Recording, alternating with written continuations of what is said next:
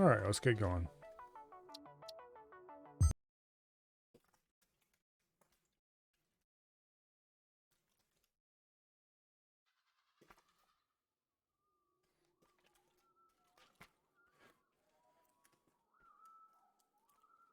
Let's see, what were we going to do this time?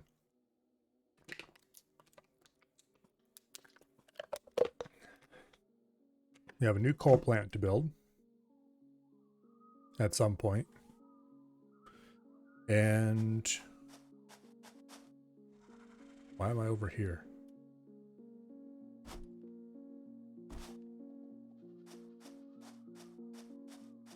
Oh, okay. We were coming back from the coal plant, apparently. Or where the coal plant is going to be. No. No, we're nowhere. We're coming back from the iron that was over there. What were we going to do? Oh, yes, we were going to turn it into a... Oh, shit. Okay. That hole is going to get me one of these days. We were going to build a reinforced plate factory over there. That's what we were going to do.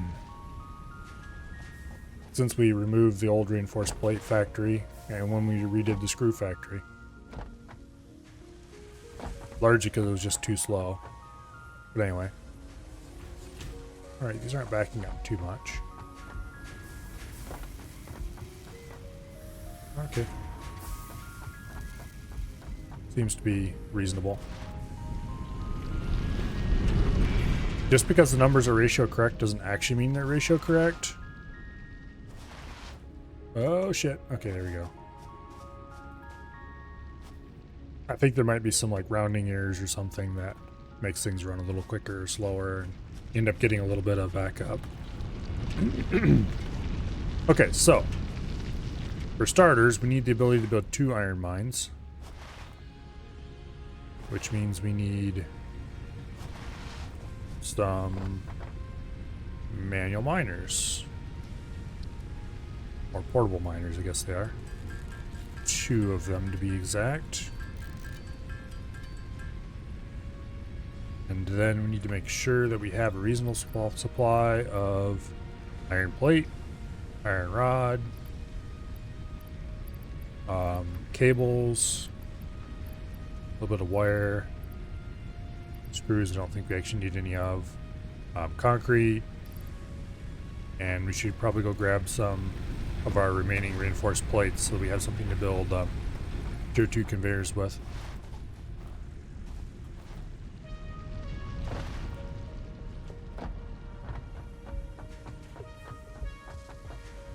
And I might as well just grab them all. Okay. Hello, Kevin. Welcome here.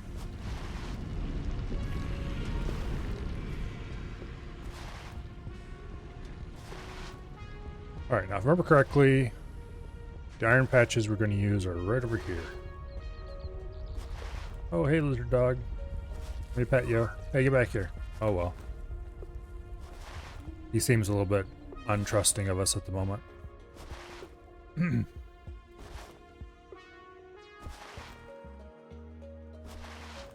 Okay, I think these were the iron mines we were going to use right here. Yeah, normal iron. Okay. Well, first of all, let's get rid of the computer iron block on the top. We don't actually want the ore, but oh well. And then let's get started. We're going to need 4 smelters. Let's clear this area first, I guess. Do I have any fuel? No, I do not. Okay, we need to go back and get fuel for this chainsaw.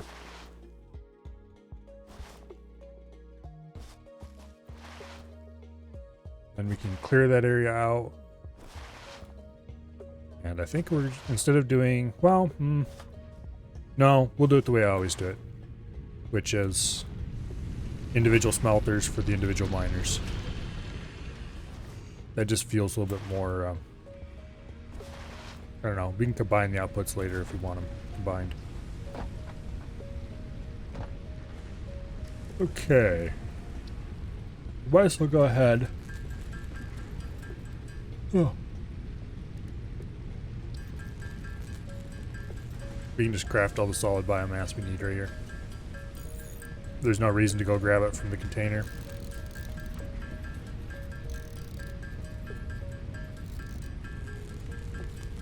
I'm definitely not crafting these two. Speaking of which, is there any research we can do with the stuff we've collected recently?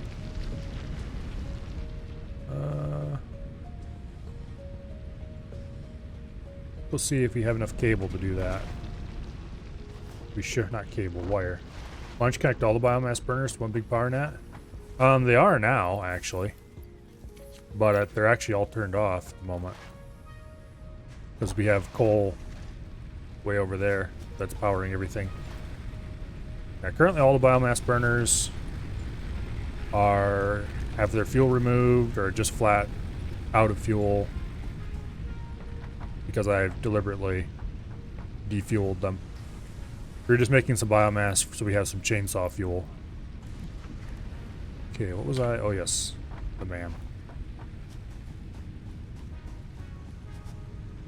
Okay, alien organisms, expanded tool belt. Get that done. Actually. Oh, these are all shut off. Yeah. They're fueled, but they're shut off.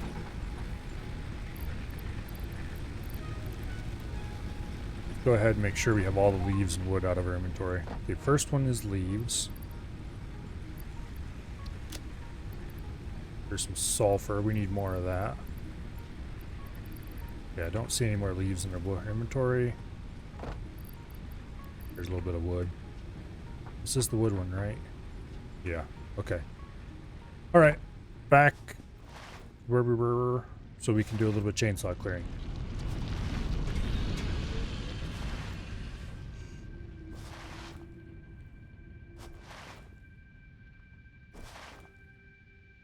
And I probably should.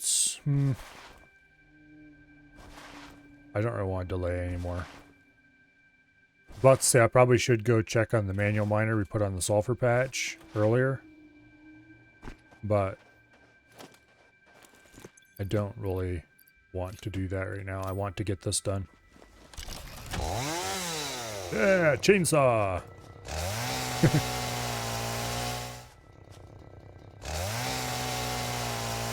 Yeah, I know it's inefficient to use the chainsaw to gather leaves. However, I'm doing it less for gathering the leaves than trying to get rid of rocks. You already have 50 smart plating? Yep.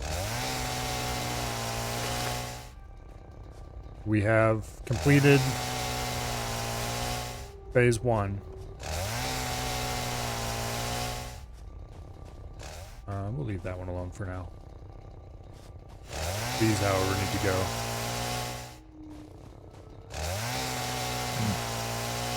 Yeah, currently we're working on steel. You can see in the top corner there we have, we need 50, oh, whatever they're called again, something or other frames. Okay, out here I think is where we're going to actually build the plant. Maybe? Maybe we'll build it on top of this hill. We'll see.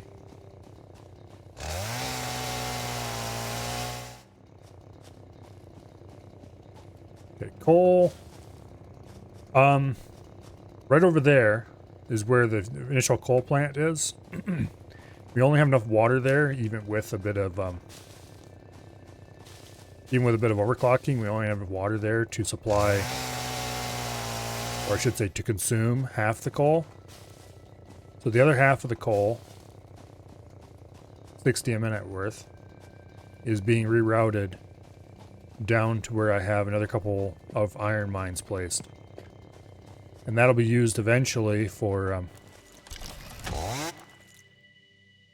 the steel. So what we're going to build right here is the reinforced plates factory. So we're going to put right here in this flat spot, it's going to be smelters. Well, let's get started. Miner Mark 1. Come out at that angle. And then in front of him, that should be producing 60 a minute. So we're going to need to build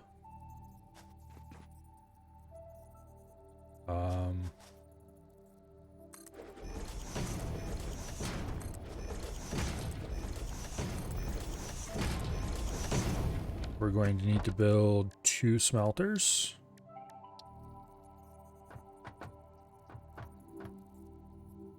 Like this. And like that. And then, why am I even looking in here? It's split before merge. So we'll take a splitter. We'll put it right there. We should just be able to use the basic kind.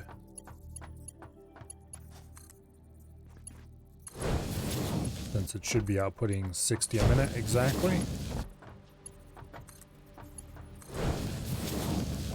And split before merge.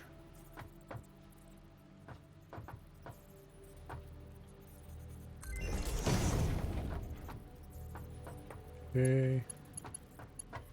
Let me run air belts into the sides. No, not like there. Okay, there we go. And we should have 60-minute output, which we're going to put that there. 60 parts a minute, yeah.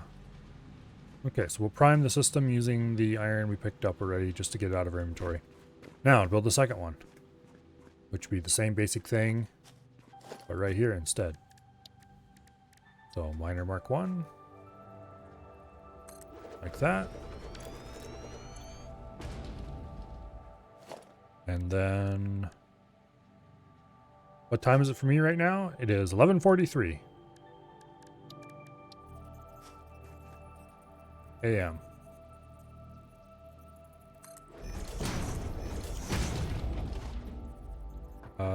We should probably move those foundations up a little bit, just saying. We'll put these here and then we'll use 2-meter foundations. Come on, game.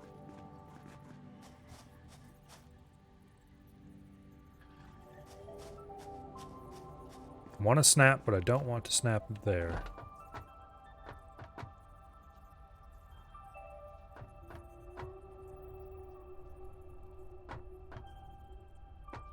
Can I snap to the bottom piece, please? Okay, maybe it won't let me do that. That's annoying.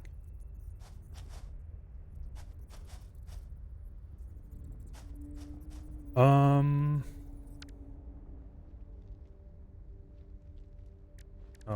that's what this is. Okay.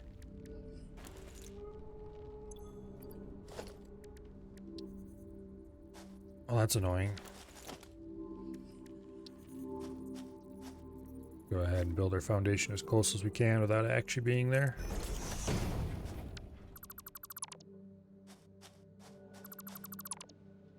Yeah, anyway.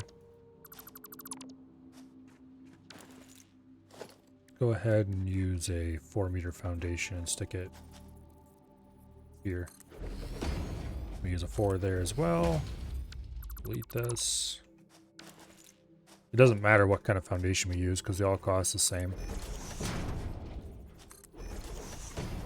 Which is a little odd in my opinion, but that's just the way it is. Okay, logistics. We need them. No, we don't need. Yeah, fine. Split before merge. So 7.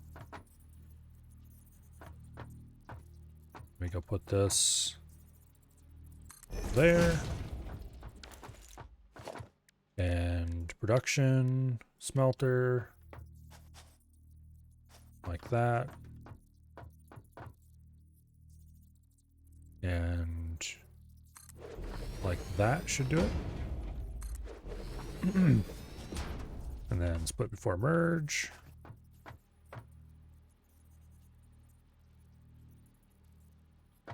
Want the output to be over there. Like that, I think. Yeah, that looks right. Okay, now belts. Out of that and into there.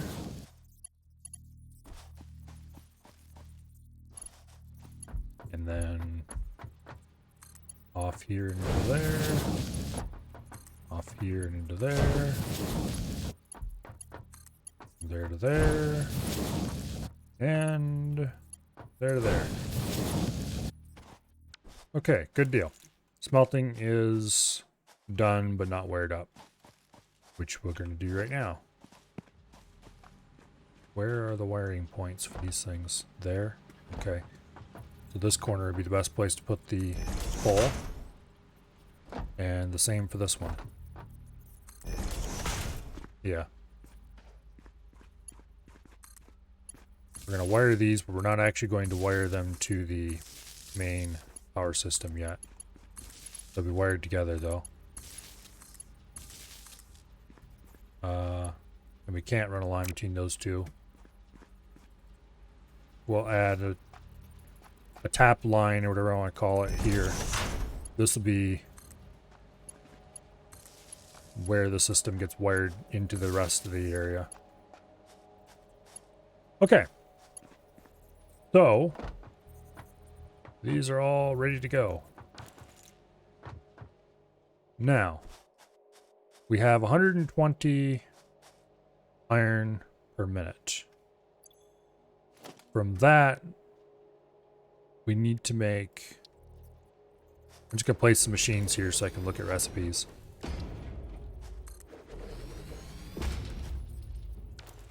From that, we need to make reinforced iron plates, which is going to take us 30 per minute iron, 60 per minute screws. Okay, so iron plate takes 30 per minute, makes 20 per minute. We might have to do some under or overclocking to get everything ratio perfect here. Okay, each of these is producing 60 a minute. So if we run one whole mine worth, we'll get 40 per minute iron plate. So if we underclock this to the point where we would get 40 per minute, which would be, oh, let's see. Not sure. 66%.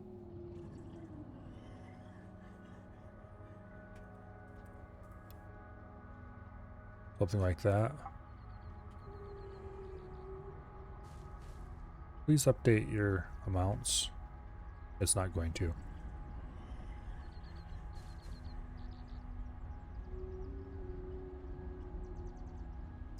But anyway, that would be 20 per minute. Then it would take 40 per minute screws as well. Underclocking that much is probably a bad idea though. In which case it would take 2 of these and 2 of these to consume a full line of plates. Or a full line of radar comms. Then we would have the problem of 80 per minute screws, which we use cast screws. We would get 100 per minute.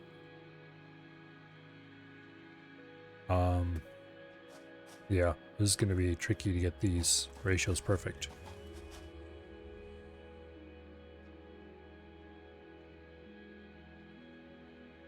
Okay, if you set this to max, or 100%, we need 120 screws per minute. This produces 50 per minute. So,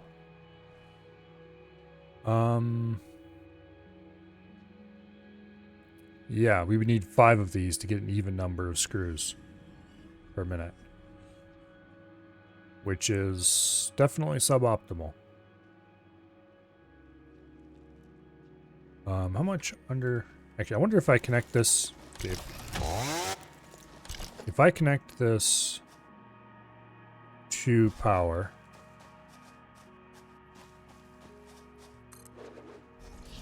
let's go ahead and hook up these machines to see if they update themselves when they are, see if they update all their numbers when they're overclocked, if they're powered, or if it requires them to actually be working for that, which would be really annoying if that's the case, but anyway. They need to be actually running, apparently. Man, that's annoying.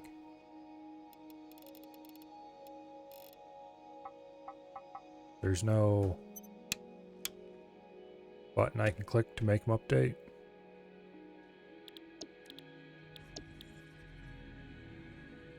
Nope, they just don't reflect. This doesn't reflect the overclock until they're actually working.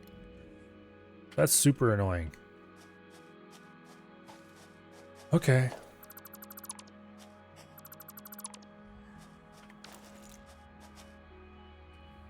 Well, it's better to figure it without the overclock anyway. Okay, so 2 of these is 25 per minute. 4 of them is 50 per minute. And that gives us 200 screws per minute. 50 is fairly close to 60. It just requires underclocking all that stuff by a hair. I've done it before. So we get 200 screws a minute out of one side. And is it 60 plates a minute out of the other? How many plates can you make per? 20. Okay. So we get 40 plates per minute on one side and 200 screws per minute out of the other. That is not the optimal ratio, to say the least.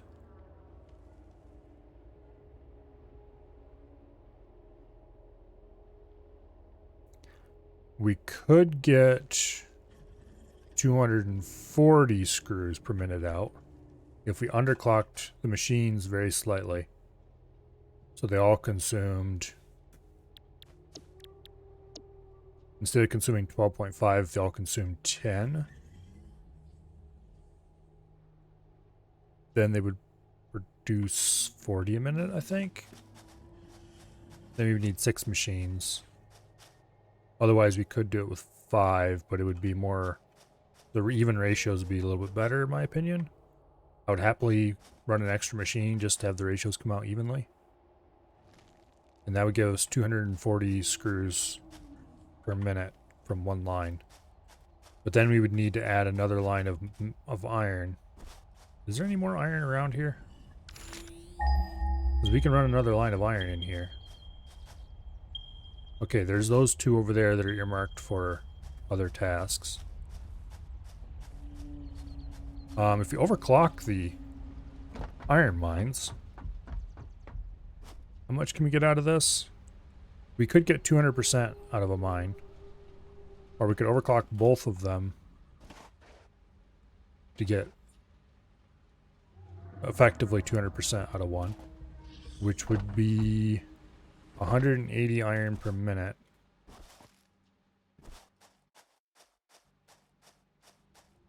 Okay, so how much did I say? I should be writing this stuff down. We can get 240 screws out of one iron mine worth. We can get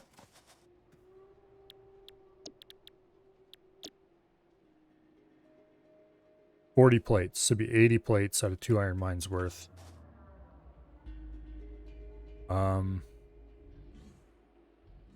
240 would be enough to run 4 of these.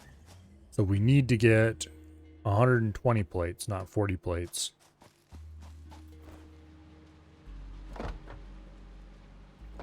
How much iron would we need for 120 plates?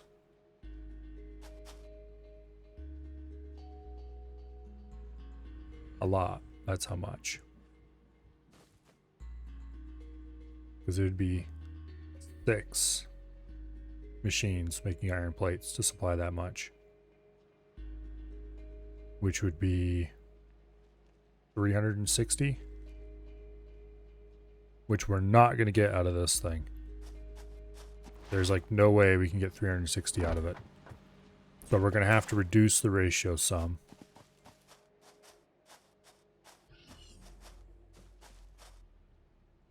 Well, we're going to have to reduce the ratio a lot. Okay, if we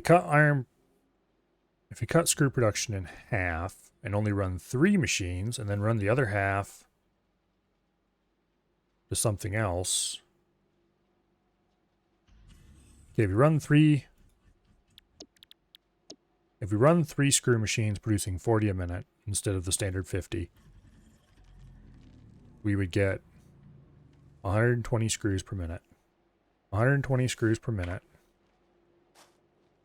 is enough to run 2 of these machines, which means we need 60 plates a minute,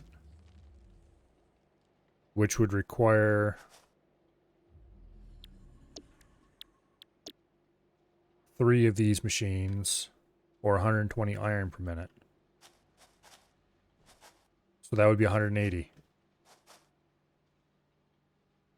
Yeah.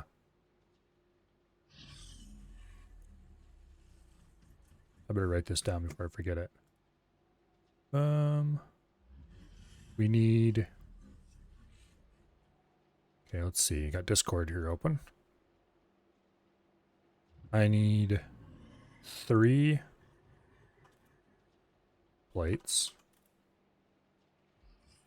which would be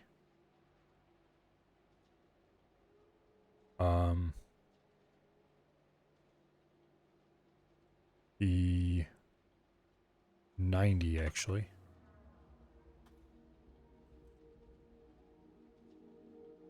Iron per M. And that gets turned into 60 plate per minute. And then for screws, we run 3 underclocked.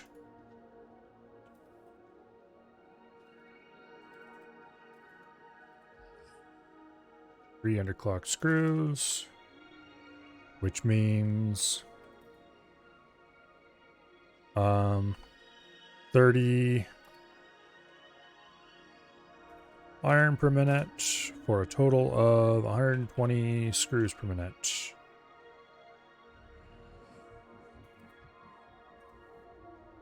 Now let's go check my ratios to see if they're going to be correct for this machine. Check twice, build once. Okay. 60 plates per minute would be 2 of these machines.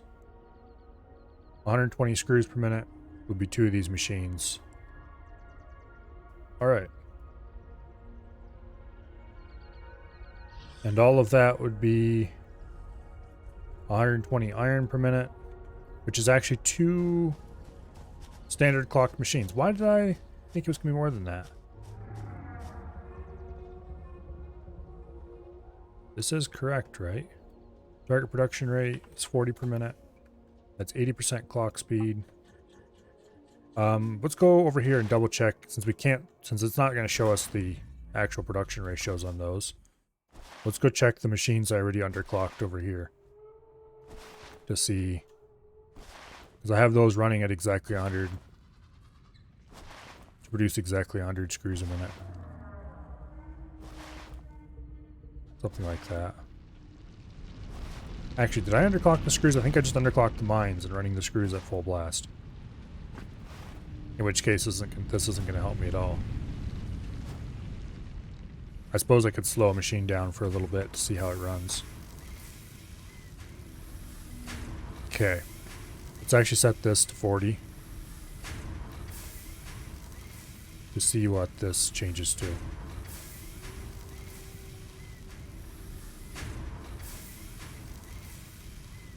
Come on, game, hurry up. 10 per minute. Okay, that's exactly right. My math is not screwed. If you pardon the pun.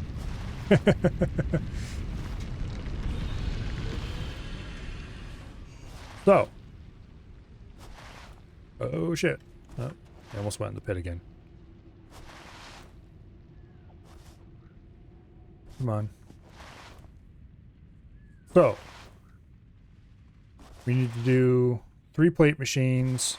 We're going to have to split the iron up a little weird Because the screws are only going to require half of a... Okay, actually this is going to work really well. We just need to build a nice big foundation out here to start working on. I think we use the 2-meter models. How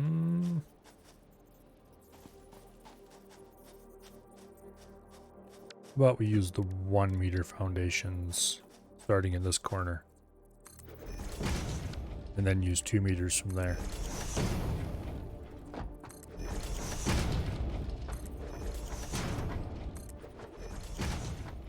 Okay, now.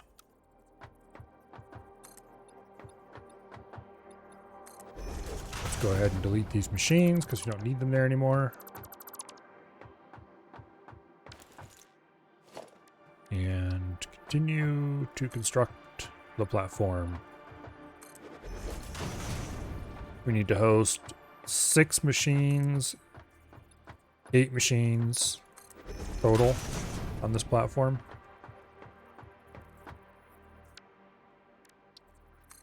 Use some 4 meters to make sure there's no big gaping gaps. And even so.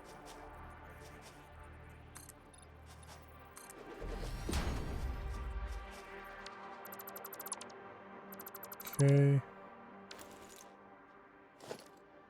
Go ahead and put in some 4 meters over here as well.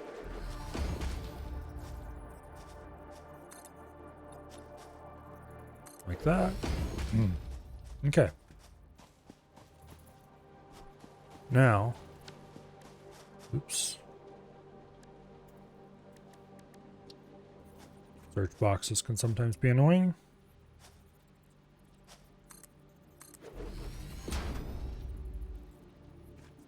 Go ahead and get a 1-meter foundation underneath that. And get a 1-meter ramp on the bottom of that. There we go. Now.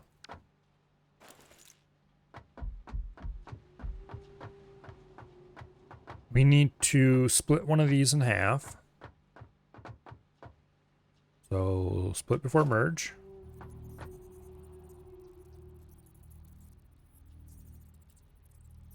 Come on. There we go. We'll put the splitter right there. And then place the merger there, I think. This can still be an old slow kind of belt. Damn it, I can't make that angle. Okay. Well, you need to be moved then. Split before merge. Put it there. There. Make that angle. And you can still be a slow belt.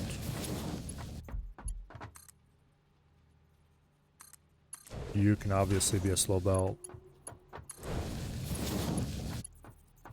Okay. Now this has to be a fast belt coming off of that and is going to go for, well, not screw production, so plate production. Go ahead and place structures like this.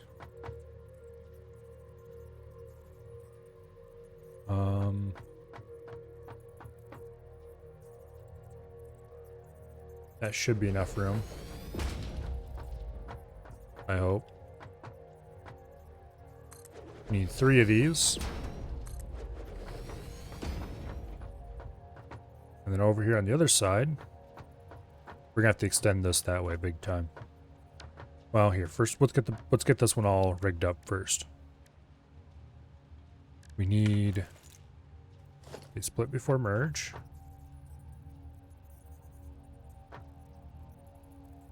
I keep saying split before merge as a way to remember which order I put them in my hotbar. But that's a thing from, well, traffic management games, basically. Whenever you're making a junction, you want to You want to split traffic up before merging them. You don't want to merge people and then split afterwards, because that'll result in congestion at the point where everybody's joined together before they split back up. Okay, so these all get to be plates. 20, 40... Wait. I'm detecting some bad math here. I think we have some stuff reversed. Yes, I have some values in my calculation reversed. Damn it. 30 ingots, 20 plates. We're producing 60, we're consuming... No, it's correct. It's correct. Okay, why would I think it was reversed? Anyway, my math was right. We are producing 60, consuming 90. Did I make these? That is Mark 1. It needs to be a Mark 2. These can be Mark 1s. This one has to be a Mark 2. And these can also be Mark 1s. Okay, split before merge.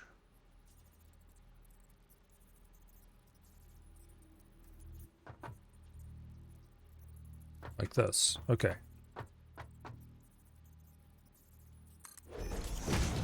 You go there.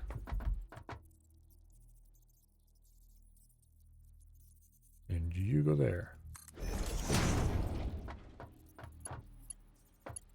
And run this one into there. Run that one into there. Run you to there. Run that to there. And this will be the final output from the system. We're not going to run that anywhere yet because I don't know where it's going. Okay, now this will output 30 iron per minute. So it can definitely be the nice, easy, cheap ones.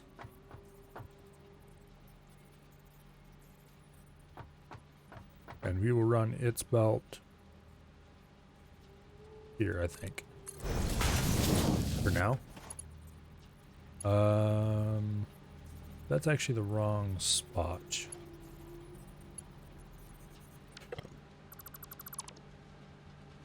You want it to be a little farther over.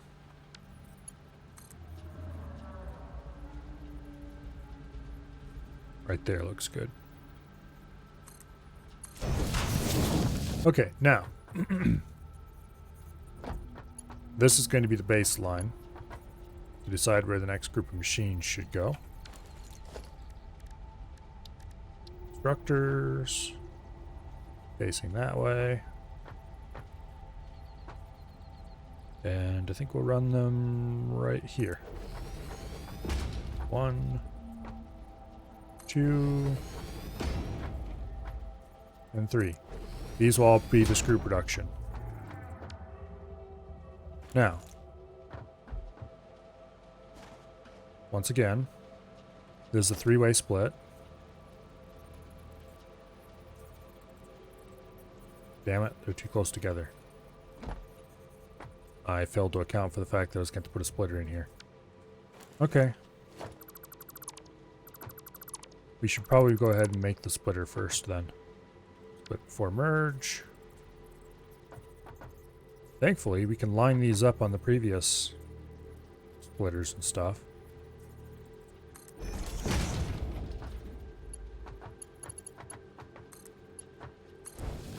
And that runs in perfectly. All right, that's good. Now, go ahead and build the constructors. For some reason, backwards from the way it should be.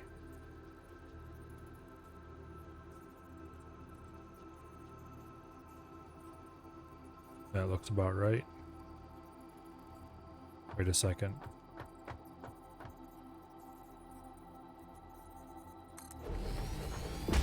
That's correct. Okay. Good deal. Now, put one there and one over here.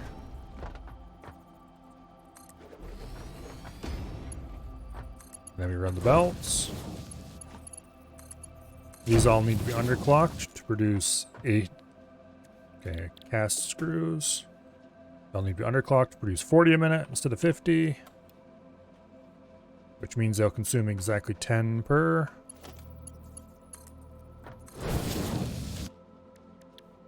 Cast screws. 40 per minute.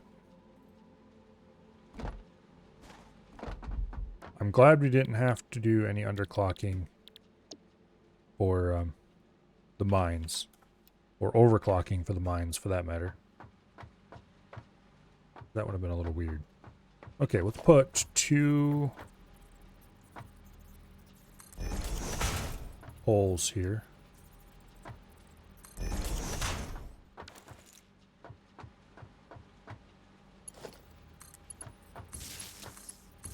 Go ahead and connect those to their own poles.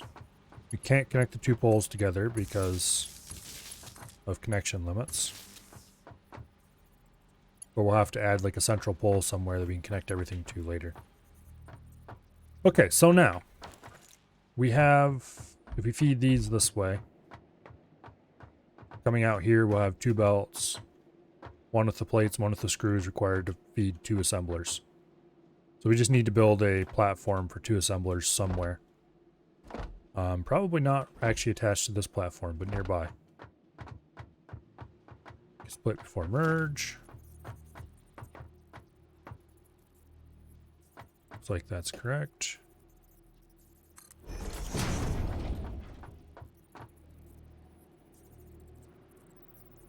Like that. Run that into there. And that into there. Run this to that. That into there, and then we'll worry about... Okay, these should be producing how much? 50 per minute? That means we need to upgrade these. Oh, wait.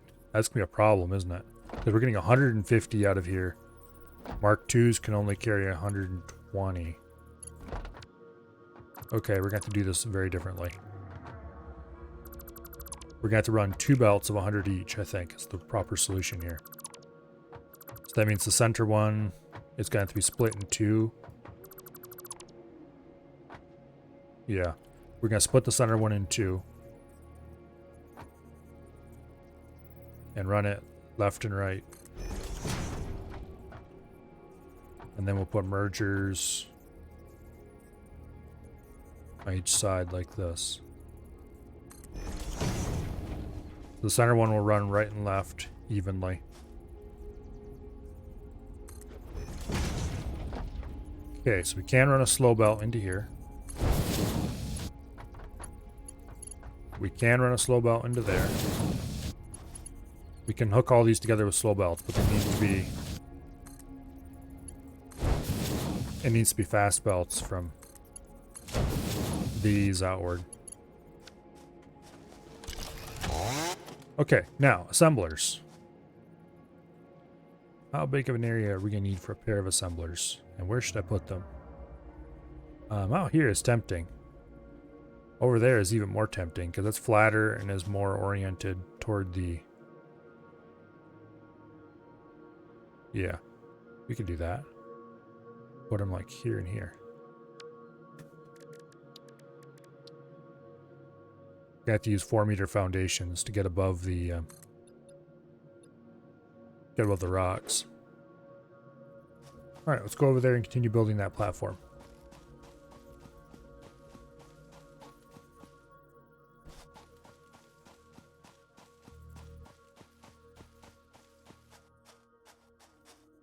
I wish we could clear rocks, because that would make this way nicer. Am I out of concrete? I'm out of concrete. Wow. It's a bit unfortunate that you can't cut rocks down. I mean, you can, but only if there's a... Like that. If there's a plant next to them. Unfortunately, there's not any bushes in most of this area, so... Okay, let's go grab more concrete. Do we have sufficient plates still? Yes, we do. We just need more concrete.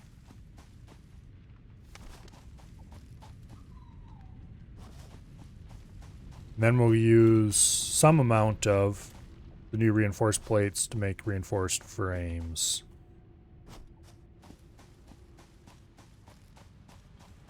Somewhere. We're probably going to need an extra source of materials for that, though. Actually, what even is the recipe for the reinforced frames? If it requires, like, say, a little bit of screws or something, it might be possible to work around that. Modular frames require rods. Okay, we're not even producing rods vaguely in the area. So we'll have to ship rods long distance probably, or ship the frames long distance more likely. If we ship the frames long distance, we can build the whole thing on this platform. Yeah. We'll just build a snaky conveyor that comes over here bringing the frames. That way we can store them in the same area as everything else is stored. Probably not there, but... And we can put an assembler right here to make the... Well, bring the plates over here and then store the frames and plates locally. Alright. What we're here for? Concrete. That's what we're here for. It looks like we have a full container of concrete because it's backed up quite thoroughly. Grab a couple stacks. Do I have any limestone in my inventory? Yes, I do. Let's trash that. Sort the inventory so I can see what all I have. Okay. Let's go drop off those leaves and wood while we're here. Okay, this one's the wood. And this one's the leaves. We're not using biofuel at the moment. It doesn't hurt anything to be producing a lot of it and turning it into solid biofuel. We might need the biomass and not the solid biofuel in the future. So I should probably change that so that at least some of it is being bypassed. Because we're not using the biofuel anymore. But we're still producing it. We can always produce the biofuel later if we need it, whereas we can't turn biofuel back into biomass. So I should probably change that setup. We'll worry about that later.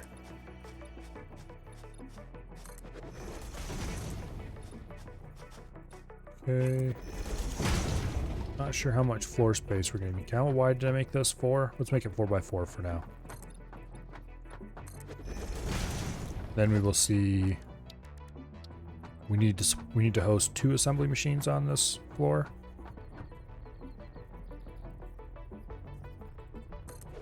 I think 4x4 is actually about perfect for that.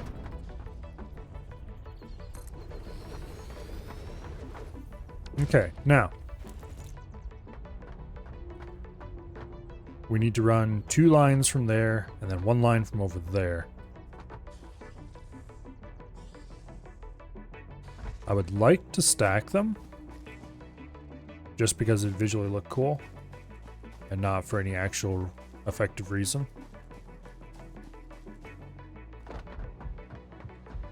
Let's do that. Let's build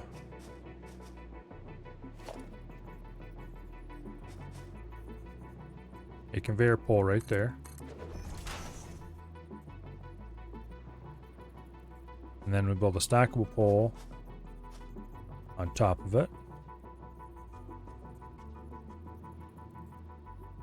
Come on. Maybe I should have built the stackable pole first and then built the other one.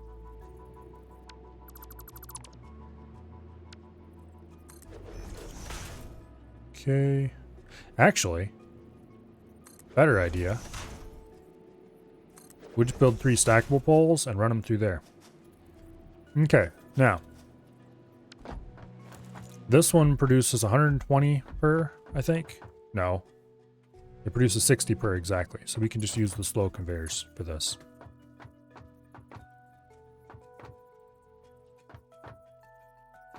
We'll run this right along the edge. Well, like that.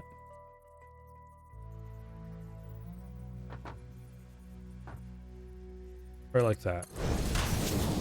Nice and straight, nice and straight. Okay, good deal.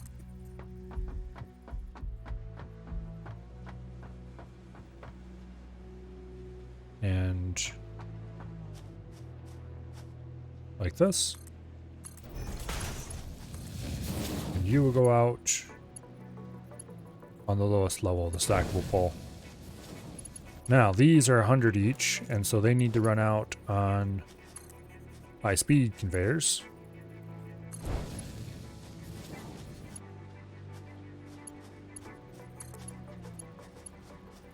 And we can just run them right through like that. Cool deal.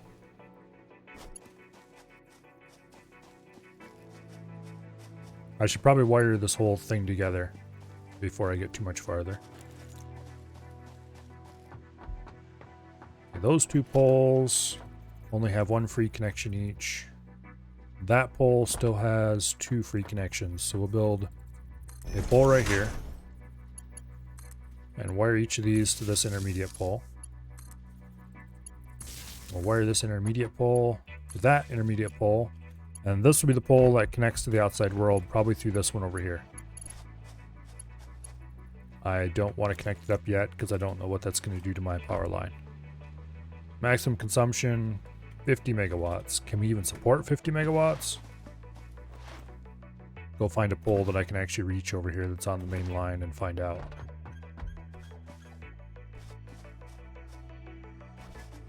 Okay, tell me, Mr. Pole. You can do 50 megawatts. Yes, definitely. All right, good deal. We'll connect it up later when we actually need to. Have I set the recipes yet? For the smelters? Definitely not. Because I always forget to set smelter recipes. I kind of wish you didn't have to set smelter recipes. It kind of should work like Factorio, where whatever you feed it is what it does. But, oh well. It's not that big of a deal. Okay, we have plate recipes on these. Okay, and these are all screw recipes. You know what, that cast screw recipe is a life changer as far as making compact stuff goes. And it doesn't even make them less efficient, really. It makes the ratios a little weird, but it can be worked around. Come on, let me get up there. Okay, fine. You have it first, you don't succeed. Build a foundation. Alright, now.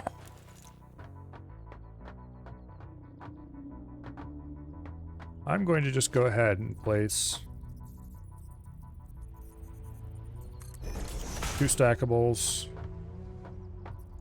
and a basic here. Like that. Now the bottom one is a basic conveyor belt.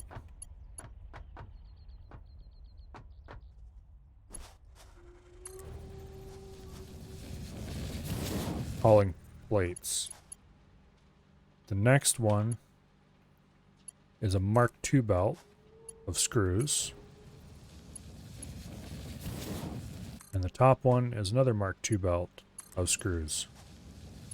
One each of those goes to each machine. The bottom one gets split. So, split before merge. We'll put that there. Basic belt in there. Basic belt from there to there.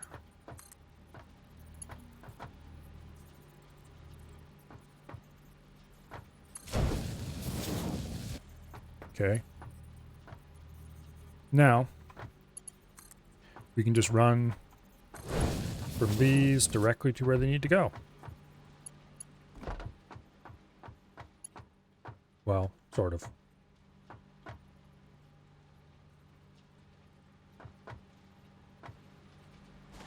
Get up here so I can see what I'm doing. Like that. And then you run into there. Boom. Okay, so now this should be largely done.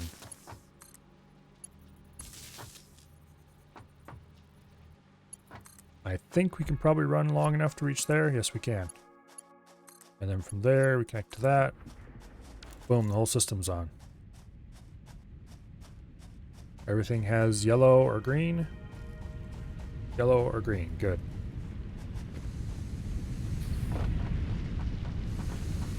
Good deal. Oh, those are red because I haven't set their recipe yet. So I'm smart.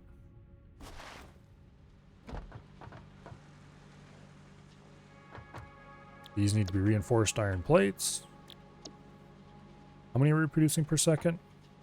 5 per minute. Okay, so 10 per minute. These can definitely be run on cheap crap. Okay, split before merge.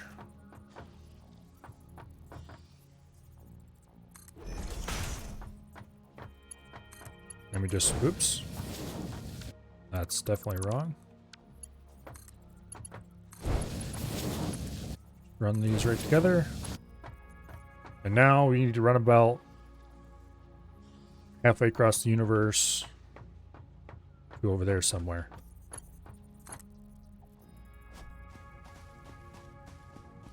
So, okay, too long.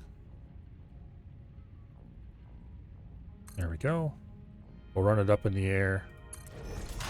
Keep it out of everybody's hair, so to speak.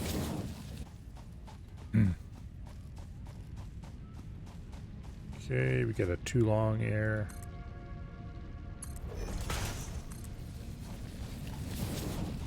Just keep on going this way.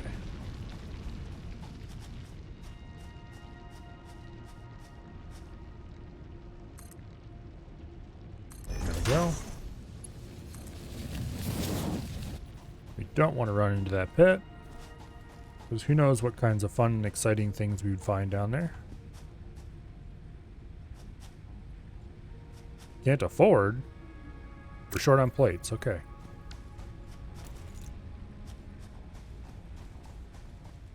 Okay, let's go grab some plates and finish it up then.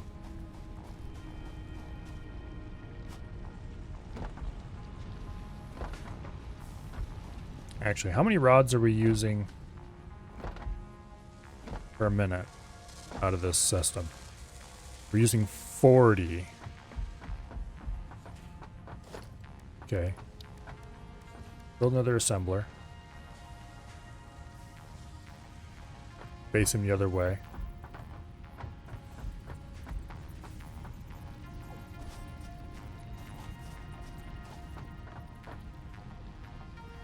Just place it here for now.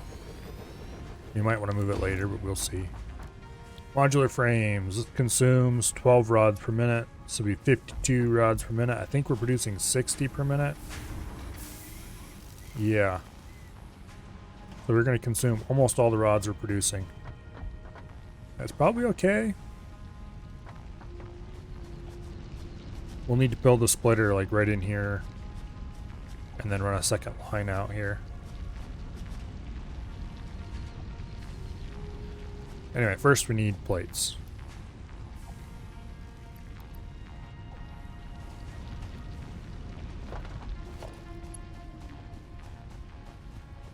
And there we go.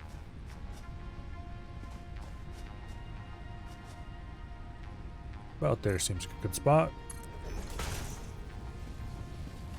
And we run these over to here.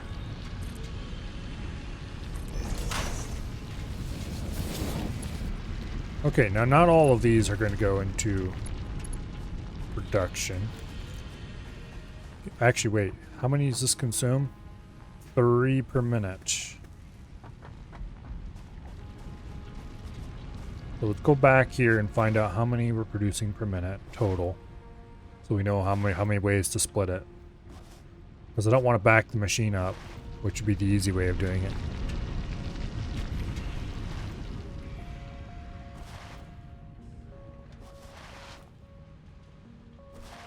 Okay, we've got produce coming down the line already, so that's good. Okay, we're producing 10 per minute. We only need 3 per minute out of it. That's going to be really annoying to split perfectly.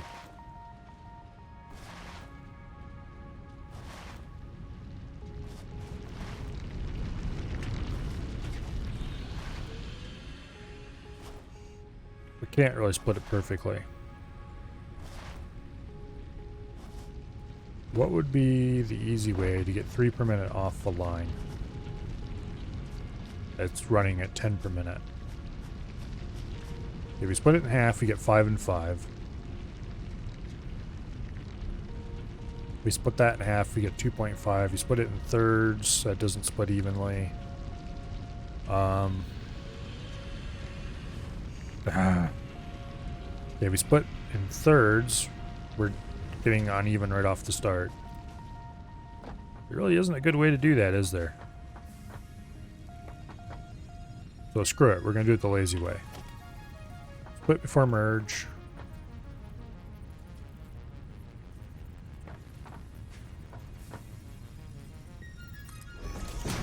Like that. And then we will...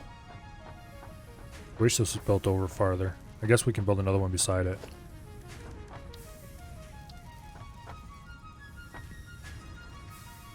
Like that.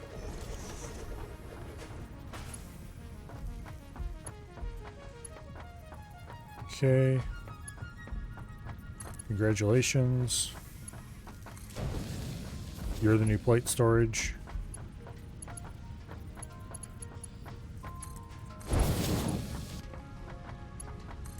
And we just run this right into there. That has to be one of the laziest things I've ever done, but it'll work. And then this one produces, what do you want to call them?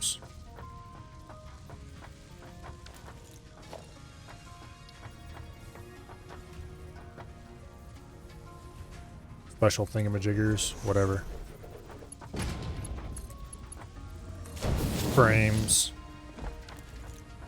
Okay, you are currently the temporary screw storage.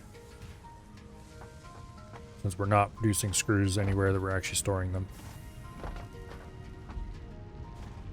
And here comes the first batch of plates.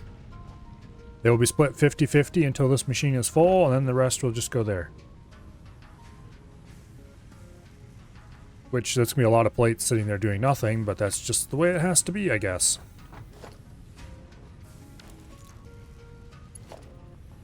Can use the last connection from there to power this machine.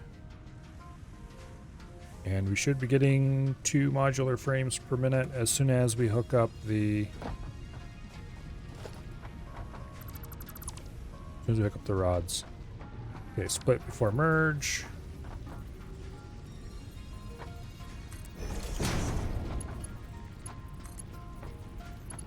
And we can't quite do that.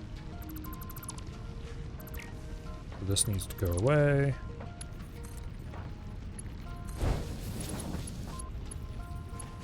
And then you go into there. This is also not a ratio correct split, but I can't bring myself to care overly much. That is an abomination.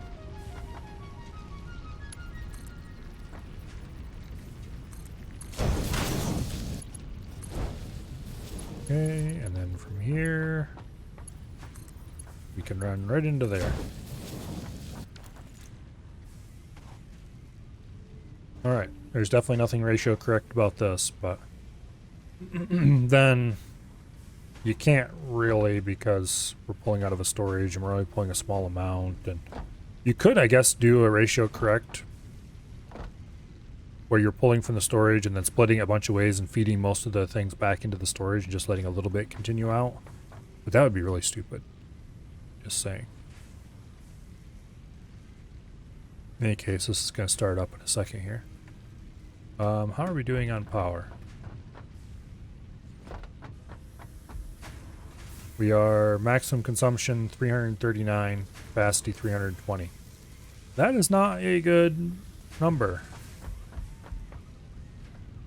I'm going to assume some of that is the concrete plant that's currently backed up and not doing anything. I mean, we're obviously producing modular frames, but... okay, I definitely should go ahead and grab more building materials. And we definitely need to go work on the new coal plant. Problems, though.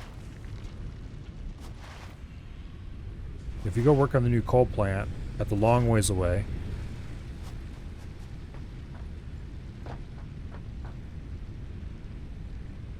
yeah. If you get these modular frames running, then we can get steel. We can't really work on the steel plant yet.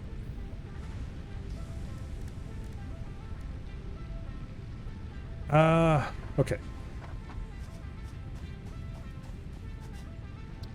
Expanded tool belt.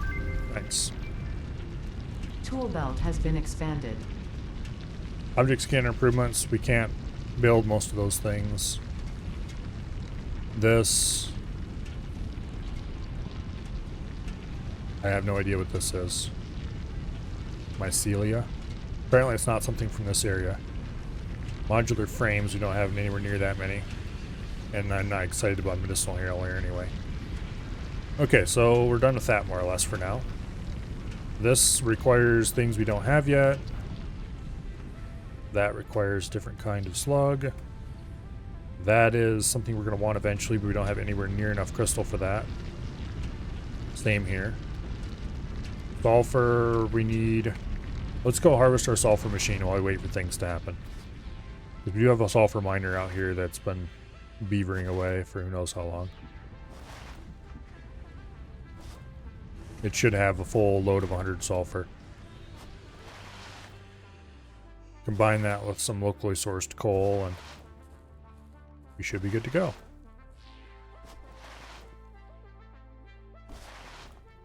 Get ourselves some good weapon technology. Here's some more copper if we need it. We seem to be doing pretty well on copper at the moment. The copper production that I built a long time ago has been holding out quite well. I'm sure that will end soon though. Come on, game. Or me, I should say. Just not landing my slides very well. And they rebunked her head on a conveyor belt. Another pit to who knows where. Looks a little shallow.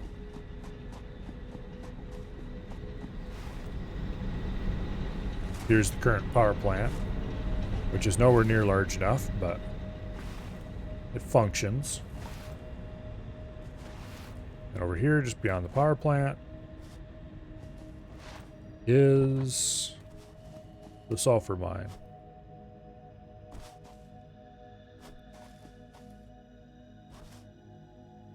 And we have 100 sulfur there. I'm not going to bother to mine sulfur by hand. That just sounds like a pain in the butt. Okay. Now the new coal is a long ways away, unfortunately. But there are 4 normal, I think normal? Or is there some impure and some normal? I don't remember. But there's 4 mines in the area. I don't think they'll produce as much coal as the single mine here, though, because the single mine here is a pure one. So it produces 120 per minute. Which is why we have a full line of 60 coal per minute right here waiting for as soon as we can do iron. Do steel, I mean. Oh, we have a 3rd slot, don't we? Go ahead and put some food in that. We need to be careful here because I don't want to go rocketing off into... Hey, that's cool. We can jump off and land on our miners now. That way I'll be less likely to smack into the ground and do damage to myself.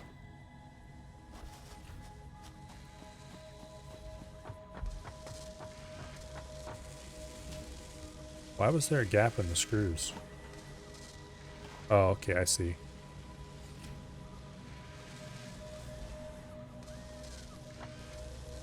We are backing the screws up pretty significantly.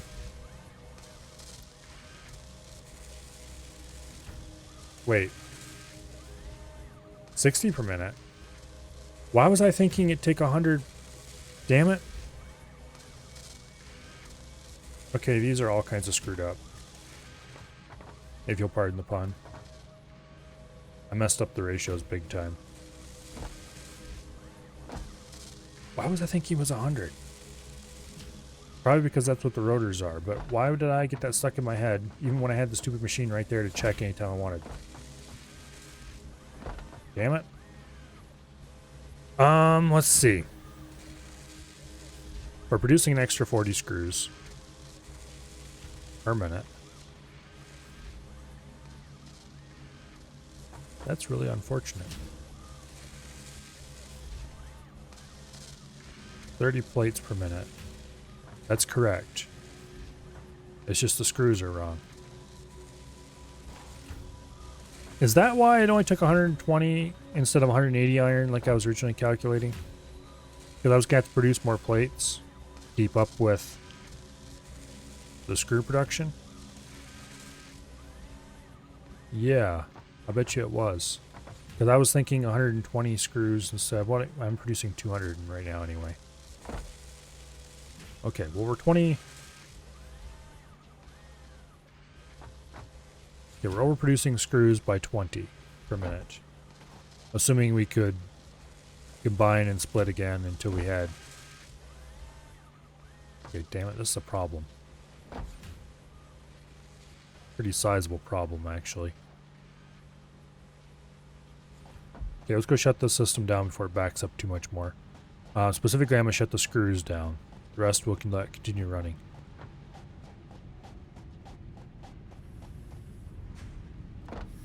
I'm going to shut off this miner.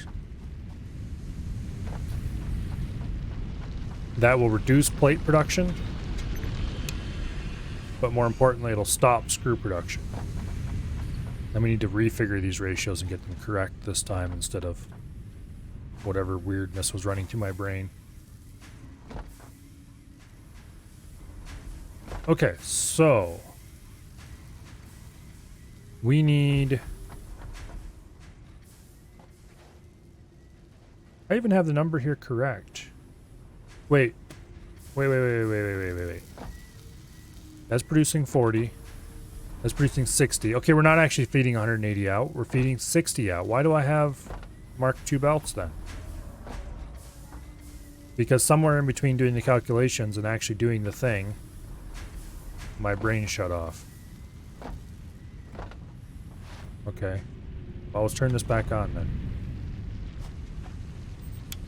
And let's actually check it from the beginning to the end to make sure the numbers are all correct. Yeah, because the numbers I have written down is 120 screws per minute. We're producing 40, 80, 120. This one's being split two ways, so we have 60 going out in each of these lines. Which means I'm going to redo these with Mark I belts, so I don't have to have the expensive ones. I mean, they're not actually expensive, but there's no point using belts more expensive than what we need.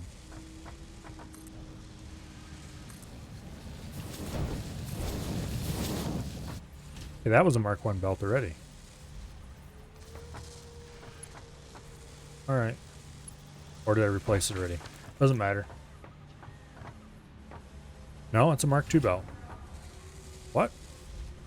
Why can't I replace it then? Can't afford. Okay, I see. Well, no big deal. Okay, so we should be getting 60 per minute out of there. So then why is this backing up? 30 plates a minute. How many plates per minute are we getting? We're getting 60 total, and they're being split two ways, so 30. So why are these backing up? This one's not backing up too bad. Look. Okay.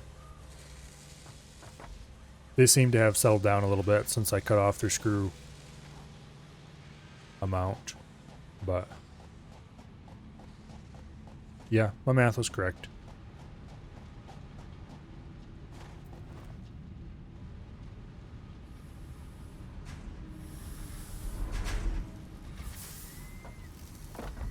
It looks like everything's working fine. These aren't backing up too badly. No, they're about right.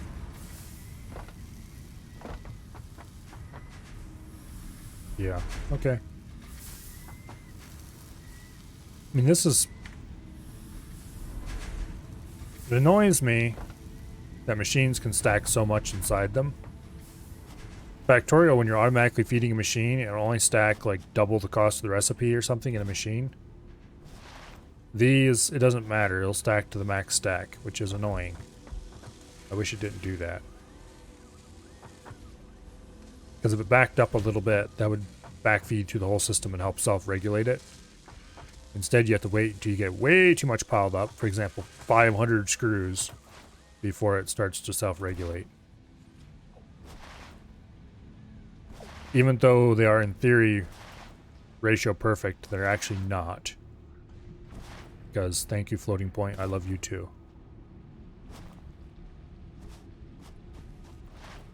I hate floating point so much. Most of the time, matter of fact, almost all of the time, you can do everything you want to do with floating point math with integer math by just decreasing the scale of the unit. In particular, for example, if you're doing calculations involving money, it makes a lot of sense to do your calculations in, say, tenths or hundredths of a penny. And then you use a financially approved rounding method when you're done to get back to pennies. And you just store everything as integers, do all your calculations as integers.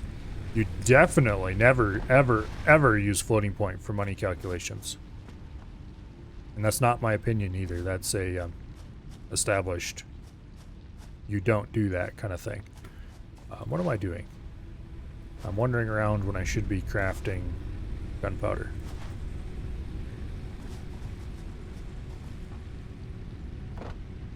Yeah, what actually is the crafting ratio for black powder? 2 to 1. Okay. We could siphon off a little bit of coal up there at the plant and make some gunpowder with it. But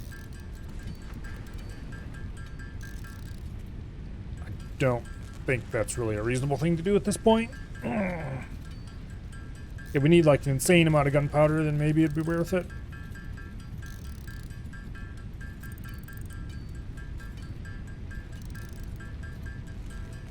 Anyway.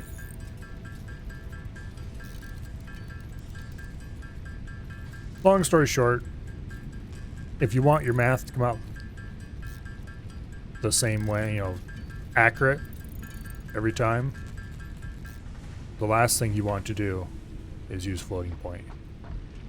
Floating point builds in accuracy over time. Sulfur. Go ahead and unlock volatile applications.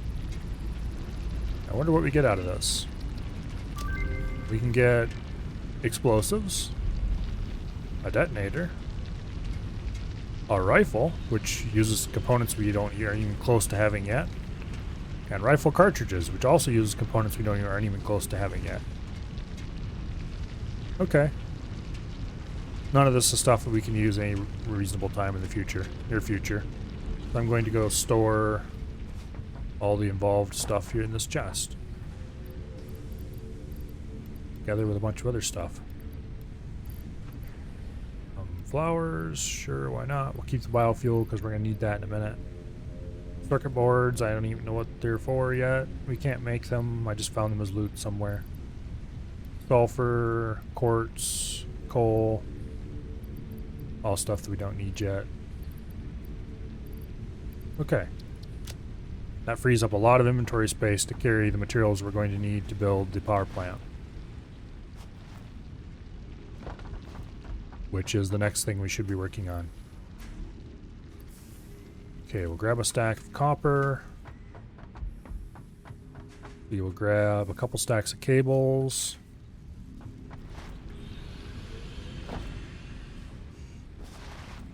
I should go see how we're doing on modular frames, because if we're anywhere close to 50, then I want to finish that research before I leave. Because we might be able to get the vehicle research as well. We're at 30. Okay, I think we'll definitely wait for that. Okay, we'll grab a few more rotors. We'll grab a few more of those. We definitely need to have a lot of plates. And we'll grab a decent amount of bars.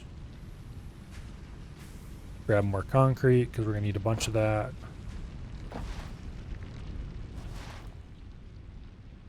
We might need to grab, well, yeah, we're going to have to grab a bunch of copper foil for pipes.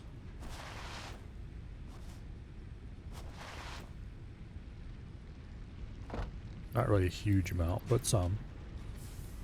Okay. Now, let's see.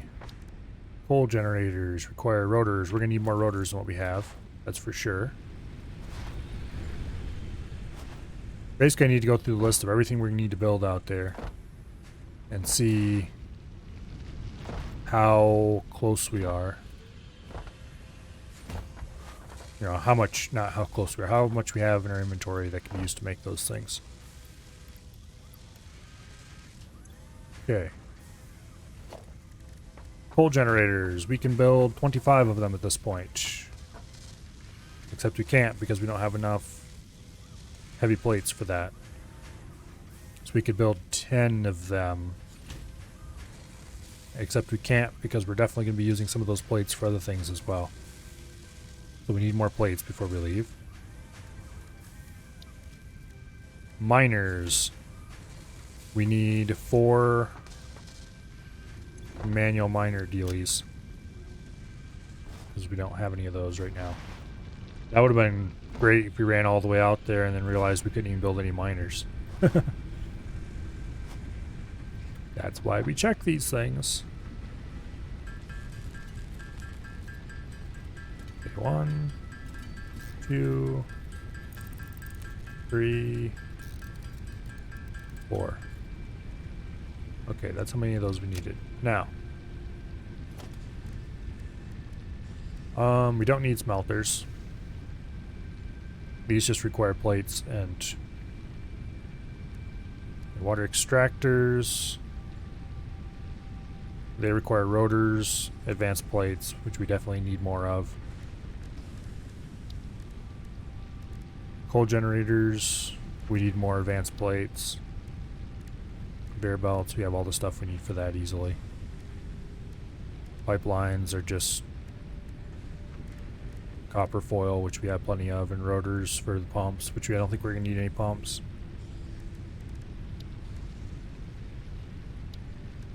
Fluid buffer. I don't know if we're going to need any of those. We don't have the materials for them anyway. Foundations. We should probably grab more plates. I know we have a lot of them, but we use a lot of them as well. So we'll grab some more plates.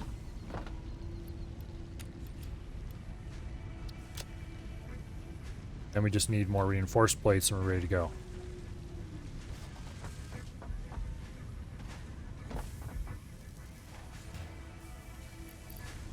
A lot more reinforced plates.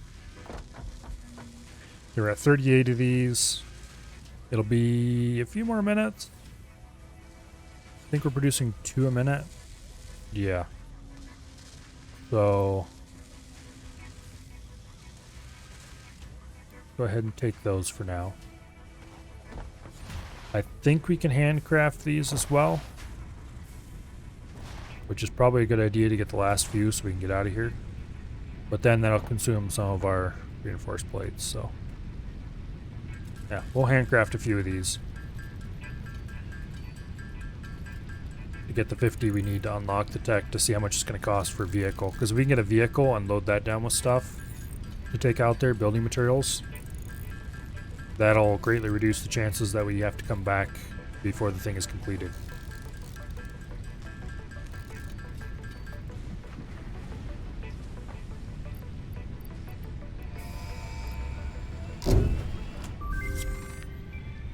Basic steel, yay! Milestone. Not that we can reached. afford to Steel power it yet, production but unlocked. Foundry grants access to new, simple steel parts. An additional project part can now be constructed. Progress to the next phase is now possible. Okay. See ya. Next milestone should probably be vehicular transport, for which we need 25 more modular frames. Okay. Wait, what else does that unlock? More inventory slots. Ooh. Okay. Truck station. Meh.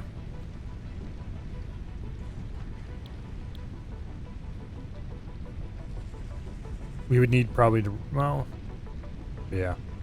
The tractor, 25 slot inventory is what I'm really, built-in crafting bench. Very useful for going to do this job. Does it say how much it costs to build? No, it doesn't. We would just need to get 25 modular frames if we wanted to find out, I guess. It's really tempting to stick around here and wait until we have the frames we need.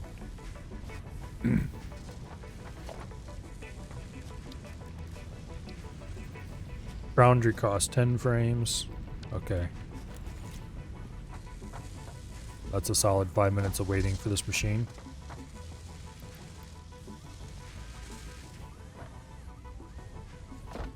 Assuming it's not lying to me about how fast it's producing anyway.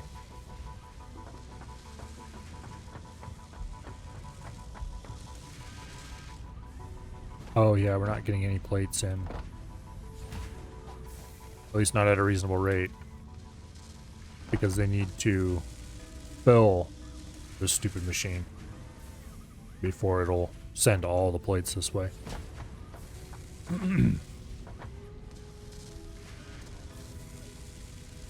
Because this is getting 5 per minute instead of 3 per minute. The grid is shut down. Why? Who turned on suddenly? We'll turn one of these on.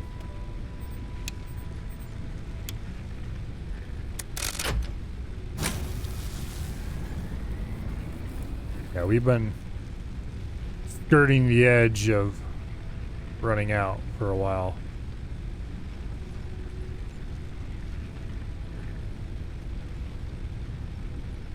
Capacity is 330. Ugh. But that's because we're running. Why is it oscillating between 320 and 330? Do we have a coal plant that's not running for some reason?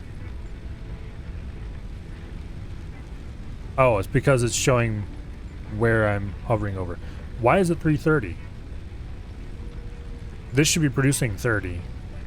Do we have? I think we have a coal plant that died. No, that'd be way more than that. We just lost 20. Oh, I know what happened.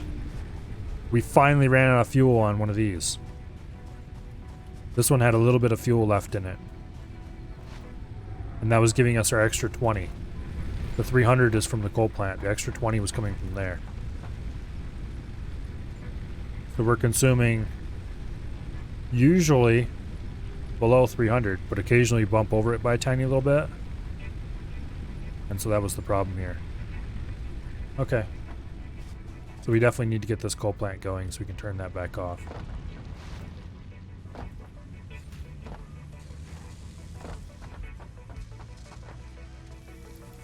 Do I want to stick around so I can afford the truck? Yes, but also no. Okay, well first of all, let's grab the materials we need for everything except the truck. We need 400 of those. And then we need 100 rotors, which we definitely have more than enough of at the moment. And then we need 200 more cables, which we also have plenty of.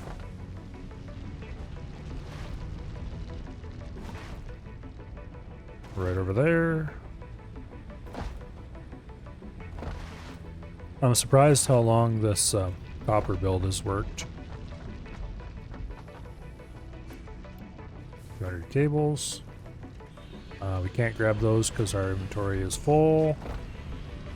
Because we're all loaded up heavy to go do construction.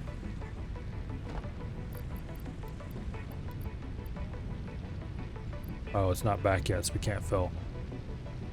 Well, I guess we're going to stand around for a couple minutes then.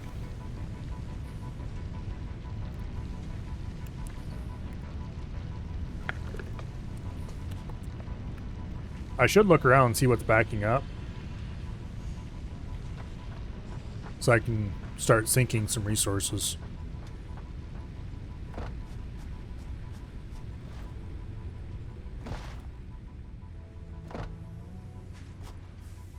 It looks like we are definitely producing more rods than we need and more plates than we need.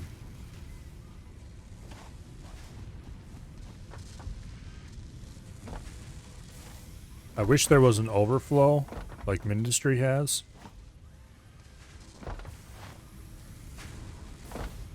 So I could build like an overflow gate somewhere that would allow through resources, but only when these are full.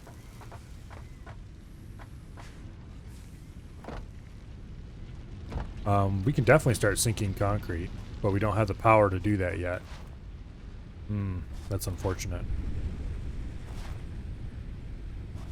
If I turned on all, or at least some of the burners, we would be able to do it. Also, why is this burner running? Must have turned it on by accident.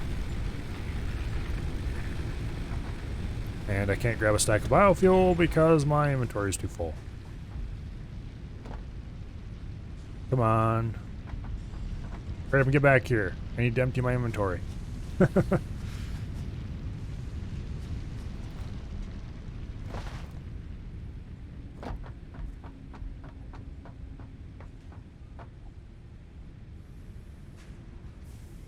Okay, so when the pod gets back, we can go dump at least some of our inventory.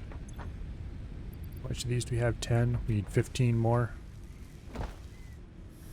Go see how many they produced in the last little bit. It won't be much because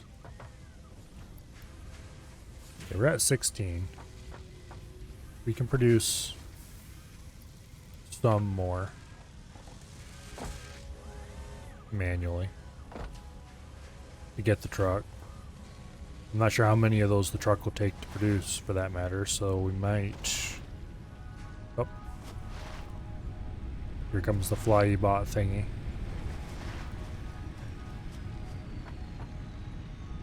Okay, let's research vehicular transport as much as possible. Go ahead and put those in. Let's build the remaining modular frames by hand.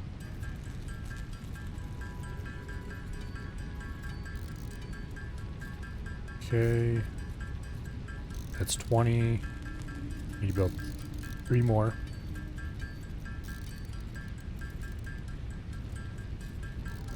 And done.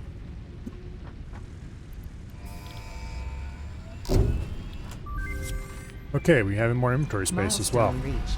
Long-range transportation, as well as the construction of outposts, is now encouraged. Vehicle stations have built-in functionality to refuel and restock or collect parts. We don't need the truck station because we can fuel it by hand until... Okay, we only need 5 and then we need 1 more beacon. Okay, we could craft a beacon by hand. We probably should craft more than 1 because I've never actually used these, so I don't know what they're good for. But it doesn't hurt to have a few extras. I'm going to assume that they allow you to mark a spot on the map, which we probably should drop a few around. For example, at our new power plant when we get there.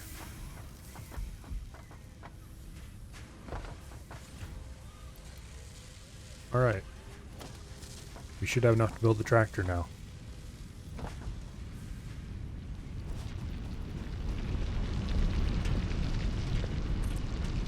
Yay, we have a tractor. Okay.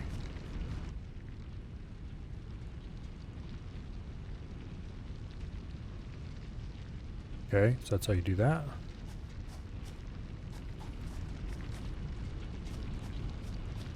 Press E to open the workbench. Nice. And there's the inventory as well. Okay, so let's load this down with stuff that we're going to need to carry. Might as well put everything in here. Well, everything that's not desperately important to carry on our own. Okay, we have a lot of plates. We'll take 2 stacks of those on our own. Take some of those. Take some of that. Take some of that. Take a little bit of that. Take a bit of that. Sort. Okay, we'll grab another stack. We need more iron rods. Probably not too many iron rods, but we should grab a couple more stacks to go in the truck.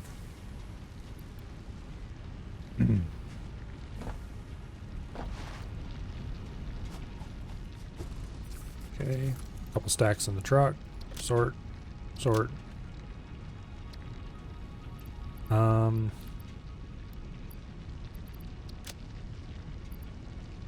We should grab another stack of cable and wire to go in the truck.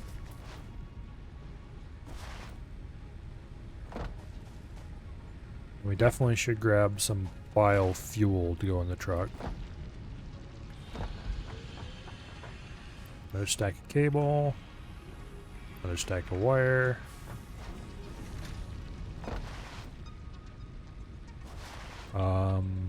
Maybe a bit more concrete.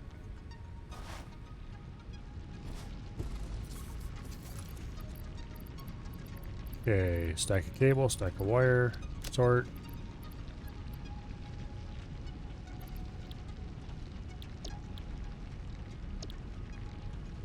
Okay, here's the fuel slot. We'll grab 2 stacks of biofuel.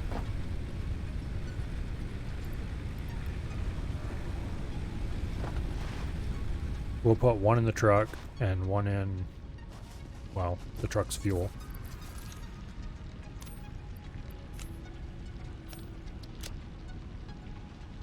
Okay. We will carry the portable miners on ourselves. Let's grab a stack of copper sheet for ourselves.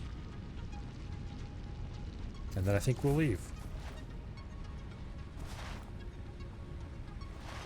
And then we'll get out there and I'll discover I've forgotten something important. Okay. That's not a full stack, but good enough. We have a couple full stacks in the truck.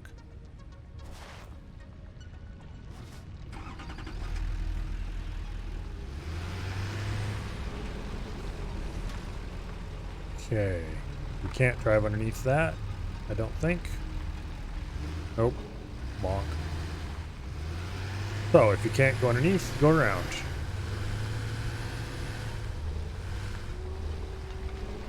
Very carefully so we don't drive in the pit.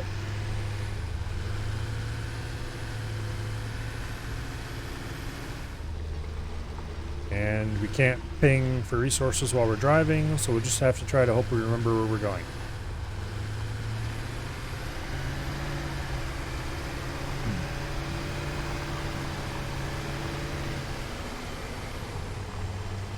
It's somewhere out this direction, so we'll drive this way for a while and then we'll get off and ping for resources. And, we definitely want to set up a beacon when we get to where we're going. Now that I've remembered they are a thing that exists anyway.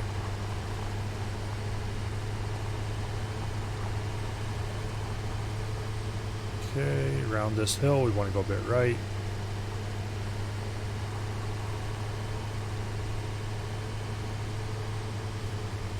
Bit left,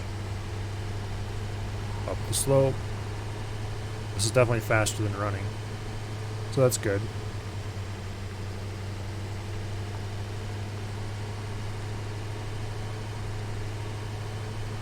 I think this is the way we need to go.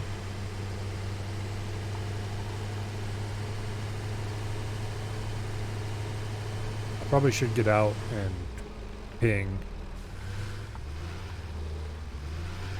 And again, this is looking awfully familiar. Yeah, okay, here we are. This is the downslope that goes in here.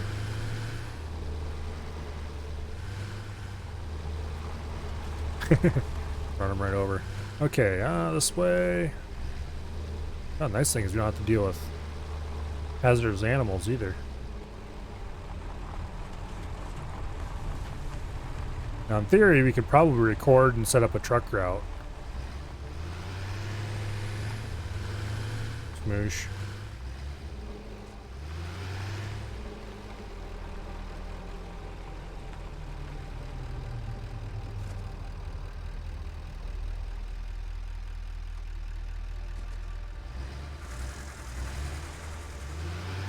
Okay, well, that's unfortunate.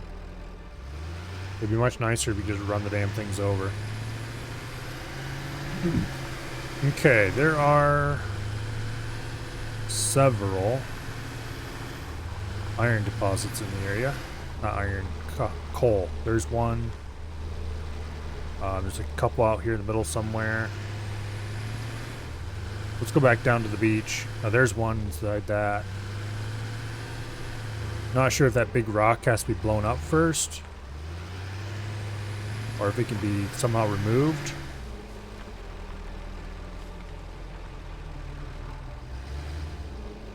I'm guessing that's going to block us from using that until we can get rid of it somehow.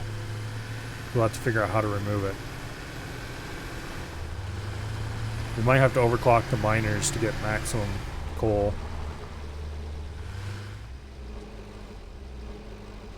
Okay. How do we get out of this thing again? Like that. We've got enough ammunition. We should be good for clearing the area.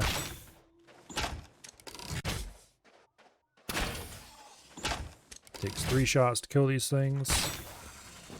Looks like we missed with our first shot. Damn it. That was an even worse mess. Stop moving! Okay, good. Now, there should be a couple more back in here. We need to clear the area before we can realistically start working on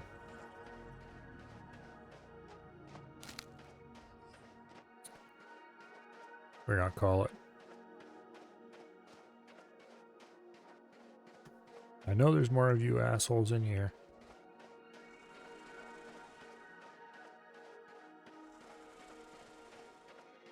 Somewhere.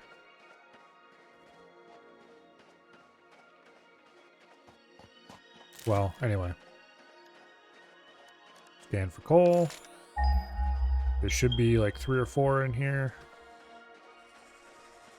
There's 2.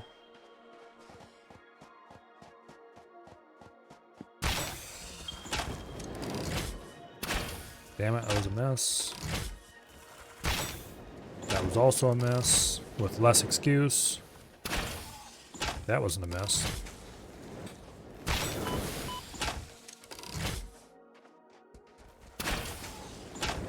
That might have been a mess. That wasn't a mess. And neither was that. Alright. Now, what is the purity of these coal? Normal. Very good. And another normal. Okay, that should give us 120 coal per out of here.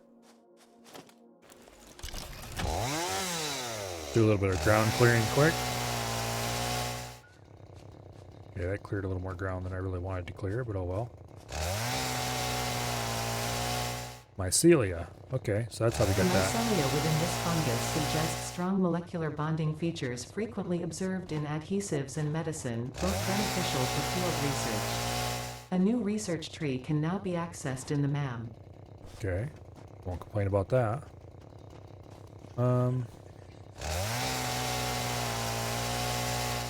Yeah, we'll keep clearing some ground around here for a little bit.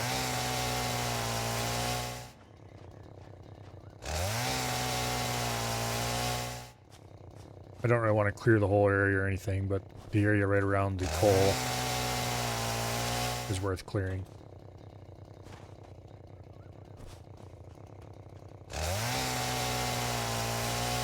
Get this nice and cleared up.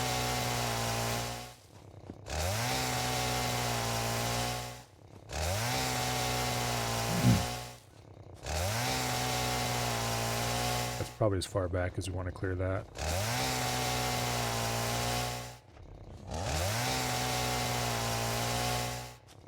The chainsaw either clears too much or not enough, depending on what exactly you're trying to do. It never clears exactly the right amount.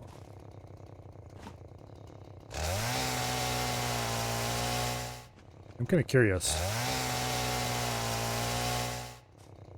if we can... Okay, I did not clear away this copper. It's probably good because it'd be annoying to have a bunch of copper in inventory we can't do anything about. Okay, now we need to build a pair of miners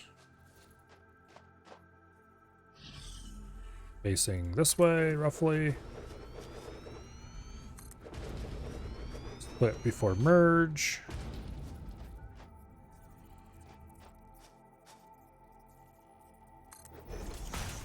Okay, these should be producing 60 per minute. Yep, okay. Impure, I think, produces 30. Normal produces 60. Pure produces 120. Okay, these two combined now produce 120. Go ahead and put a power pole right here. Connect that to the power pole.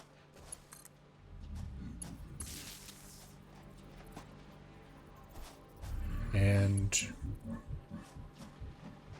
let's go down to the shore and decide where we're going to start building the... Wait. First, let's find the other ones. Okay, there's one 100 meters over and 100 and some meters over that way. Okay, this one has crap on it and is a normal. This one is a normal as well. Okay, so we have 240 coal in the area. We just need to figure out how to clear it.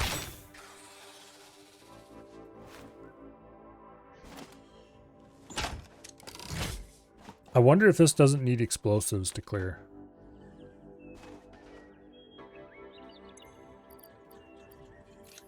Do a bit of experimenting here.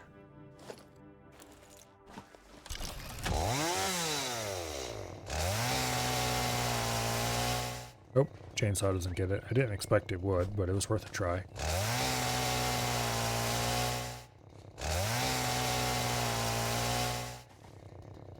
Okay. Now let's clear this area.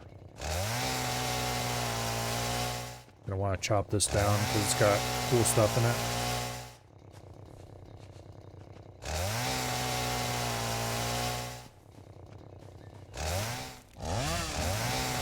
Okay. Apparently that log is not removable. Mildly unfortunate, but not a big deal.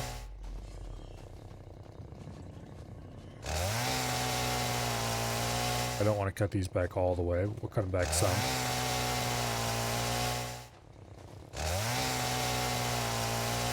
All right.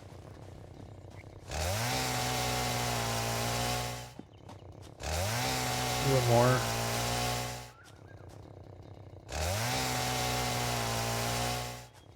Yeah.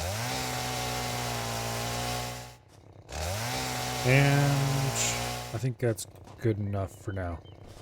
Okay, so these are going to require Mark IIs eventually when that comes online.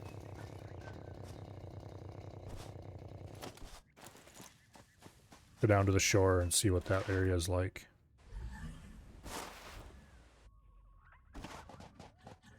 Now, somewhere out here we want to build the power plant. The shore is a bit slopey for my liking. But this rock here, possibility. Let's get a 1 meter is probably a bit thin. Yeah. Build a 2-meter foundation right here as the starting cornerstone. And then we'll use 4-meter foundations to build off that, because they cost the same. And that way they'll fill more. Okay. Power, coal generators. I forget how big these things are. 4 wide will be plenty. Okay, good deal. How much does a coal generator consume per tick? Might as well build a coal generator up here. Here. Let's build... Where even are these things? There we go, lookout tower. We'll build a lookout tower right here so we can see what's going on. Surprising how helpful these are when you're trying to build things. Because you can stand way up above everything and actually see how things are going to be placed. Like that. Okay, so these are bigger than a block, so we can't really place them on centers or do anything fun like that. That'll make them come out evenly. So we might as well go ahead and just place the first one something like that.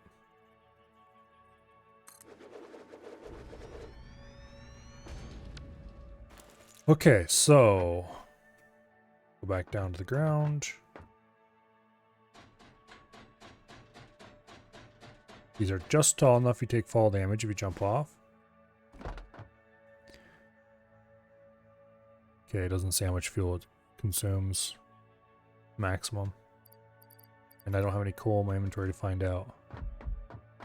I think it's like 15 or something. It does say it consumes 45 water a minute. 150% boosted water plant can power 4 of these. Anyway. Now that we've discovered that yes, this is going to be wide enough, we need to get started on continuing to build foundation.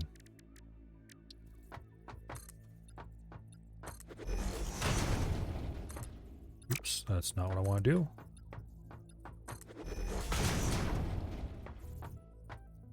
And like that. It's probably would be a good idea to double these up, actually. Make a double row.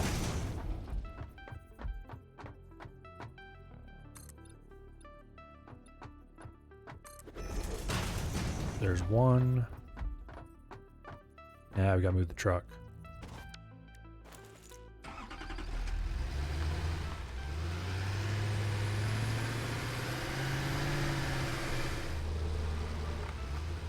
Okay. So we want 8 wide. So it's 1, 2, 3, 4, like that.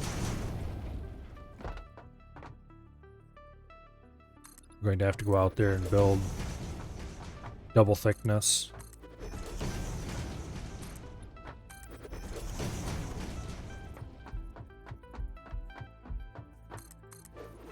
But we'll do that later once we have the perimeter definitely established. Okay. The lookout tower probably should have been under foundations, just saying.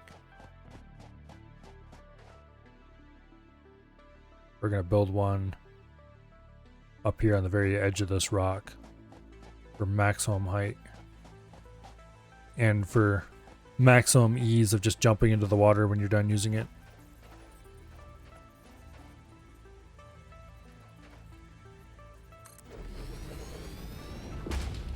Okay. Unfortunately, a bit awkwardly positioned as far as being able to get onto it. But that works.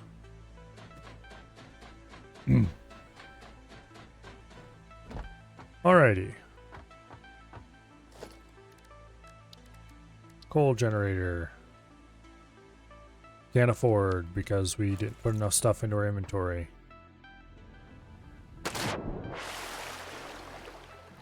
Okay. That's probably a little faster than climbing down the thing. Did we take damage there? I don't think we did. Alright, sort our inventory. We need more of those. By a lot.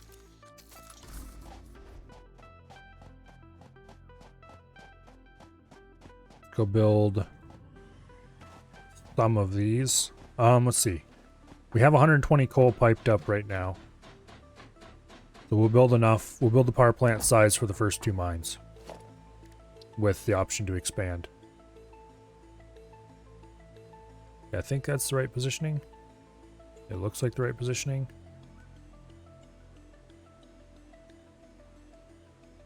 A little hard to tell from this angle.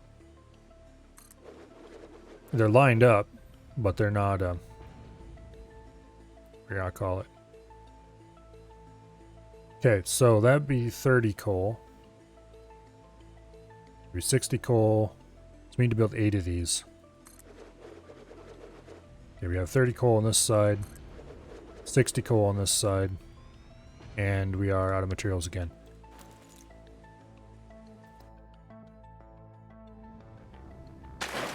Okay, we didn't take any damage. Might want to go back 1 more block. We should have plenty down the center here. I think what I'm going to do this time is I'm going to run a block in the air, coal down the center, and then on the ground, pipelines here and here. And those pipelines will be hooked to 3 pumps, I think will run this. What I was worried about was whether or not the outer edges were in the same position. Yeah, it's hard to tell how much space there was up top there. Okay, good. They are aligned. Okay. So, let's grab more materials. What were we short on anyway? Cables. That's what we're short on. Okay.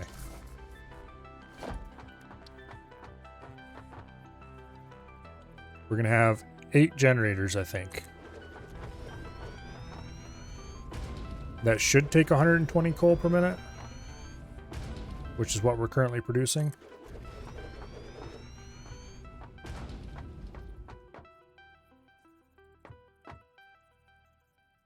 I think each one of these was 15 coal per minute. So that'd be 30, 60, 120. Now, pipes. We need the pipeline cross junctions, and they need to be positioned not quite lined up with those.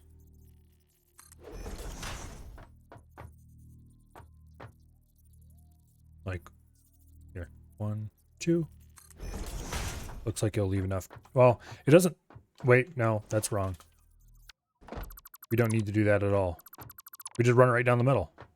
Because we run the pipes on the ground floor and we run the, yeah, okay. I'm being dumb. Just hit a little strip the middle.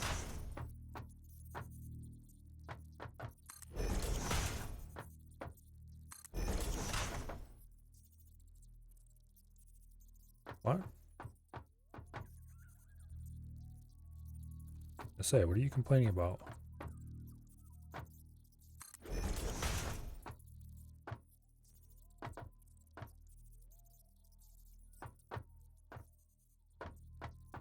Oh, I see. It's displaying green lines for,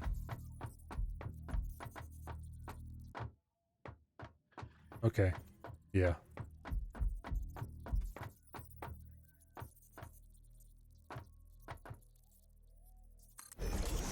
And then You there. And that last one doesn't actually need to be a junction at all.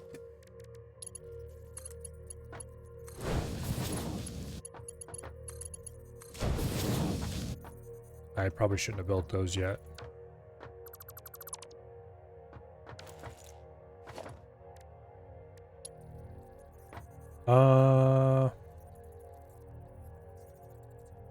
If we build the pipelines first, we're going to be really hard to get to where we're going for building the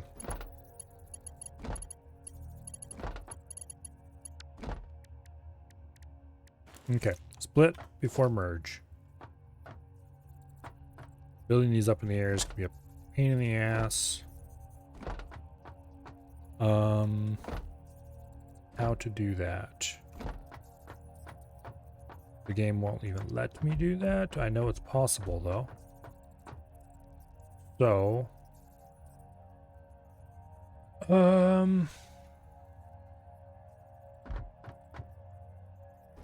let's see. Okay, we need the incoming to be split. We can't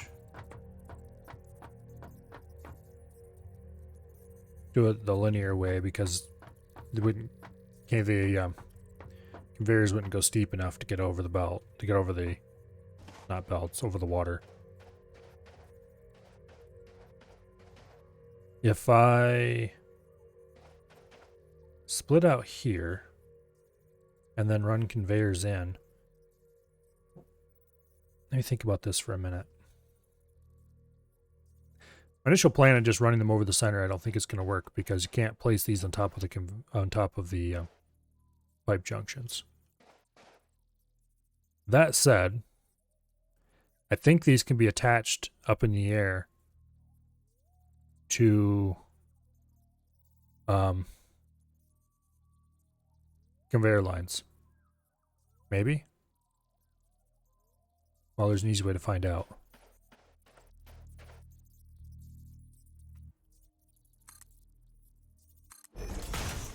Okay. Can I attach one of these to a pole? Yes, I can. Except it doesn't like that. It complains that the floor is too steep. It snaps to it, but it doesn't want to be there. However,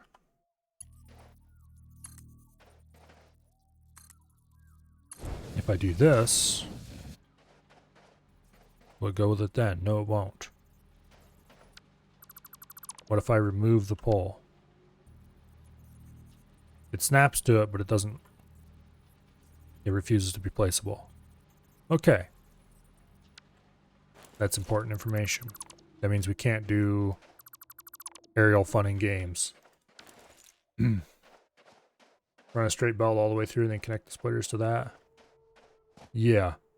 If I run a straight belt through and hook splitters up, just 50-50 everywhere all the way along, then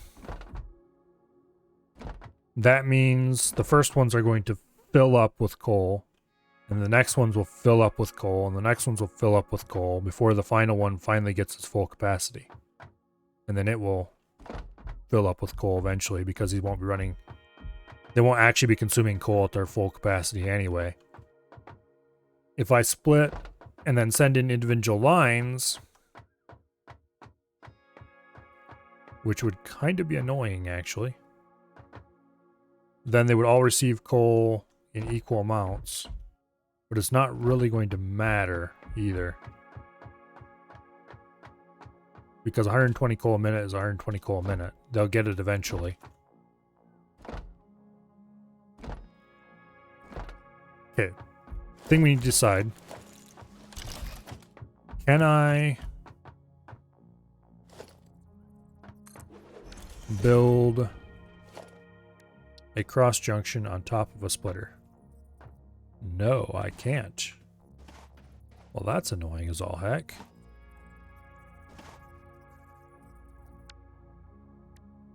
Like they specifically designed it to make my life difficult. We can do 2 offset lines running down the center and just put one of them in the air using supports. I know you can build pipeline cross junctions in the air if they are supported by a nearby pipeline support. So I think we might just have to move these.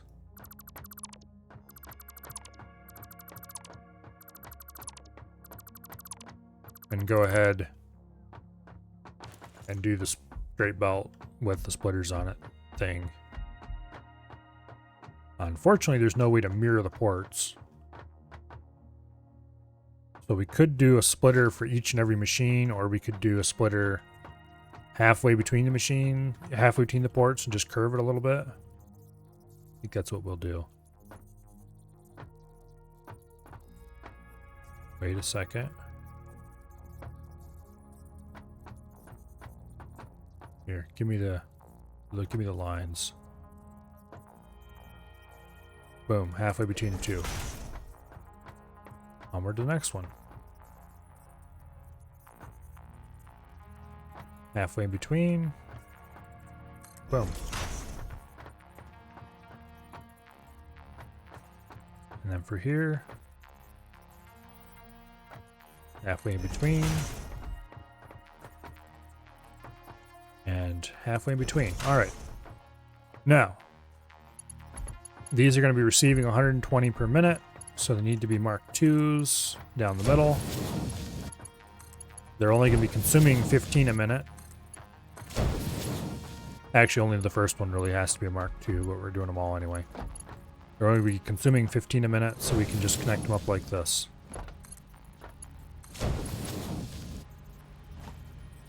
Does that look correct? There's definitely a lot more flex in that than I expected. Did I goof? Yes, I probably did. Why is there way more flex on the one side than the other? There should be the same amount of space on each side. Okay, here. Split before merge.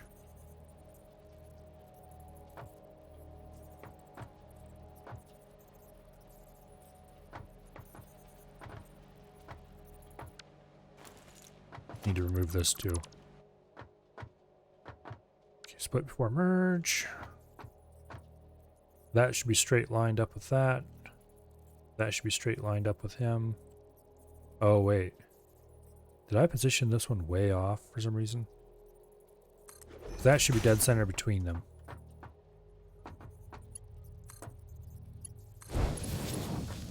No, this is right back where we were. Okay, so I think I need to actually position it. This is a totally worthless endeavor, by the way.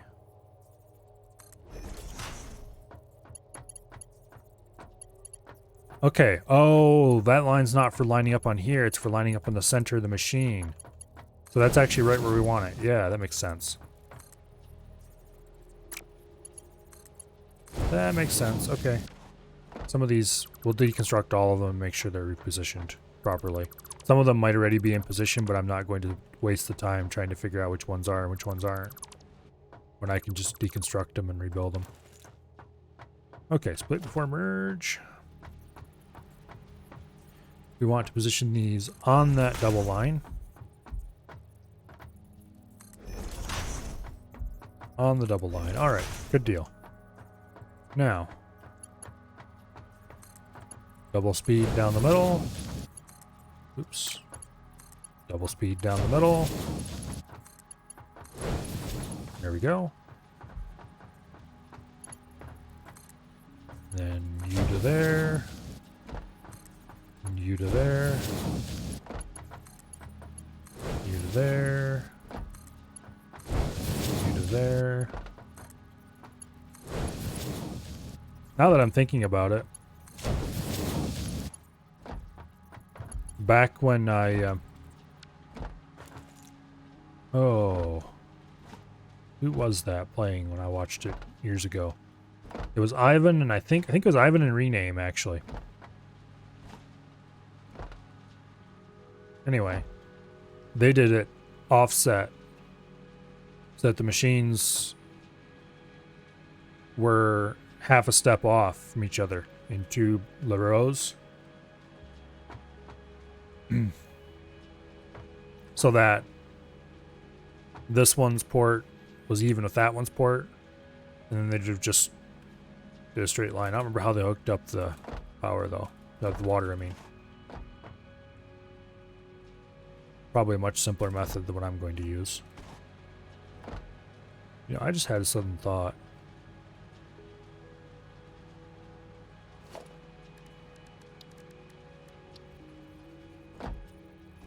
Could I build... Okay, we did this completely wrong for doing this the easy way. But if we built this so that there was a single foundation down the center, we could build a row of foundations on top of that, build the pipes on top of the, build the pipe splitters on top of that foundation, go through and delete that foundation, build the belts underneath it, and then connect the side pipes up.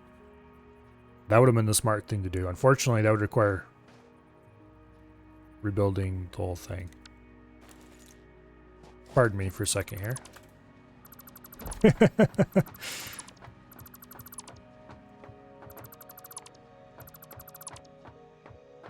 I've just had a good idea, and I'm not going to let all the previous work get in the way of that good idea.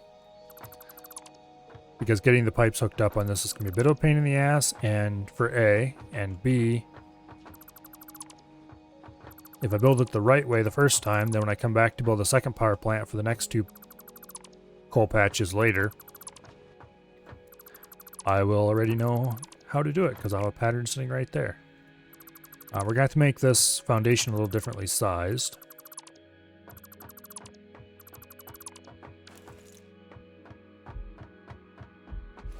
Okay, so what matters is that we have a center line. Let's go ahead and build 4x4 foundation. Let's build another road on the outside here. We're definitely going to be wasting some amount of foundation, but I don't care because foundation's cheap. Now,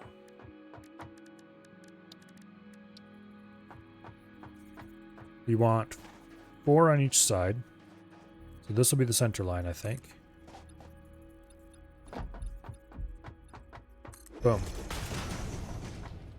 Now we want our foundations positioned relative to that. Or not foundations, we want our power plants positioned relative to that. So we'll build our first coal generator.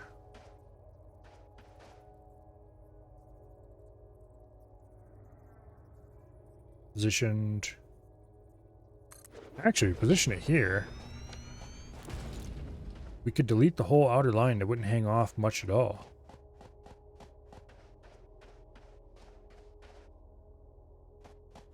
But we're not going to do that. We're going to build these back a little bit from there.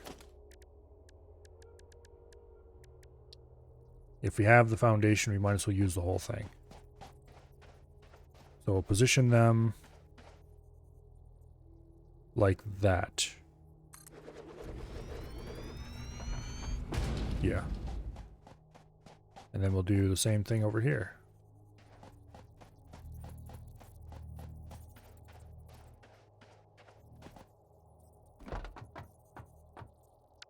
Except we're going to do it from up on top of the tower where I can actually see what's going on.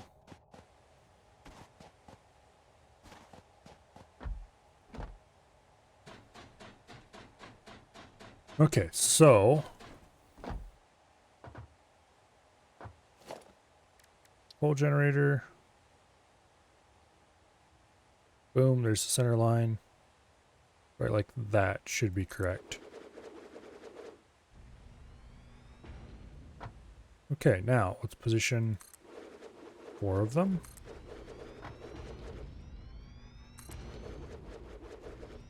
Got a bit of extra space over there because of the way things work.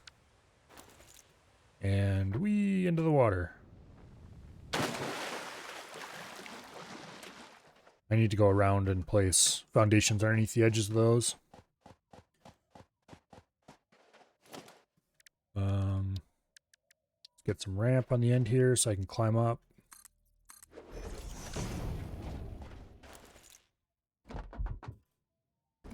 But first, coal generators.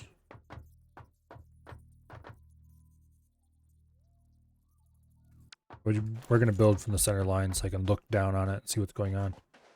I should have built this facing the other way so I get on from either side. Like that.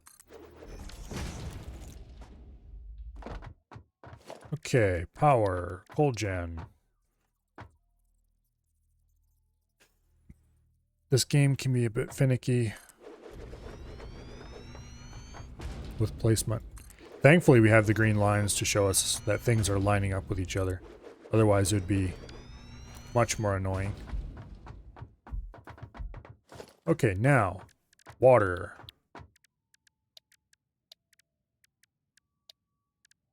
We need logistics, pipeline cross. These need to be built in the center here, lining up with the centers of the machines. So like this.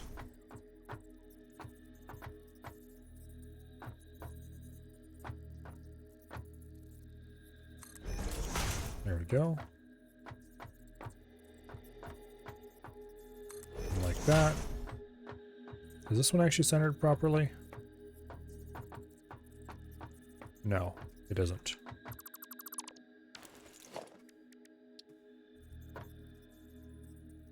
There, it's centered properly. Okay. So that handles those. Now we should be able to delete these foundations out from underneath them, because this game is smart and doesn't care, except when you're placing. I ever mentioned how weird that is? It cares about support when you place something. It doesn't give a shit when you are building. Not building, but after it's been built, it doesn't care.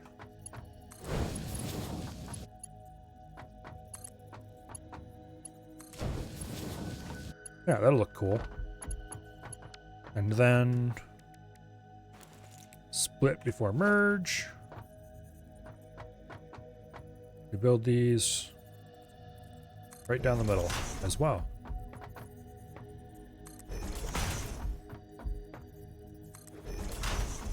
And hopefully none of this interferes with each other.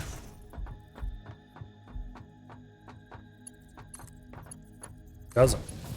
Awesome. That actually looks really cool. I'm going to have to remember that technique for later. That's actually a really simple way of getting something suspended up in the air like that. That makes sure everything lines up beautifully.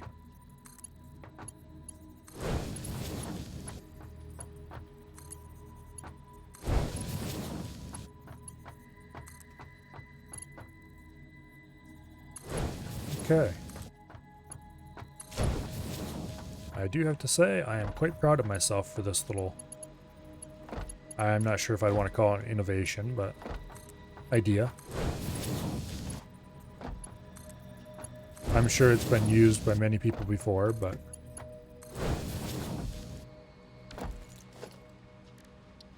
this particular edition of it is my variation.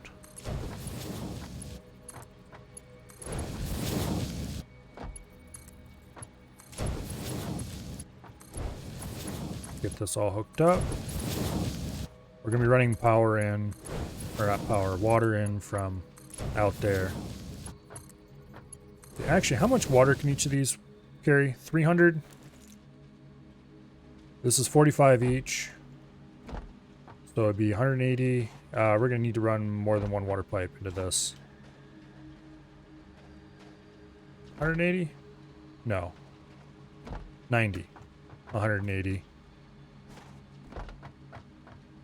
And then 200, 360. So we might as well split this in the middle here and run 2 pipes out. Ah, dang it.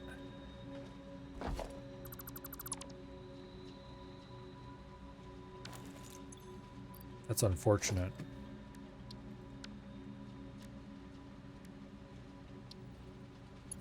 Okay, well, if we had like Mark II pipelines, that'd work a lot better.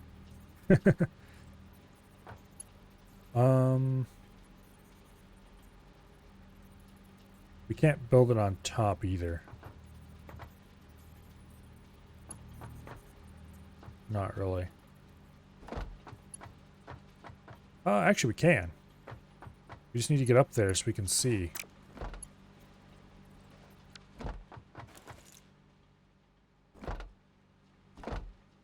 Let me jump up on top of a pipe. Oh, damn it. I need to be able to run up the pipe. Pipes are slippery, note to self. Ah! Okay. Well, that's not going to work. Maybe if I spent more time on it, I could get up there. Maybe I should run the pipes along the ground and put the belts up in the air.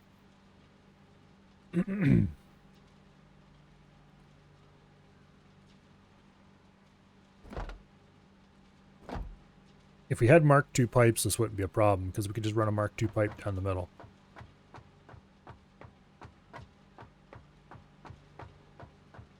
We're going to need to have 2 feeders anyway. Ratio perfect, I think, would be 3 pumps for this setup. I think. I don't remember how much a pump produces. Running one underneath the other would actually probably be the optimal. Let's see if I can do that. I tried kind of, but it wasn't like I was trying very hard.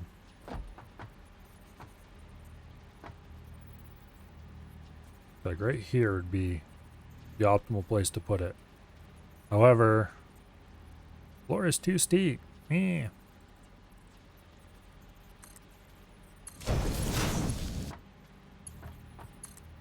How much clipping occurs when we do this?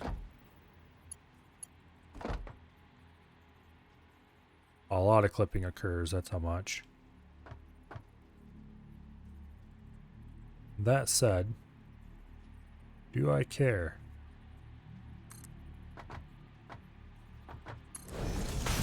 Kind of, but also not.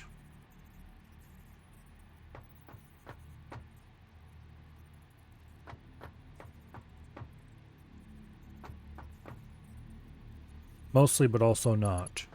Okay, we'll run one water pipe here.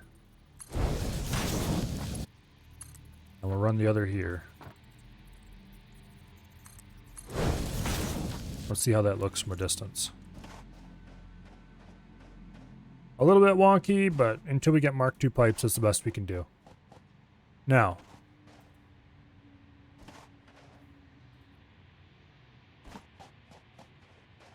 over there at the other plant, I am running 4 generators on one 150% pump. So 3 pumps should be able to supply all of these with water. If I do 3 pumps, though, one of the pumps is going to have to be split and supply both pipes. That's not the end of the world.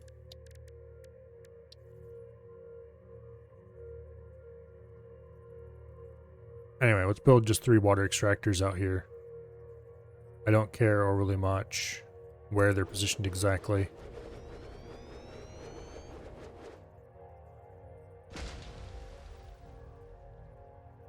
Okay. And there. Now,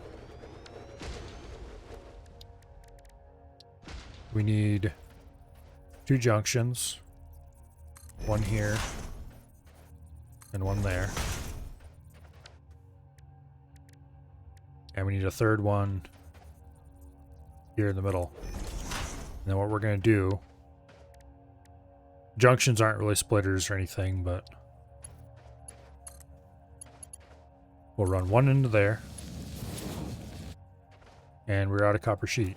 Thankfully, we have more in the truck. Before I go to the truck, though...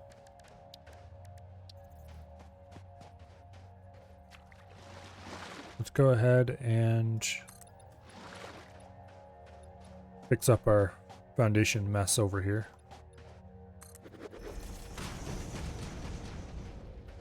There we go. Maybe I should say on the way to the truck. This is not really before we get to the truck.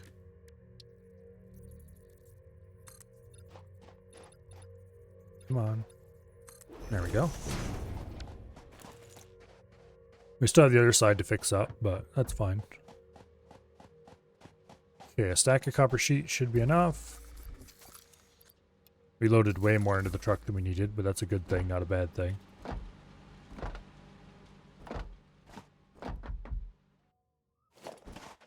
Now, logistics. Pipeline Mark 1. You get to run right into there. And you run right into there. And then we connect all three of these together. You can't do a short pipe? I guess not. Okay. Well, that's a bit of a problem.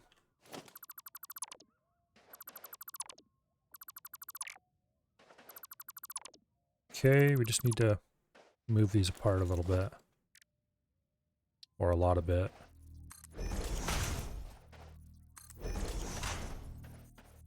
Hopefully that's enough to run pipes between them.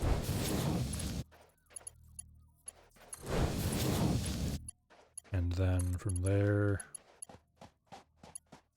to there. And there to there. I should have run through that before it solidified.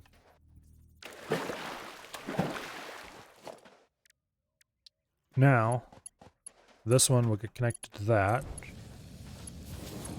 And that one will get connected to that. And then we will pray that they will handle the balancing across the three pumps properly. First, let's double check our numbers, though.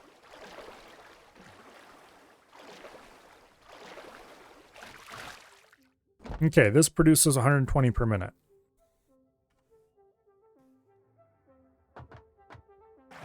So we have 360 per minute. We are consuming 45 times 4, which, let's just make sure I don't screw up my math here and do it with a calculator.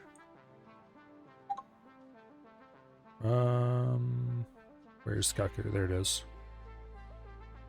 45 times 8 equals 360. Okay. Yeah. That's correct. Alright, now we just need to connect these all to power. Build that there. This is going to absolutely murder the system when we try to turn it on. Which is unfortunate, but oh well. Now, oops. Let's go ahead and put a ramp back here so we can get onto this thing.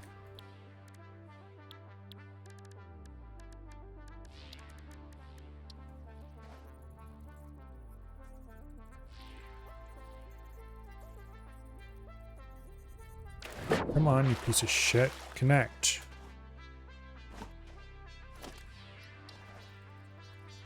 There we go. Like that. That wasn't so hard, now was it? Okay, I need to go around this side and clean that foundation up as well. That isn't perfect, but it'll do.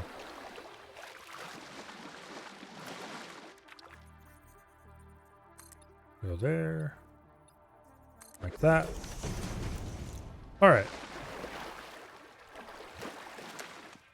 Good deal. Now, we haven't actually connected the coal up.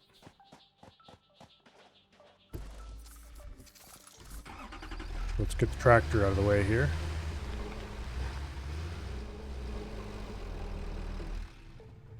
And let's go run our coal in. I think we might have hooked the coal together. Yeah, we did. Okay. So we need to run a Mark II. I'm going to actually run these a bit differently.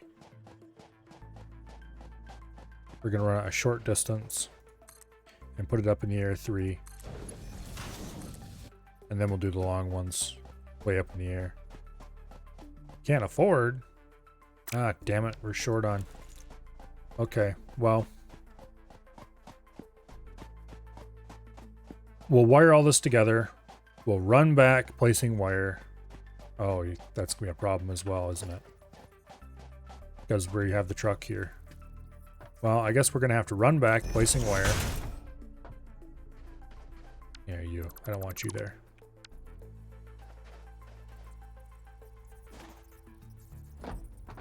Place that there.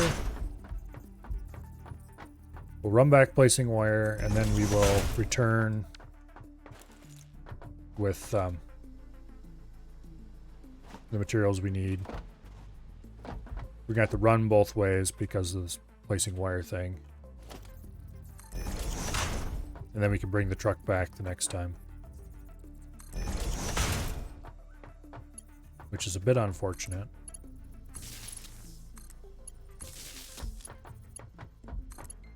Okay, and you hook to there. And you hook to that. And this will hook to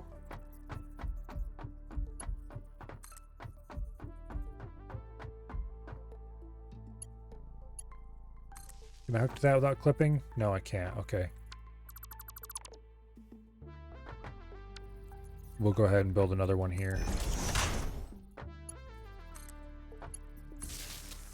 And we'll connect that to you. Eventually. For now, we need to build another one over in this corner. So we have a place to hook those two.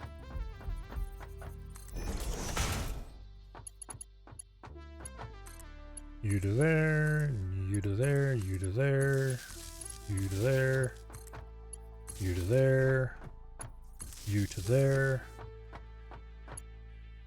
Okay, we can't connect everything to that one. So we'll build another one here between the pipes.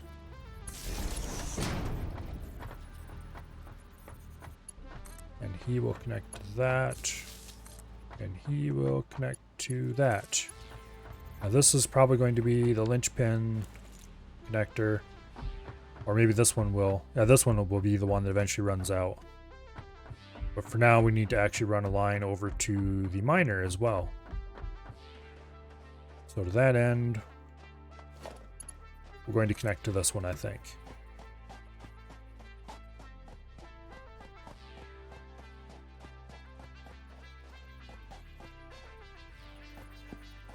How far can we go? That far, apparently. And there we go. The miners are connected. Okay, now these things are showing up as red. Which I'm pretty sure we don't have to select a recipe for them or anything. No, we don't. Okay. So it's just a matter of them not being hooked up yet completely. Okay, that water is janky, but should in theory work. The coal should work as well. Okay, we just need to run wire out of this pit. Probably put the first one up there somewhere and then run up the side. There are dangerous animals up this way because we ran them over, but that didn't actually kill them.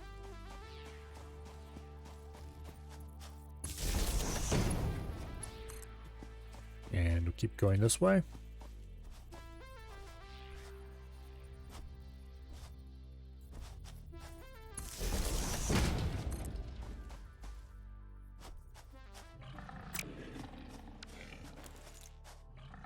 Please die. I think that was a short.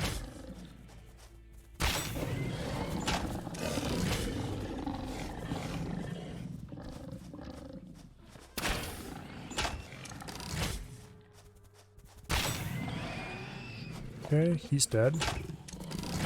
He most certainly isn't, though. Okay, now he is. That was a fairly easily solved problem. Now, up the hill we go. Put the next one up on top of this if we can.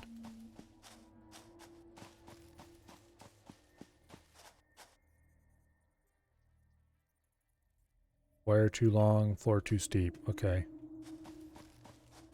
So I guess it'll have to go there.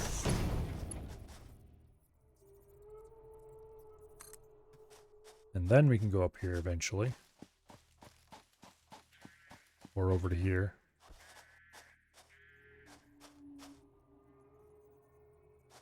Stop complaining about the floor, damn it. I want to put these on top of tall objects, because it looks cooler that way. Yes, that is the sole and only reason. Same reason why I refuse to let wires clip through structures.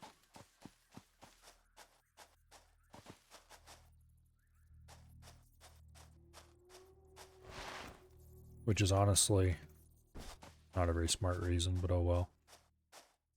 Okay, we'll put it there.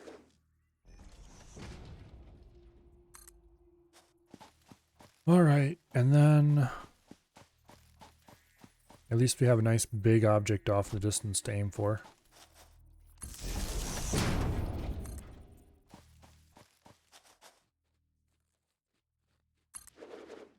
That one's too good of an opportunity to miss.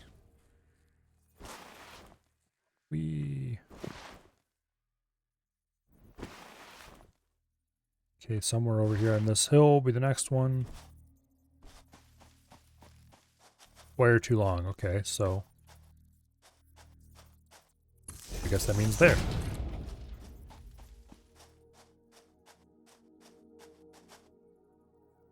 And there.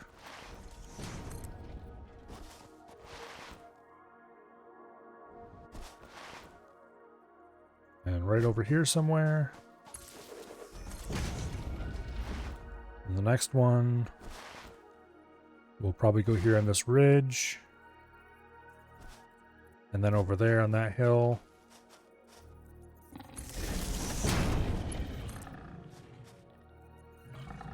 There's a growly animal of some kind that I would honestly rather just run away from. Come on, game. Damn it. Ah. Okay.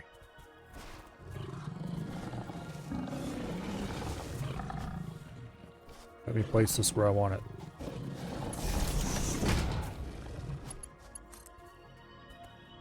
Okay. Next one's going to probably be on the ground because that's too far. Drat. Alright. Well, if that's the way it has to be. We could put the next one on the hill. Alright, sure, why not?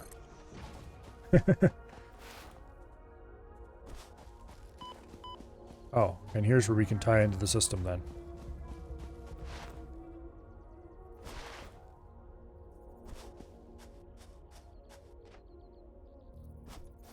Wire too long. Wow, thanks, game.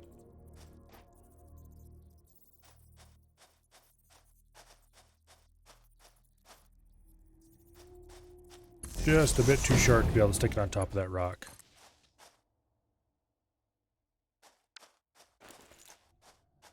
Surprisingly, the system didn't instantly fall over. We do need to run all the way back to the factory, though, to collect more reinforced plates, which we should have a decent storage of available.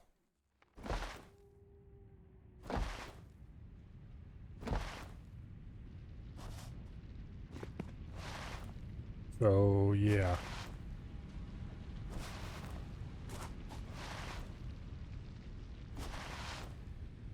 Reinforced plates, we ran right past where they should be.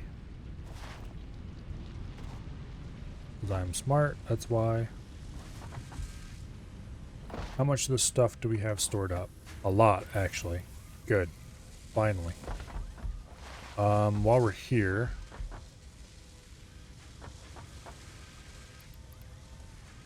we have a decent amount of those frames as well, so we should probably go over here and see what we can do as far as research.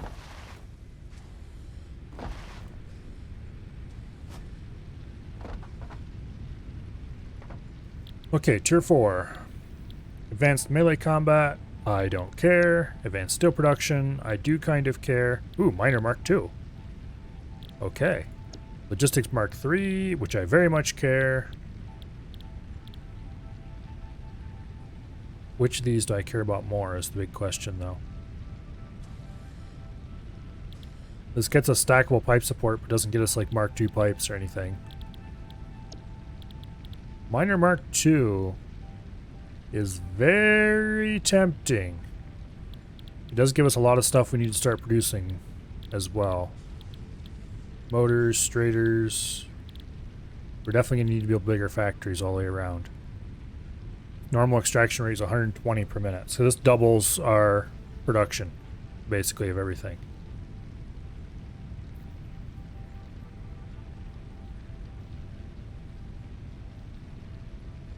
Okay. So some of our factories, particularly like our iron factories, we can take the iron mine over there, well, the iron mine here can be made to supply that whole area. And the other iron mine can be set to other tasks and stuff if we do that. I think advanced steel is probably the most important thing we can do at the moment.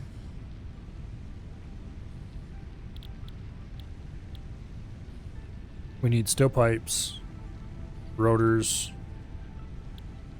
Okay, so steel pipe is the big one that we're not producing currently. Is there any of these can have things that we're actually producing everything for? Yes, improved melee combat. But none of the rest of them. I guess we might as well do... Ooh, it does give us more inventory slots. We might as well do improved melee combat just for that. Okay, so we need more cables, more wires.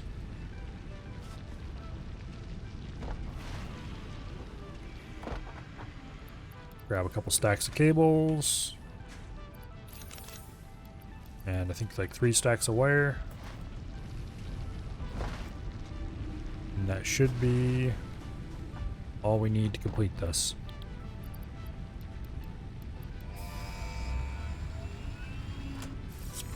Boom. See ya. Milestone reached. Now the next R&D one inflated your pocket dimension, added is an definitely additional advanced handy steel. equipment slot, and have provided an improved Xeno Zapper with increased strength and range. I don't care about the Xeno Zapper because I already have a gun. It may not be a good gun, but we have a gun.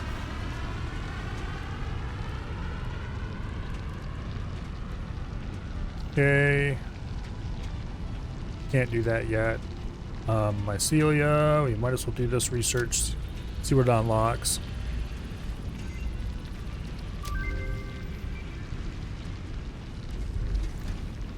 It gives us medical properties, which we can do now, and fabric,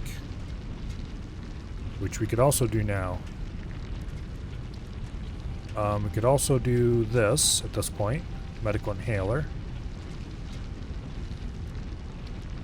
I'm not sure what fabric is good for, but it's a fast research, so let's go grab some stuff from our storage.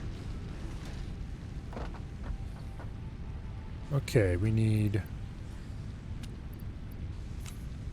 one of you. And then we need 2 of you, I think. And then we need 100.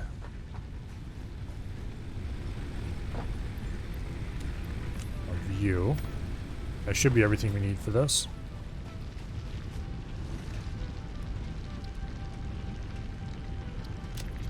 Okay. That didn't unlock anything, but did unlock a different way to get medicinal inhaler. Okay. That was worthless then.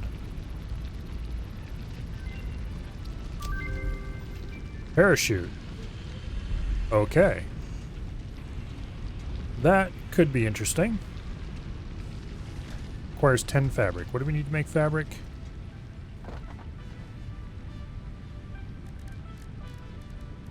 Fabric. Requires mycelia and biomass. We need 50 biomass for this.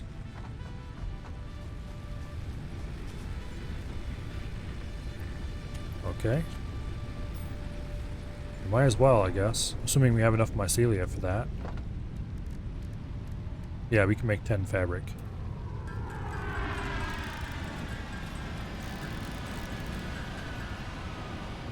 Alright.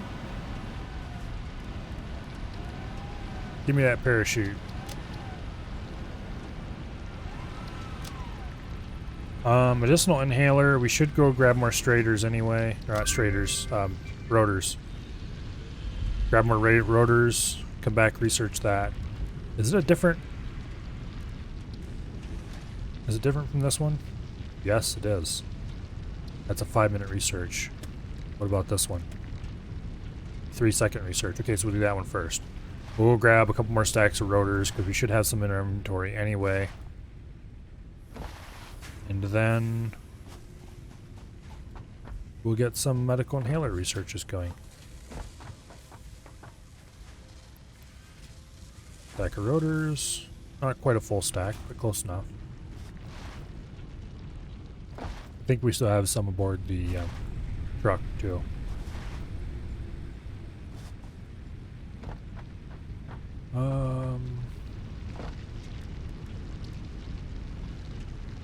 Do this one quick. Okay, we've unlocked the medical inhaler. And now let's do this version of the medical inhaler, which will take 5 minutes. I don't know if that unlocks 2 separate medical inhaler recipes, but if it does, that's good because... Actually, there doesn't seem to be a recipe. Oh, wait. There it is. Nutritional inhaler. Requires a bunch of stuff. Okay. Parachute. Gives us 5 parachutes. Slows your fall when activated midair. I should probably carry some of these just in case. Unfortunately, I can't make 10 more cloth, so... Yeah, we'll worry about that later. For now, we just don't jump off tall things.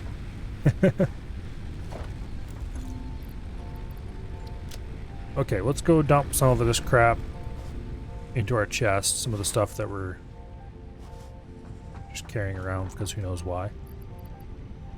That goes in chest, that goes in the chest. That goes in the chest. Mycelia might as well go in the chest for now. We still have a couple of portable miners. I have a feeling that we are reaching the point where we will never need portable miners ever again. Okay. And we have a bunch of stuff that needs to go into the biofuel plant. I'm going to redo this biofuel plant a little bit. Because we don't need biofuel anymore. But we do need... we're gonna call it.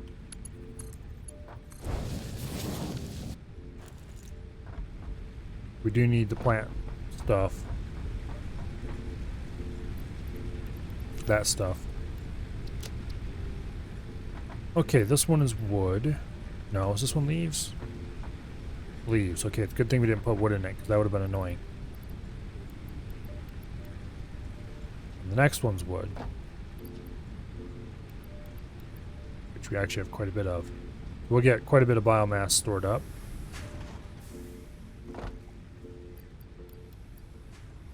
Okay. Now, are there any materials we need to grab before we leave? No.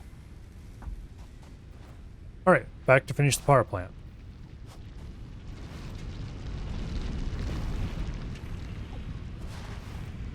Then when we get back, we're going to want to start sinking concrete.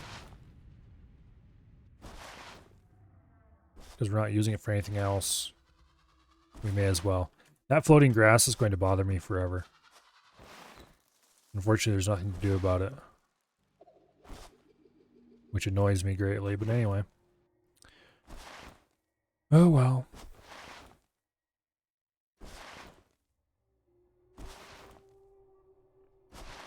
It's definitely slower to run than it is to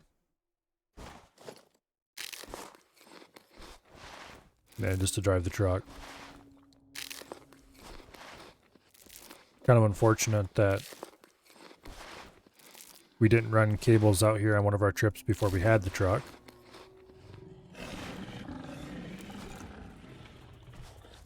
Hey, listen here, Buster.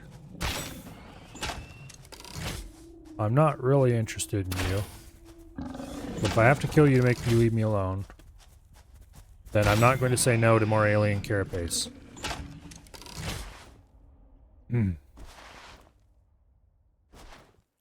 Although we can take this time to collect some more barrel knots. Okay. Sliding up a hill isn't a thing that can be done, apparently.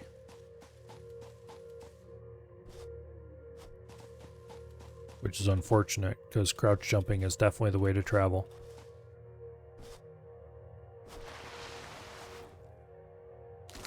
Actually, I don't know if speedrunners have a better technique than that or not. I probably should go back and watch the speedrun again, and this time actually pay attention. Because they did run this game at GDQ, just like the last time.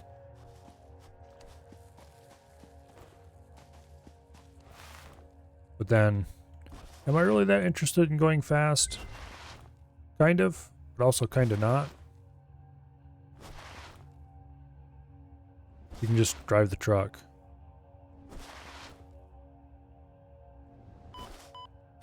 Hello, welcome here.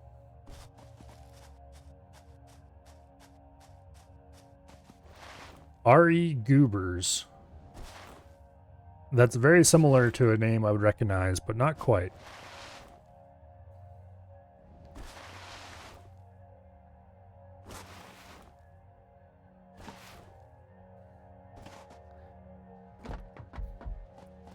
In any case, welcome here.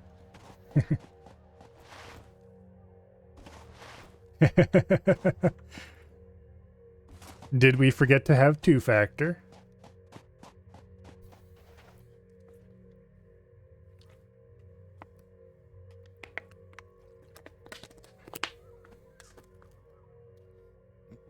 Anyway, welcome here, Gooba.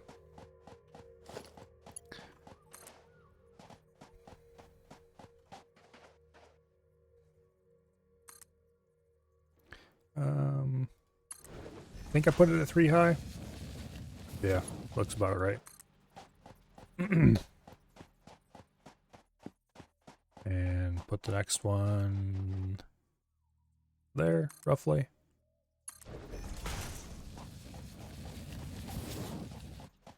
And then the last one will go... I think this will work. We'll put it at 1 high or 2 high, so we can still drive underneath it. I think we can still... Yeah, we got enough slope to go down. Okay, good deal. Now, do these have water? Yes, they have water. So we should have coal coming in.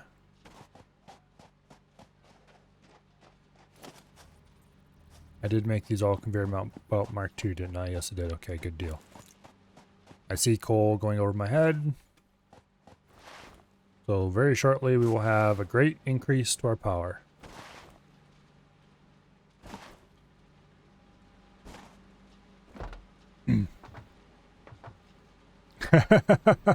Just accidentally hit save and close and messing around name tag stuff.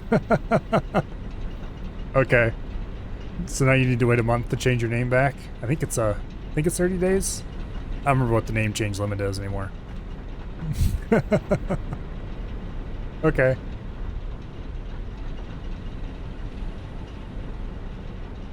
Oh, Gooba, when will you learn?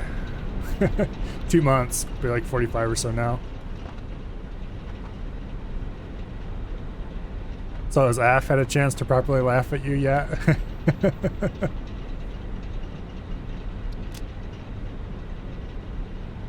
You have to admit, that's a pretty funny mistake.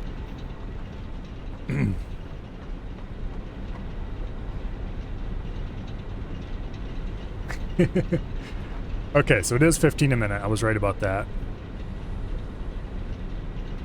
Okay. So this plant should function.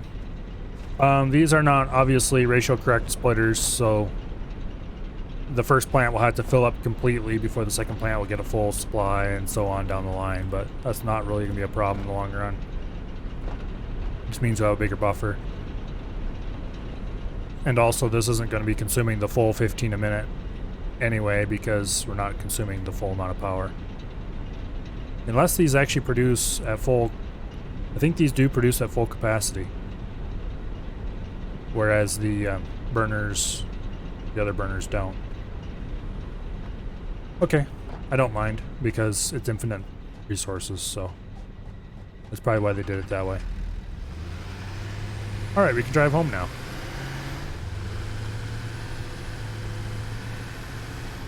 I am going to stick around a little bit longer, I guess. I keep wanting to hit Q to get out. I'm not sure which game is making me do that. Because I want to make sure the water is actually flowing at full capacity. Okay, they're not quite running at max flow.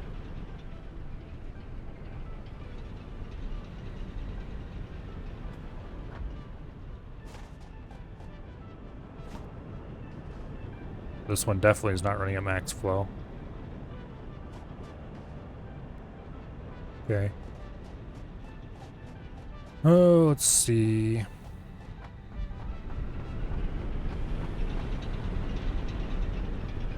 That's partially because all of these aren't running it yet. It's gonna take it a while to get everything to settle out. How much does coal stack to? Hopefully only 100. I probably just should go back to base and worry about it later.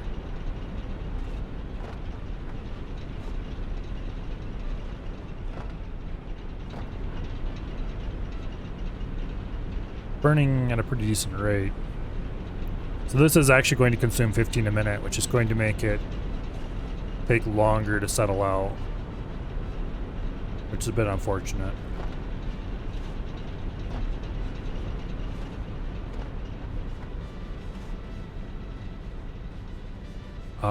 Beautiful smoke.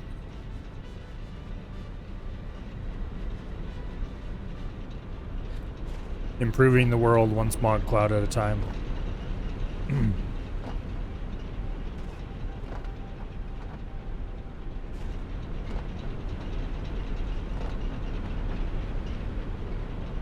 98, 99, 100. And that is apparently the maximum because it's starting to back up now. That's good because it means more will be going through the center to the next one, which is nowhere close to full. But it'll slowly work its way through.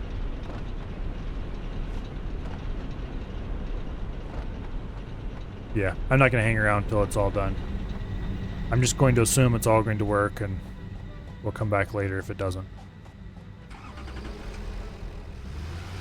Now, let's see if we can drive up this slope. We should be able to, but I don't think I would record a path up here and allow the AI to drive it, because the AI is, unless they improved it a great deal from the last time I've seen somebody program a truck. Okay, we're barely making it up here.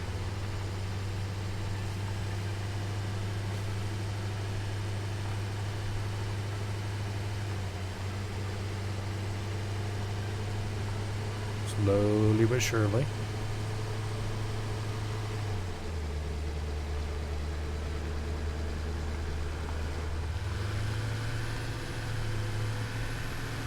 I shouldn't really call it a truck. The game calls it a tractor, which is...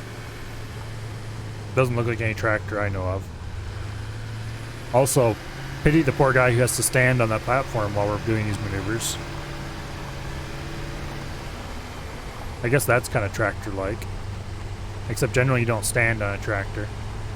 Some of the really old ones did have stand-up platforms on them. Where am I going? We're supposed to be going over this direction. We'll see what happens when you ramp this thing off a hill. Woohoo! This is probably a terrible idea! Yeah, it was kind of a terrible idea.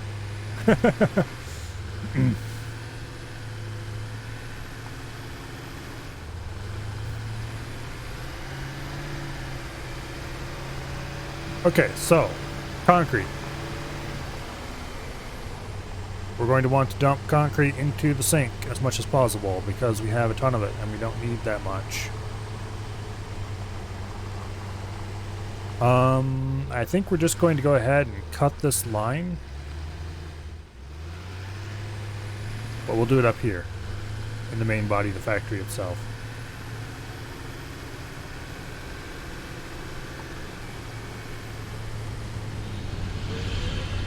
What rate are we producing concrete at? It's not a full line's worth. We don't want to drive in that pit. Note to self. Okay, I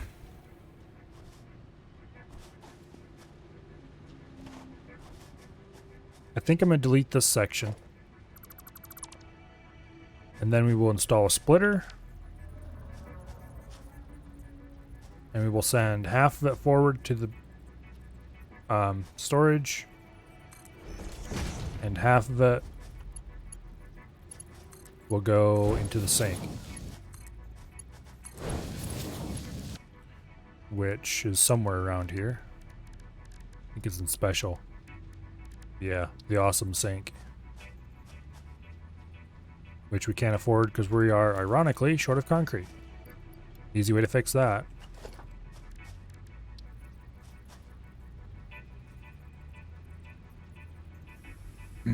Gotta run an errand. Have a good one. See you later, Gooba.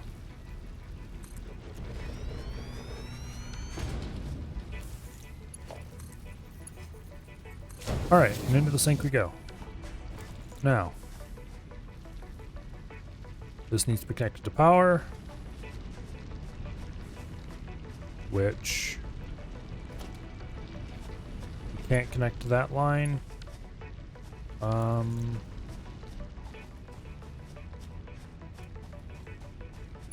can run another one off there though. It clips a little bit and that annoys me.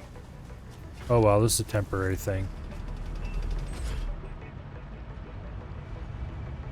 Okay, we're getting some amount of points.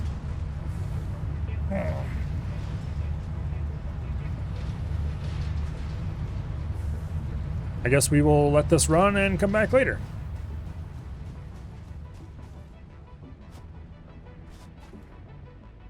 I'm sure eventually we will have factories dedicated to producing something that we can feed into sinks. But we'll see about that. Now, the next thing that needs to be done... We are definitely producing way more power than we need, which is good. So let's go shut the burners off. I want them off rather than just waiting to run, because that way... If they oh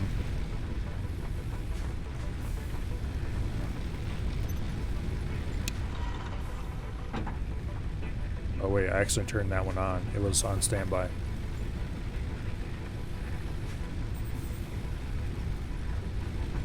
Make sure these are all set on standby. Boom. These should be standbyed as well. They're out of fuel actually, but standby and out of fuel is a good deal. Okay, now.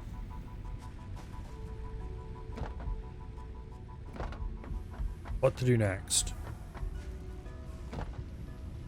What to do next is start steel production. Which, to build the foundry, We'll build one here for now. We're not actually going to use this one. It's just so I can see the recipes. Okay, steel ingots requires 3 and 3. Okay, so it's even ratio. 45 per minute. Ah. Game. Okay. Whatever. We'll have to underclock them a little bit so they run... Well, no, 45. We have 60 a minute coming in. If we overclock it a little, we could use one foundry to run the whole mess. If we underclock 2 foundries, that'd probably be better though because of what do I call it? We need to make a path up here so we can drive the truck up and down. This little ramp is suboptimal in the first place, much less for a truck. So let's get started on that. Foundation, 1 meter. Build it here, like this. Then we'll grab some 1 meter ramps. We'll build them there like that. Provide a nice, smooth transition. And then we'll take some 4 meter ramps. And we'll spin them around. And build them onto there.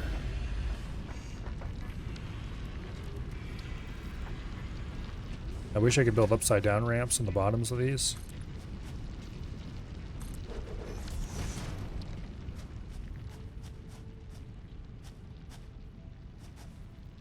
Come on. There we go.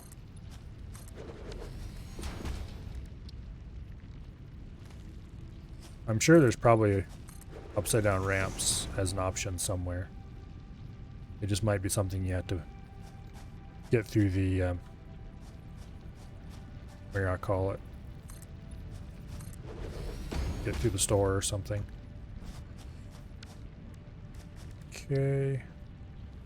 No, we don't. We want 1 meter foundations. There we go. Actually, no. We want 4 meter foundations for the end here.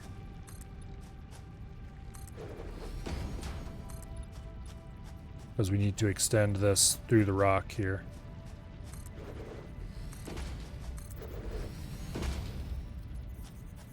Come on. There we go. All right. And then we need 4 meter ramps. And 1 meter foundations to go underneath them. Like that. And then we need 1 meter ramps to place the bottom transition.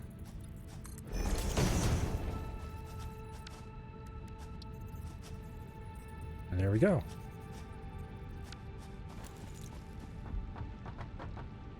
Put the chainsaw out. Do a little bit of trimming there. Come on, I had you highlighted. There we go.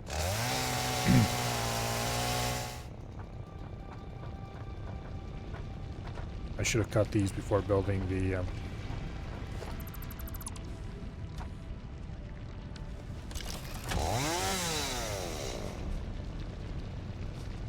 go away.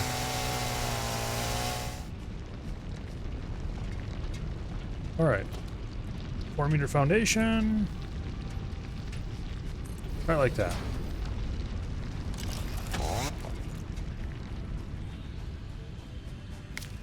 That should be a pretty reasonable path to drive the truck up to the top of the cliff.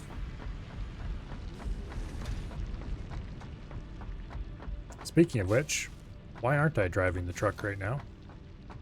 Probably because it's just right here, but even so.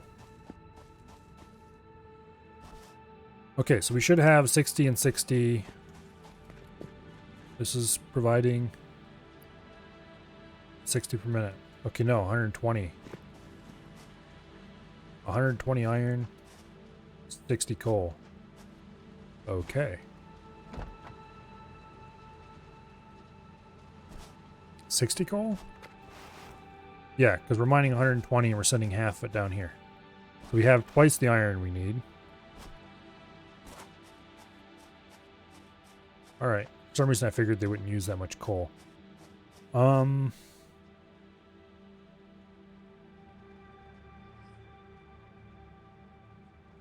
Well, when we build a Mark II up there, that'll be producing 240 instead of 120. But then again, so these will be producing that much as well, so I guess we can just not produce as much. Okay, first of all, smelters. We need 4 of them. Let's do the 2-meter foundations. Okay, 4 smelters. Starting over here as close to the wall as we can get. 1, 2, 3, and 4. We'll build them in pairs. They need to be,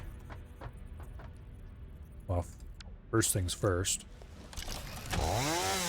Need to get rid of this stuff in the way.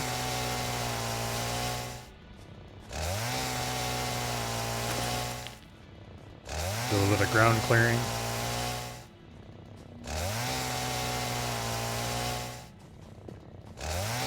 Get rid of all these bushes and crap.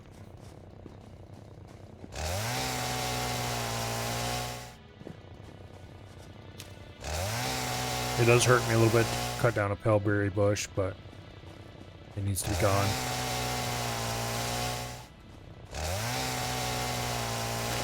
Okay, that gets rid of some rocks.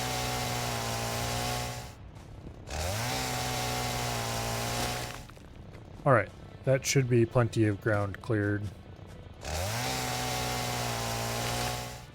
I got rid of a rock or 2.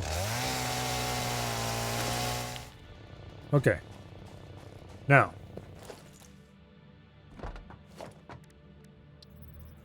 we need 3 long for smelters. I think that's the... Go ahead and build a lookout tower over here so I can look down on top of it all when I build it. This is strictly a temporary structure, assuming I remember to remove it later. Okay, production. Smelter. We'll build them like there, and there, and then there,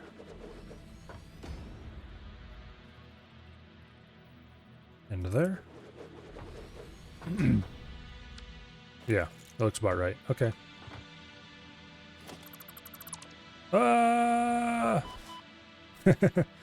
Okay. I probably should heal myself a bit. We were injured before, and now we're definitely injured. There, full health. For the first time in quite a while. I'm going to remove this merger, because we don't need to be doing that. Matter of fact, I'm going to move this miner as well.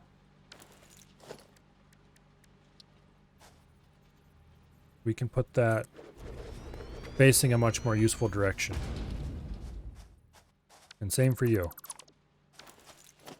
Not sure what I was thinking when I built this.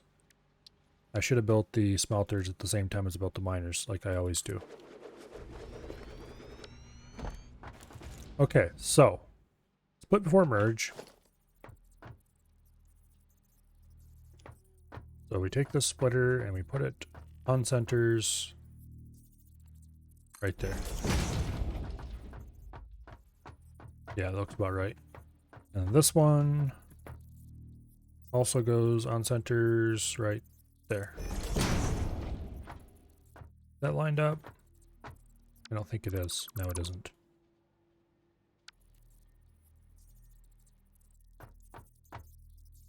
There we go. Now, these produce 60 each. So we can just use the cheap belts. Can you make the curve? No, you can't make the curve. Well, that's unfortunate. Can we make the curve? We do it in 2 pieces? No. Well, that's unfortunate. We'll have to move these in.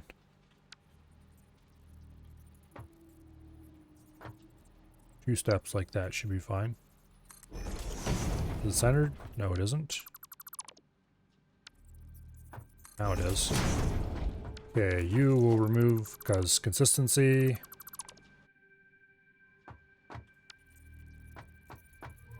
Wait. You aren't consistent at all. Okay, how'd that happen?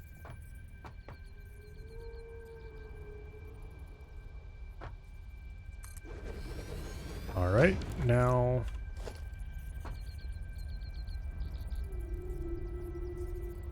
that looks correct.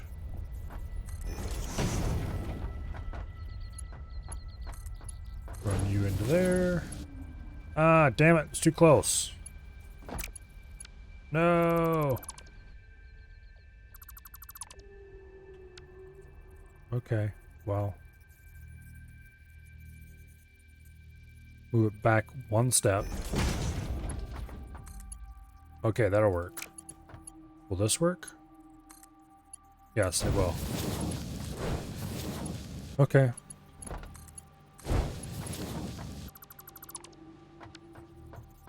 Now.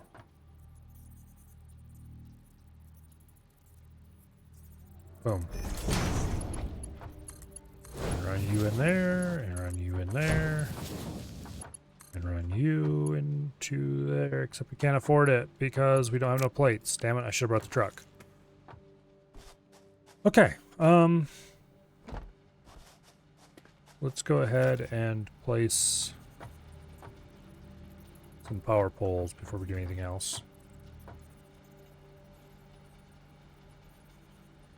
Yeah. We'll put one pole there. And then we'll build a second pole right there. And another pole right there.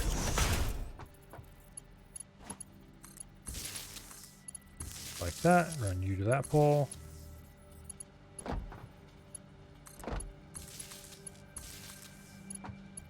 Like that. And then you can go to there. These two need a pole of their own. Oops. That's going to conflict with the, what do I call it? Actually. Ooh. There we go. That'll look nice. Then we can run that to there.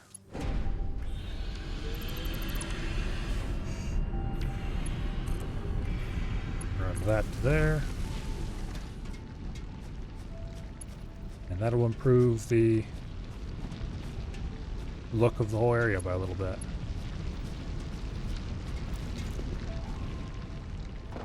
These need to be set to iron ingots.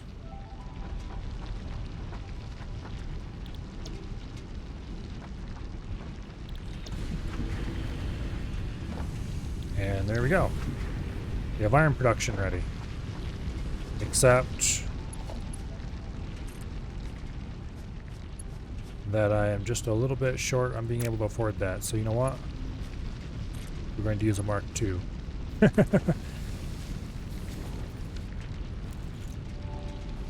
And yes, that is a silly reason to use a Mark II. Why do you ask?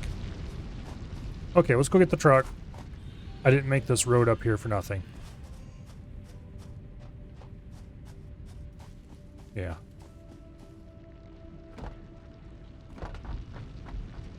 Now, the real question is, where are we going to build the foundry? Probably up there. Because really, we can't supply that much in the way of...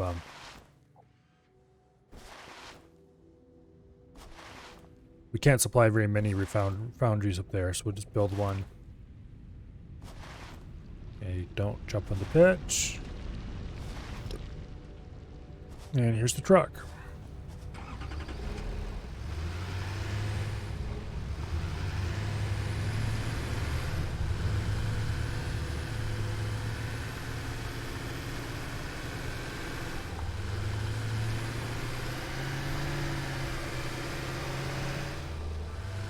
Okay.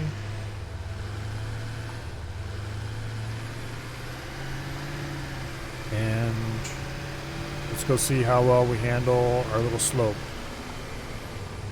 Pretty well. It's a bit steep, but not too bad. I keep hitting Q to get out. Why do I do that? Oh. Note to self, just because you drove the truck up here doesn't mean you automatically instantly get the stuff out of its inventory that you were getting. Okay, let's go ahead and shut these off, but let's put a full load of crap in their inventory. So we can hopefully get rid of some of this iron ore.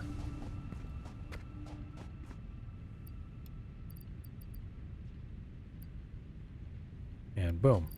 Inventory's empty of iron ore. I probably should have just trashed it, to be honest. Like I do with limestone nowadays. Because it's an infinite resource that I have too much of. But I didn't, so. Foundries. These consume 45 iron and 45 coal per minute. We have 60 coal coming in. So let's do 2 underclocked foundries. Which we can probably do using 3 foundations wide.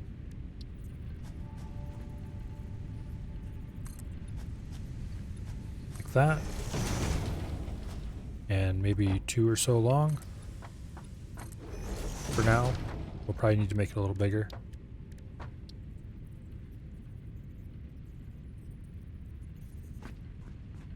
Okay, actually we could do these. A little hard to see where the center is, but that looks about right.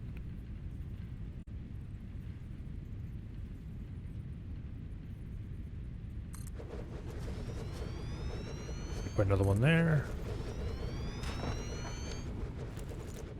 Let's go see how centered they look. Pretty centered. Okay, steel, and we want to change these, the production rate to 30 per minute. We don't really want to, but we don't have enough coal to do anything else. So we'll run them at a third capacity. Now these two can just be fed directly in. Like that.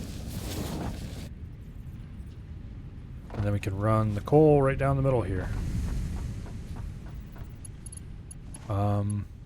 Let's actually go ahead and delete some of this coal line. Come on, there we go. And run it right down the middle of the system, but up in the air higher. Like that.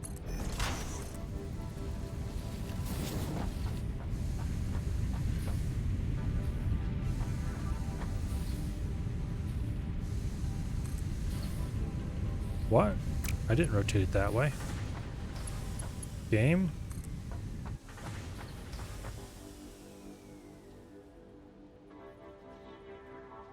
Come on, straight. There we go. There we go. And then this one gets split 50-50. And half it goes over there and half it goes over there. So actually run it down to the ground level right here. Split before merge.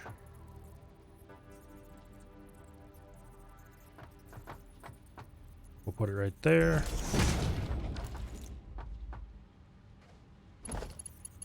And then you can go there. We'll do a little bit closer.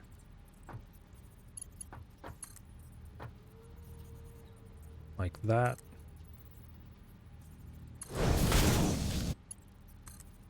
And run it over to here.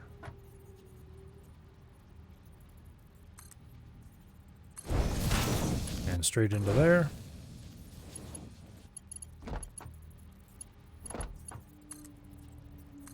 that straight into there.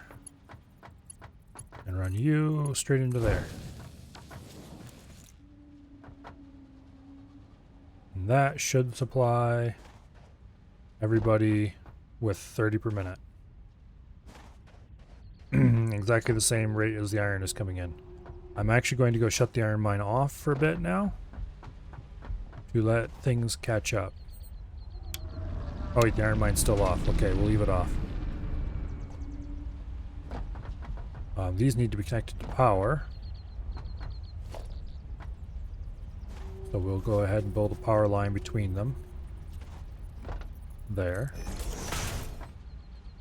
And we can run a connection from there to there, and there to there, and finally there to there. Alright.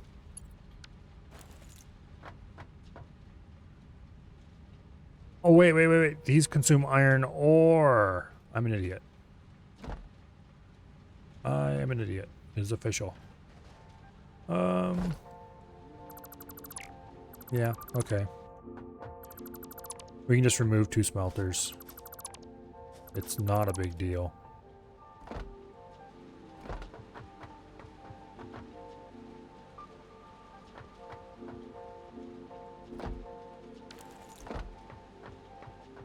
You produce 60 per minute? Yeah, okay. We'll just go ahead and run right into there like that.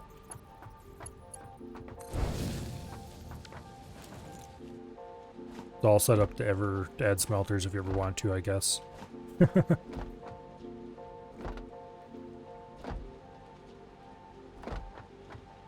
We could move those back and put them on this platform. Screw it, we're doing that.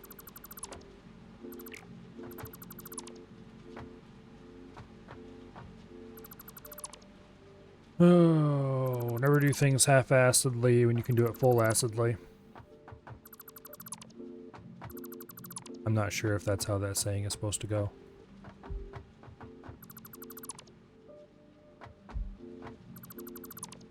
Well, we're going to end up with a lot of coal in our inventory, but I'm fine with that mostly because I can use that coal together with the sulfur, which we need to go collect again. We make more gunpowder, which we might be able to use to unlock some stuff in the future. Okay,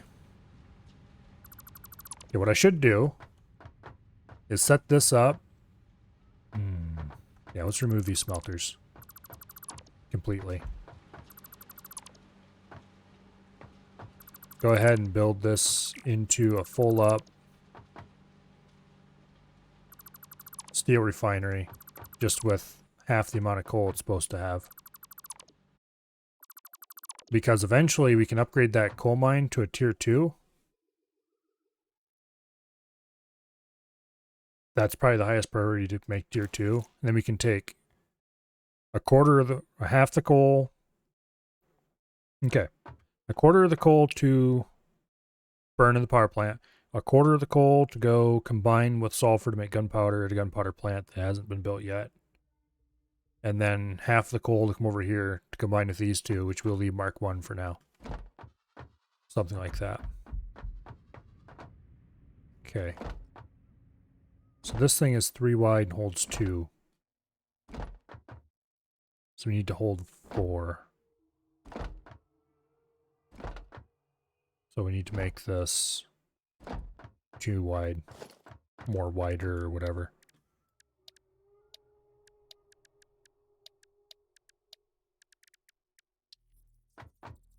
Like this. And like that. Clean that out of the way. Tear down the foundry.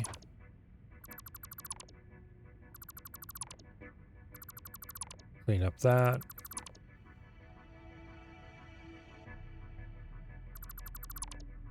Clean that up. Okay. Now. Production, foundry. I should have paid more attention to these recipes, what they actually include, what they actually used, not just what they, what are you gonna call it?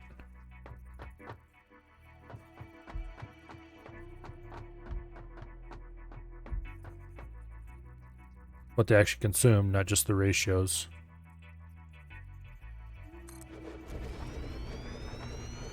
But I didn't, because I am smart and get everything right the first time. And if you believe that, I have a nice bit of land to sell you. I'm just not going to tell you where. And we can't afford it because we are out of frames. Okay, well, that's fine. I mean, it's not fine, but it's fine.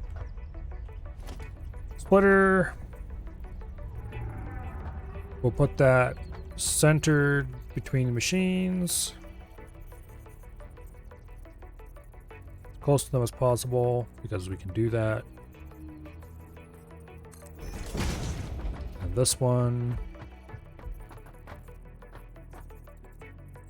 Centered between the machines. Actually, now that I thought about it, we can't do that because we are too close. Because I'm an idiot and forgot that we can't do that. Back one, that should be good enough, hopefully. Nope, has to be back two. I went through all this before last time. Okay, 1, 2. I spent all the time figuring out just how close I could get, all that stuff, and now I completely forgot about it. Hopefully this is going to work. 1, 2, oh shit. 1, 2. Can this make the angle? Yes, it can. Okay, good. This is gonna work now. Now we just need to split the coal 4 ways. Because of course. And run it into these. So we'll build a little coal splitting plant somewhere back here. Okay. We'll run some of the coal around the back of that mine to their side. And then we'll split it over there.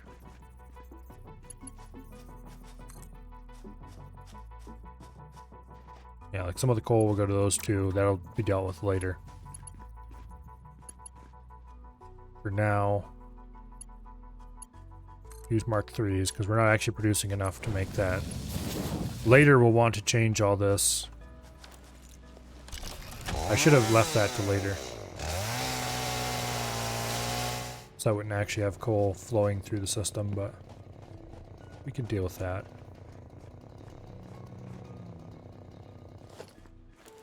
Alright, now.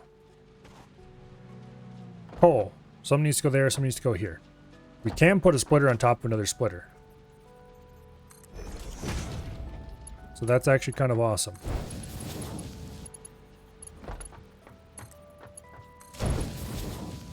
Now, we just need to get stuff going into there, which we can do. Well, let's run this around first.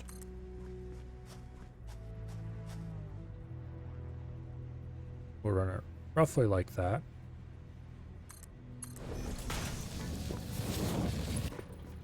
Then from there, we'll run it to here. And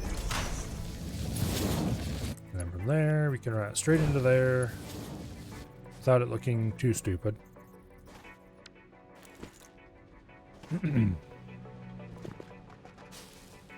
Alright.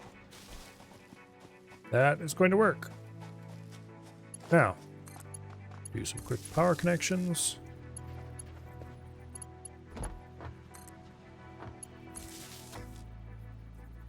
And we'll build the second power connector. Let's see, where is that in relation to? Right on the line, 2 in from the outside. So right here.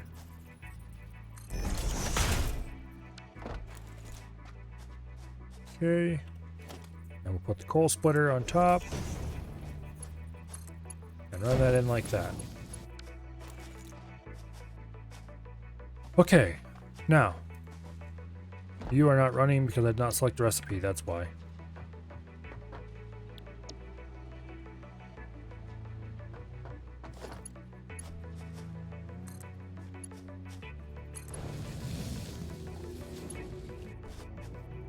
Okay, actually, I'm going to change this a little bit. And we're going to build the miner angled this way a little more. Like that, I think. Because it'll look better when I run this line in.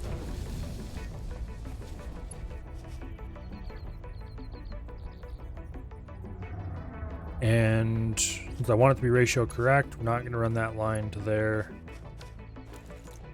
We are going to shut this miner off and then connect it to power.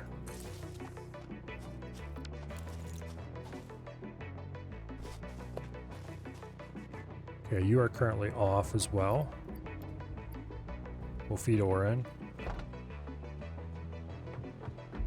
Alright, now these need to be joined. And then we can do something with the steel.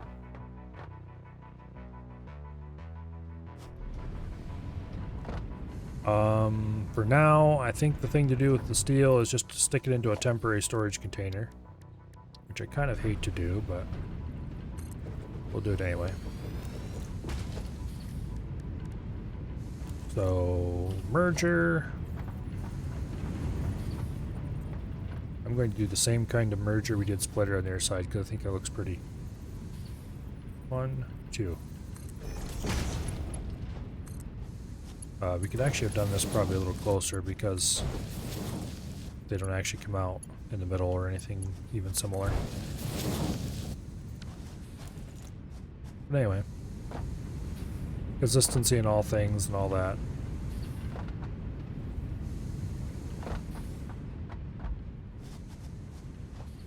Alright, how much steel are we producing per second?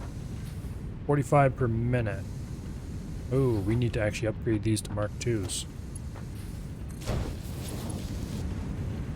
And even then, that's not going to be enough. Because it would help if I had selected recipe. Okay, actually, no, wait. Because I can do 120. Okay, yeah, that'll work. Mark IIs on all will work just fine. Not sure why I was... My brain immediately jumped to 180 instead of 90, which is what it actually is. But we do need to have them all be Mark IIs because... No, we don't. No, we don't. Because these do 60, not 30. There we go. But this needs to be a Mark II, I think. Yes, it does. Why are you not running at full rate? Iron ore. Because I shut the iron mine off, that's why. And the reason I shut the iron mine off is because I wanted to make sure I didn't have any iron left in my inventory, which I no longer do. Alright. We do have a whole bunch of smelted iron ingots that we need to get rid of somewhere. Unfortunately, I don't think there's a good way to do that, so we might just throw them away. They're an infinite resource. We refine them on the spot all the time. I'm not handcrafting things unless I can't avoid it. Let's get rid of them. They're not used to build anything. Okay, we're pretty backed up on coal, but yeah, that's working quite well. All right. Now, what did we need to build another one of these? Frames, which we do not have in the truck. Okay. Let's take the truck. And let's go grab our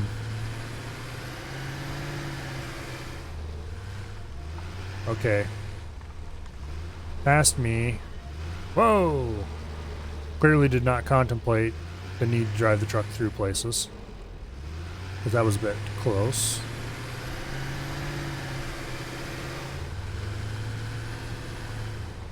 Thankfully, it looks like we will be able to drive everywhere we need to go. Probably not up this cliff, but that's fine because it's just a short run from here.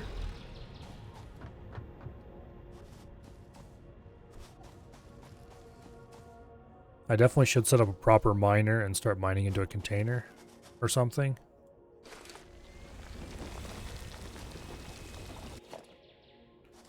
You know what? If nothing else, we can at least start mining in the vague direction of where we need to go. So I don't have to keep going up here all the time.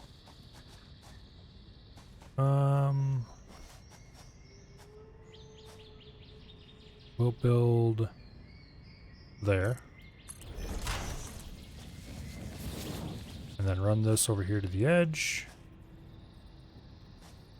Like that. And then down there.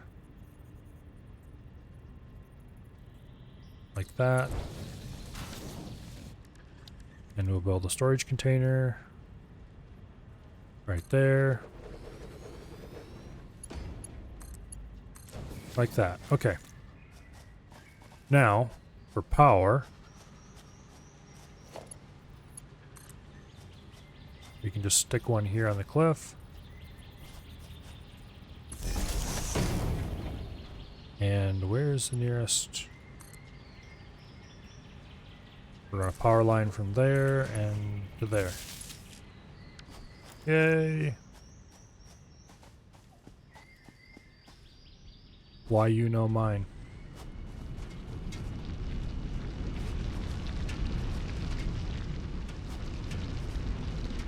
Supposed to be mining at 60 per minute. Where's it going? Oh, okay, there it's coming out. Alright. We will have all the sulfur in the world shortly.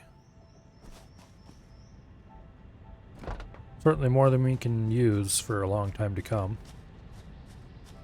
We can plonk an assembler down like right here. Take from that container. Run a coal line over here. And then we'll have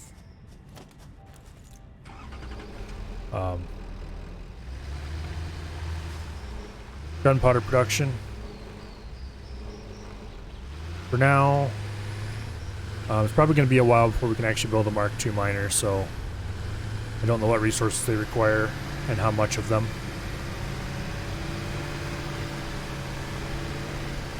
So let's drive back. I gotta be real careful going through here, because that cliff doesn't like trucks.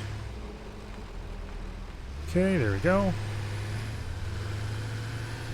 Whee! What do we need to build this again? Oh yeah. Frames. So let's go grab some frames and come back and finish the foundry. We'll still be short on coal, but at least we'll have the whole thing finished and plumbed up, just waiting to connect the last coal line.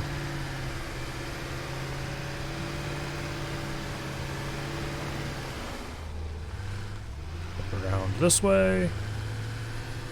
I probably should build some kind of way to get down into that cave and see what's down in there. I'm sure it'll be interesting. That's not the button to get out of the truck.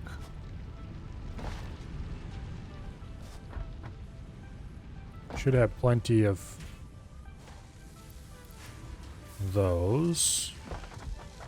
And frames as well. Let's go craft as much gunpowder as we can just to stick it in the storage and get it out of our way. Here's another place we probably should build down to.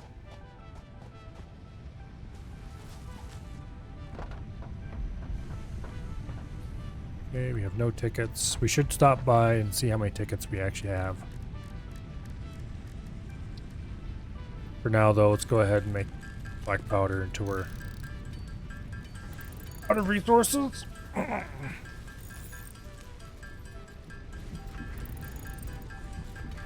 I'm not sure how useful this stuff is going to be handcrafted. I should go look at the MAM to see what exact things we needed to research black powder stuff again, because we might actually have that available with steel now. Okay, we completed medical inhaler. That's fine, don't care. Sulfur. Explosives. We need steel pipe. Okay. 100 steel pipe. And for the detonator, we require some other thing that we just unlocked as well, plus another thingy we don't have unlocked, I don't think. Yeah. We have nutritional inhaler and a alien organ medical inhaler. Okay, cool. So yeah, we covered a couple different ways of making medical inhalers now. Probably way more efficient than stuffing our face full of food.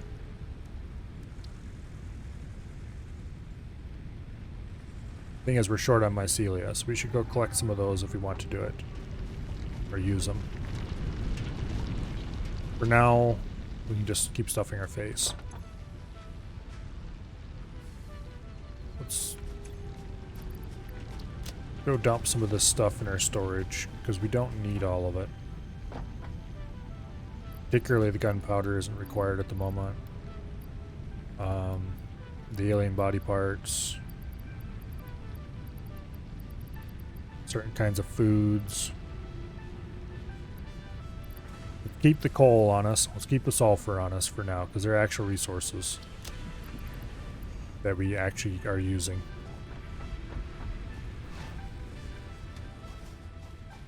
Alright, now.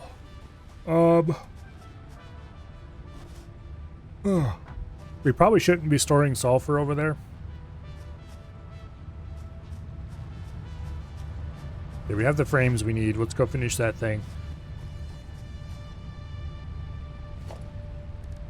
Have we unlocked the tier 2 miner yet? No, we have not. What do we need to do for that? Steel pipe.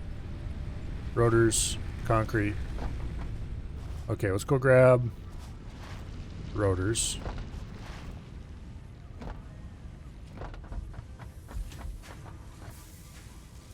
That's not rotors.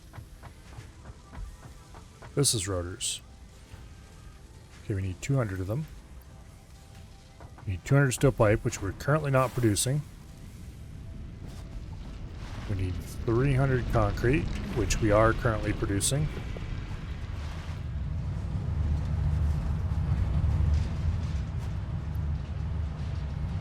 Boom. And we need 1500 wire, which we are also producing. So we just need to get steel pipe, which requires steel to be running. How much do we need? 1500? Okay. Let's go upload as much of this stuff as we can, then we'll see what the steel pipe is going to cost us.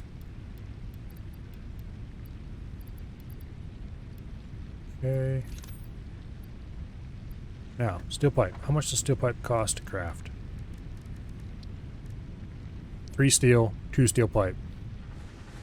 Handcrafting that is not out of the question. We need 300 steel to do that.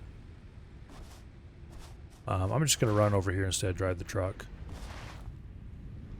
No, I'm going to drive the truck because we want to go and delete the stuff we did to the sulfur. Not all of it, just the storage. Because I don't want to actually start collecting lots of sulfur until I have access to... I don't want to start collecting lots of sulfur until I can just craft it directly into gunpowder. Because I have a feeling that sulfur probably doesn't have any other uses. Okay, we don't want to go that direction, we want to go this direction. I have a feeling sulfur doesn't have any other uses besides making gunpowder. And we're probably not going to need a lot of that either.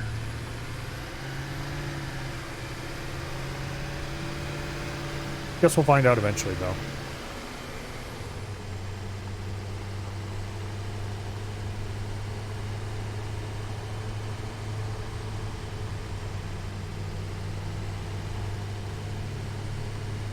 Okay. And here we are. Well, I didn't mean to hit that. It actually does, but not till later. Well, by that point, we'll worry about it when we get to it. Okay, we need foundry. Like that. you go into there, and you go into there. And then you connect to that, and you connect to that, and you connect to that. And this, oops, there. We'll connect into this later, eventually, someday.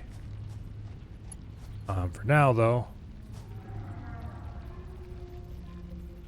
it's going to come to right here.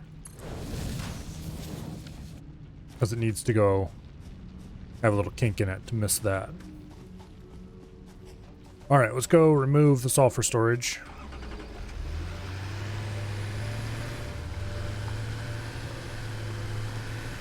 Which will let it back up. That should have given us enough sulfur produced between now and then to handle all of our sulfur needs for a while. Probably a good long while, but we'll see. It'll definitely give us enough to have crafted all the gunpowder we're going to need for the initial researches.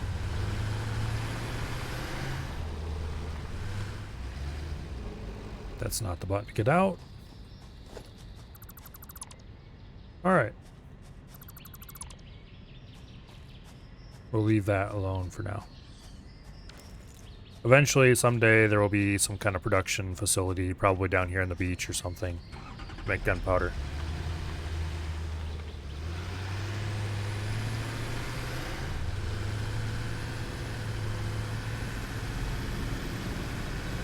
But we'll see about that later. For now,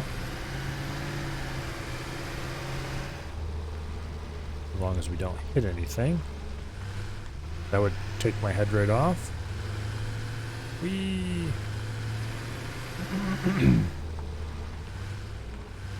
Oh. That's not the button to get out. Damn it. You need to be set to make steel so that you stop showing a red light. Okay, these two are not going to run for a while because we don't have the coal. We need 300 steel to make the pipes we need to unlock advanced steel. I'm not sure why that's a priority at the moment. We probably should start automated steel pipe production because I have a feeling we're going to need a lot of those. But we'll be back for that in a bit. We're cranking out more steel than I necessarily expected, so that's good. A lot of that is probably going to be immediately consumed for automated production of various forms. Okay, let's not... Damn it, stop hitting Q to get out of the truck. Okay, we have 11 coupons printable. Hey. Okay. We should probably stop by and see what we can buy with that.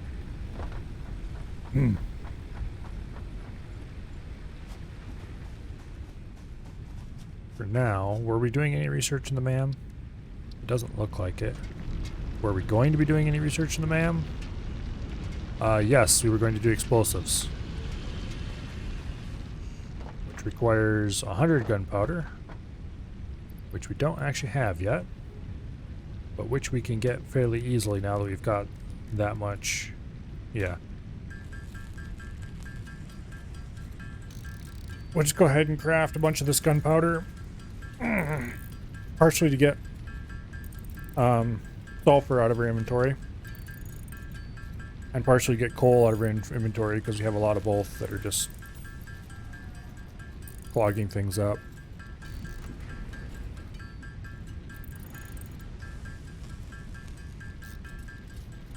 Okay. It looks like we don't have quite enough coal to use up all of our sulfur, but that'll be okay. We have 150 gunpowder at the moment. I should go back and see how much it's going to cost to craft all that stuff. We can always store extra, I guess. What's the other thing we needed?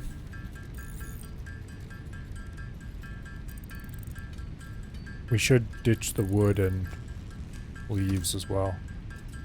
The other thing we needed was steel pipe. 200 of it to be exact. Which is crafted 2 at a time, so we have to do 100 crafting. This is going to take a while. I definitely should have set up automated steel pipe production.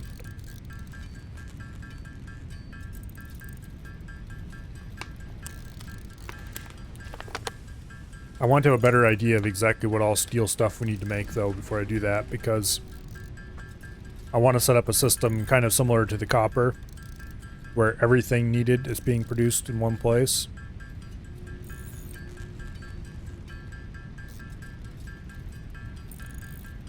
So I'll have to see what all basic things can be produced with steel and nothing else before I actually start deciding to produce it. And what kind of things need other materials available. Like, is there anything that needs both steel and iron? Or steel and copper, which is much more likely, actually. Things that require intermediate materials and steel, we're likely better off shipping the steel here to do. I think we only needed 100 steel pipe, but I brought enough for 200 for some reason. Because I'm good at math. Anyway, having more steel pipe isn't a bad thing. Sulfur. Explosives. Start research. This requires...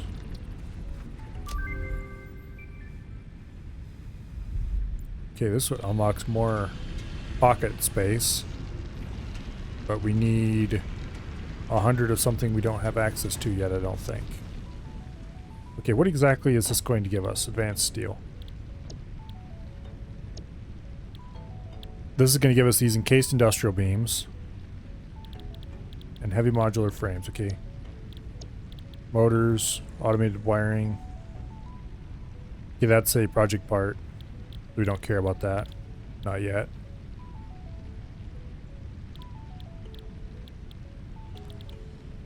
Okay, what was... Steel beams, okay. Those are something we can actually make right now. So we'll probably be setting up steel beam and steel pipe production out at the steel plant. Let me see here. Steel beams requires 4 steel ingots to make 1. How many steel beams do we need to unlock the extra pocket space? 100. So we need 400 steel. Probably should just automate this stuff right away instead of screwing around. Handcrafting any amount of it. Let's go see what all we need to make from steel.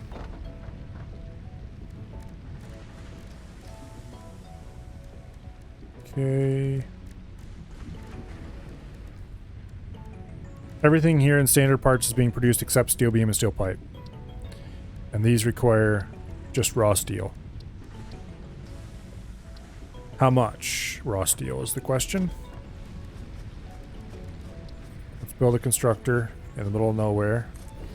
Just so I can look at rates. Okay, this requires 60 steel per minute, produces 15 steel beams. This requires 30 and produces 20. Okay. So if we can get 120 steel, we can produce nice, even ratios. Why am I running instead of taking the truck? Screw it, we're too far to turn back now.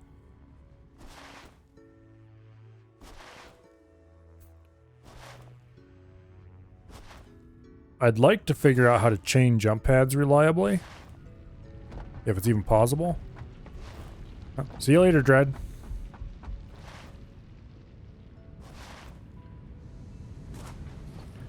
This is probably going to be all wasted. Okay, how much exactly are we producing? 45 per minute. So that gives us 90 per minute.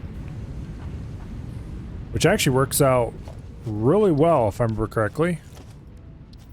Okay, constructor. There we go. Because these were 60 per minute. And the others were 30 per minute, weren't they? Yeah. So we can run one of each off the output of 2 of those. Okay. So we'll want to merge and then split again.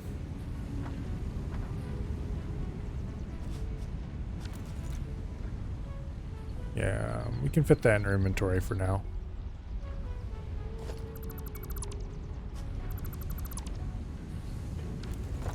Okay, so let's build some more foundation here.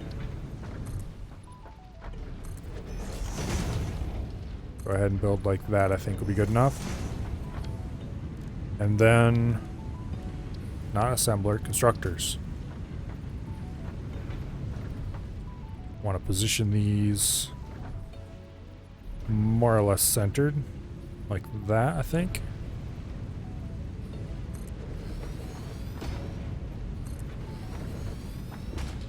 And then we need to do a splitter. Get that lined up perfectly. And we need to do a Mark II between these. And then we can do Mark 1s. Into those. No, wait. Do this a little differently.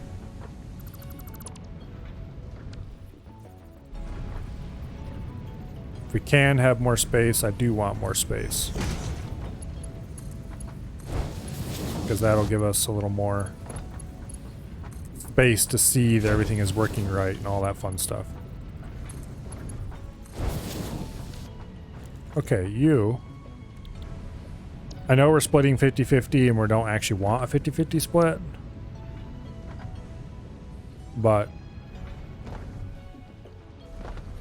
okay, now that I've said it to myself, we want 60 there, we want 30 there.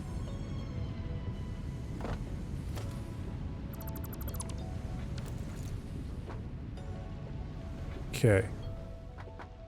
We want another splitter, or we want a merger here.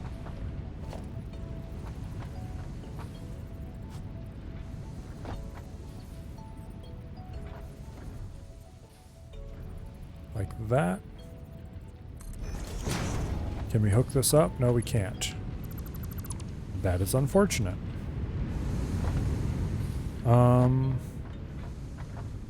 We can move this in one closer.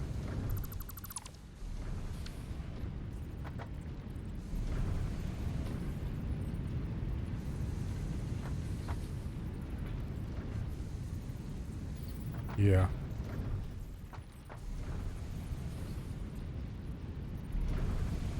Come on. Yeah, that looks correct. And then we want a merger here. Position that hard up against it. Okay, that can feed in. That can feed in. That can feed that. That can feed that. That should give us the correct ratios right there. Very tight, and there's no extra space. But this should get 2/3 and that should get 1/3, which should be correct. Alright, and then we just build a couple of storages out in front of this. So, foundations.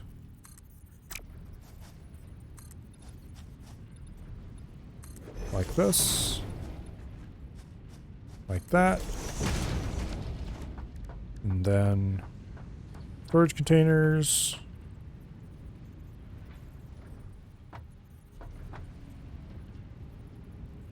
Put them there.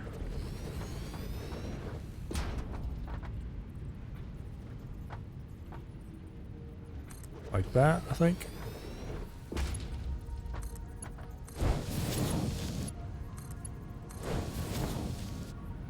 Okay. And these need power, of course. We'll build a power thing there. And then connect this to we'll build a power line here. We'll connect that to here. We'll dismantle this power line. And then we'll connect that power line to another power line here, just to get it around the machinery. And then connect that to there. That should connect everything back up again. Okay. So we have automated steel production, and we still have more capacity waiting to be utilized as soon as we have the coal to do so. So we are producing steel beams. We are producing steel pipe. And this is getting 30 per minute. This is getting 60 per minute. In theory. In practice, this is not consuming the full amount. Why? First of all, let's try upgrading this to a Mark II. We really don't need to. Ah, shit. Can I even get to that?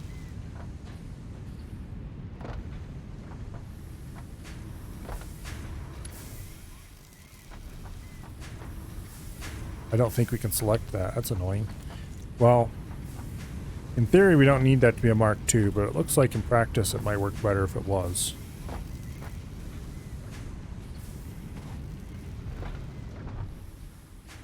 Maybe.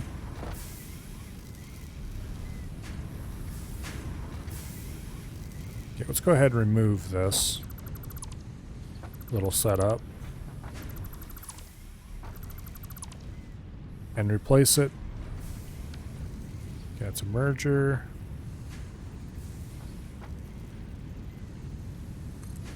Place it there. We'll run 2 Mark 1s into here, because they should be double the capacity required. And then we'll run a Mark II, despite the fact that that's also double the capacity required. Just simply because I think that'll feed the machine a little bit more smoothly, with less chance of backing up. And if it's not backing up, then this machine shouldn't be filling up as fast as it is. Because, yeah, that's not... It should not be filling up like that.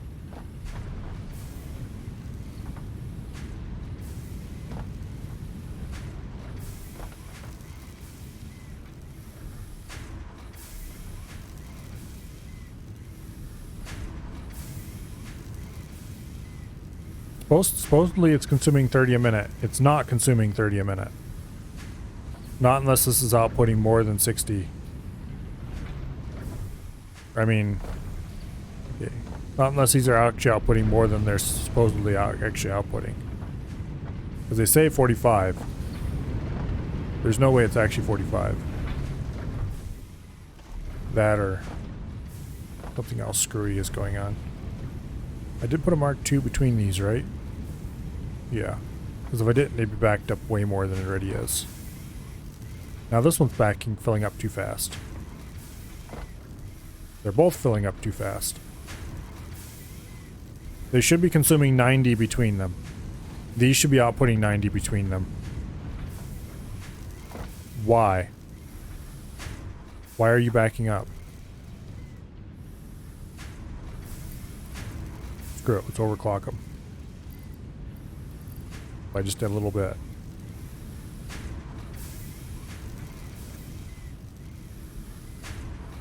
$105% overclock. A terrible waste of a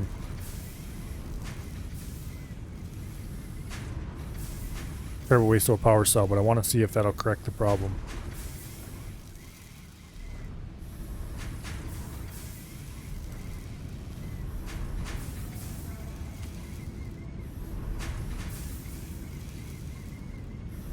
I'll give each one. It claims it's consuming 63 a minute. And this one claims it's consuming 31 a minute. Yep. It's definitely... Okay, they're not building up anymore. Apparently somewhere, and I'm 90% sure that it's a floating point problem.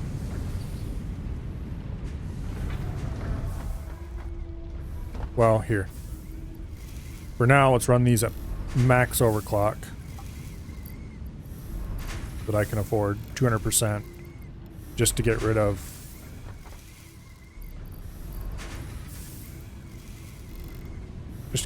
extra steel, because we have a lot of steel to use up.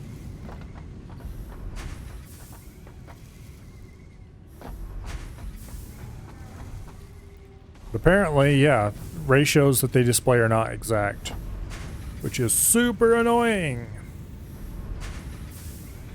Because I don't want to have to mess around with overclocks and try to keep things from slowly filling up and end up getting backed up. I don't necessarily care about backing up, it's annoying. I mean, okay, I shouldn't say I don't care about it. It's not necessarily a problem. It's not a problem at all. It's annoying. It bothers me.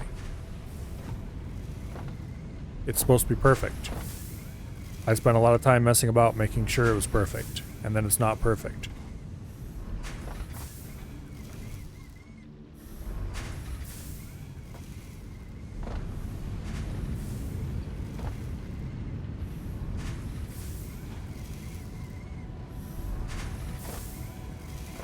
I don't remember who it was that was like, oh, Satisfactory is so much better than Factorio because they actually tell you the production numbers.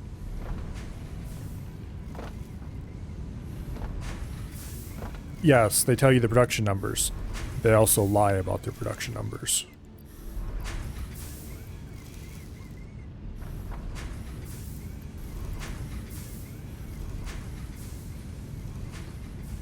Oh well. Over 100 steel beams now.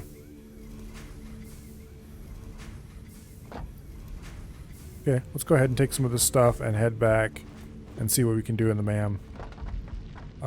Actually we need 200.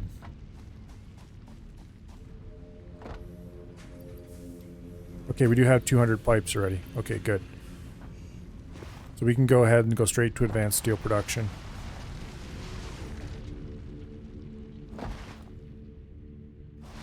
We might as well do that first, and then we'll see what we can do with our gunpowder in the MAM.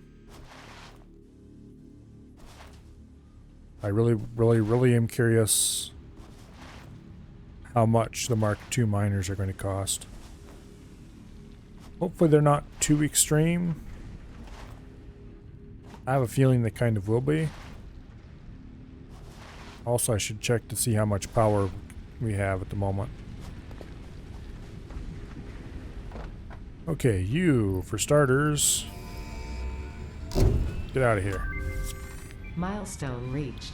Logistics can be improved with a larger storage container, enhanced conveyor belt efficiency, as well as the ability to store excess power for later use. An additional project part can now be constructed. Further progress to the next phase is now possible. Hypertubes.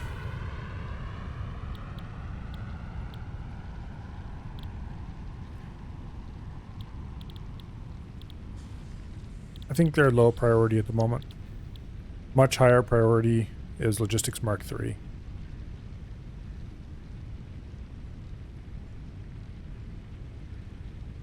Now, what do we have available in the MAM? This requires stuff that we just unlocked and stuff that... Object scanner. Have we ever produced any of these? There we go, object scanner. Screws. Stuff, other stuff, okay. We have screws stockpiled somewhere in small amounts. How many of these things do we need? 5 of them. How many screws does it take to produce one? 50. So we can grab a stack of 500 and make an object scanner. I probably should have been using object scanners all along ever since I unlocked them. I'm not sure what they do or how they work though. Let's go ahead and grab 2 stacks of our precious screws. I probably should set up some excess screw production somewhere, just so we have a few available to grab whenever we need to craft something that requires them.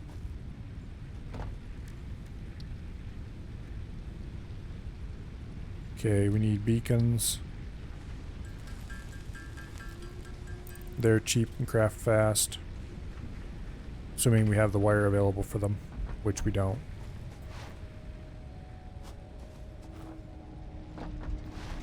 I have not used any beacons yet either.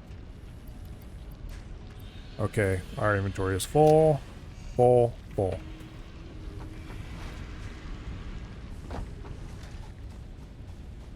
Okay, this one is wood, I think.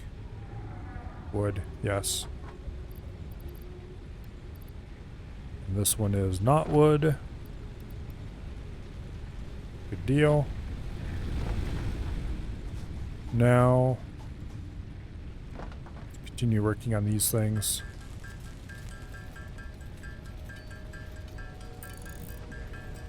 Go ahead and craft enough to make 10 object scanners.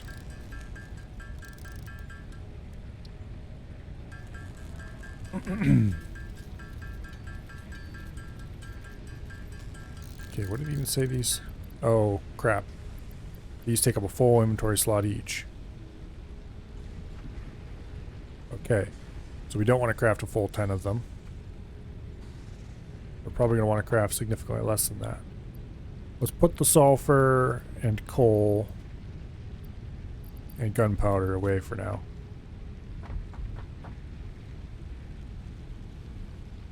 We're going to go ahead and make the 5 of these that we need. To unlock the explosives. I'm going to guess. Yeah, then we need 10 encased industrial beams, which we should be able to just handcraft very easily.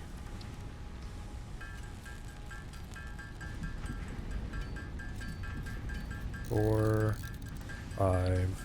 We need 10 of these. 9 and 10. That's another thing we're probably going to want to produce eventually. Thankfully, they seem pretty straightforward.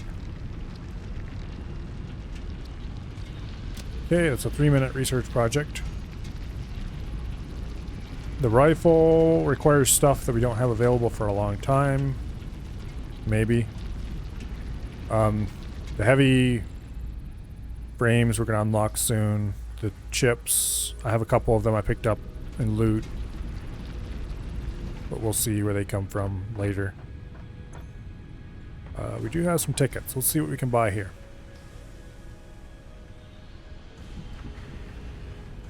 Pillars and beams. Barriers. Ladder. Catwalks. Stairs. All things that I really kind of want.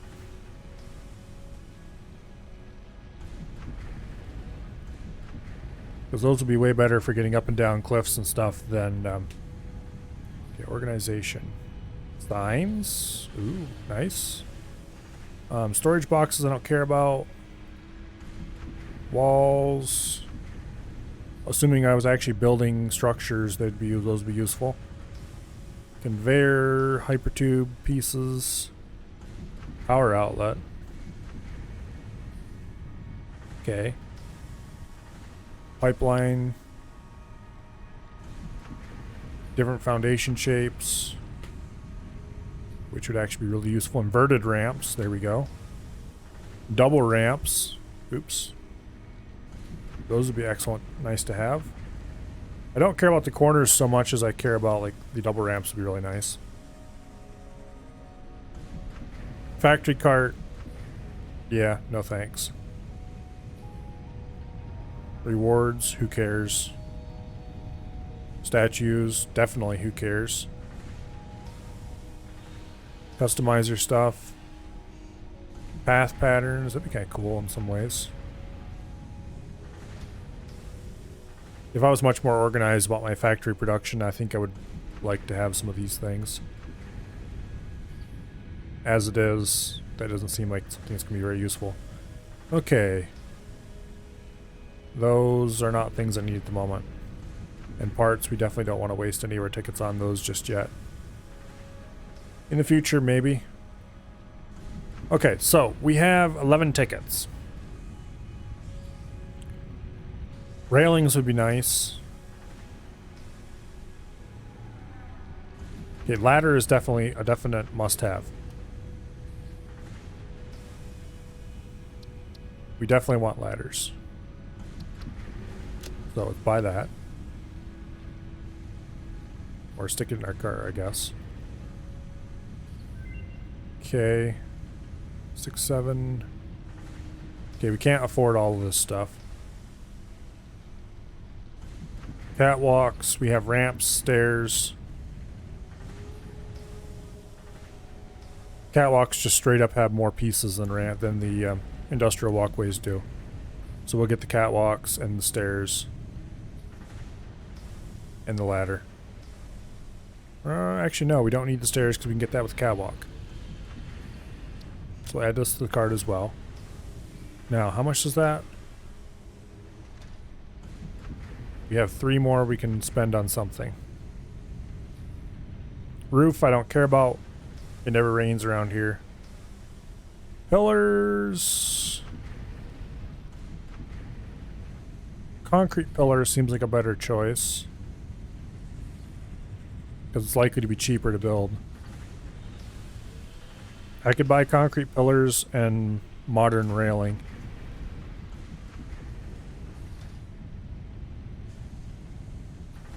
Signs would be useful as well, but not really a high priority.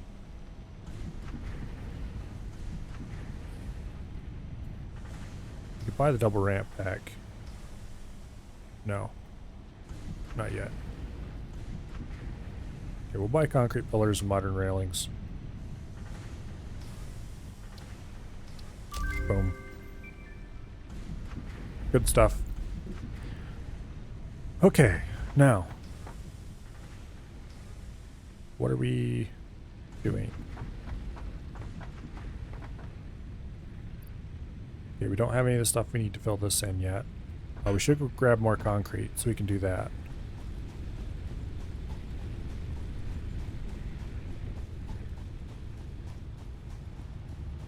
Currently we're sinking half the concrete, well, a little under half the concrete we're making. Or all the concrete we're making. Now we'll go back to sinking half of it.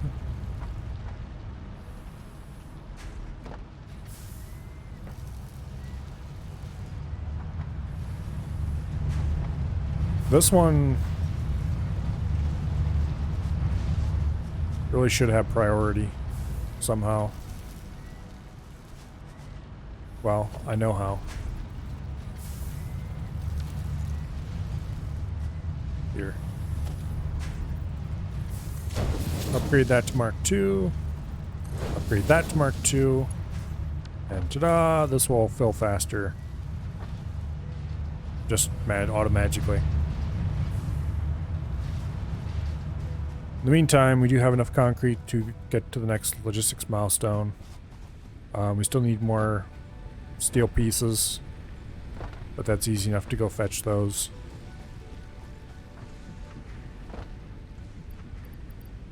Okay. Now, we have something researching the man? Yes, we do. The detonator. What's this unlock? Expanded tool belt, which requires 100. Okay, I don't really care about that at the moment. It'd be nice to have eventually, but much more than I care about that, I care about these explosives. Where's the detonator? There. How much does the detonator cost? 5 beams, 5 more object scanners. Okay. So we make 5 more object scanners, which we have the parts for. And then we make some more encased beams.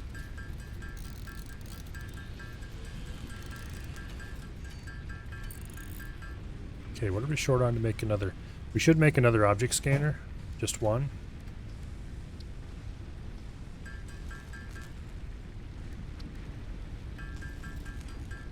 because I'm sure this thing will be useful.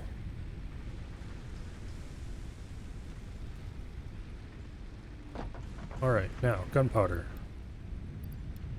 We'll grab 100 for now. Double X detonator. We need 5 encased beams. And what do we need for you? Oh, not you. You. Pipe, okay. We need to make 5 encased beams.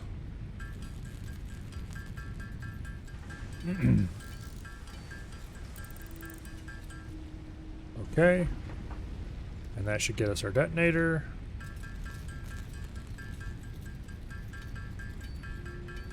Boom. And then we will go make a couple explosives. They stack, so we might as well make a whole stack. Or not a whole stack, but as many as we can make. Now hopefully that will allow us to clear... Yeah, you go in there. Blow up cracked boulders, rocks, and invasive vegetation. Ooh.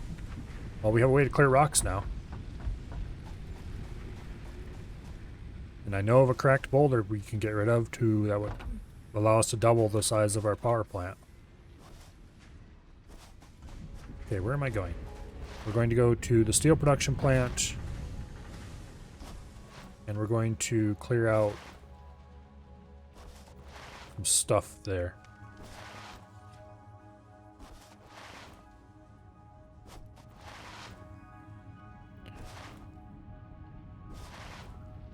Okay. We need 200 beams and 100 pipe.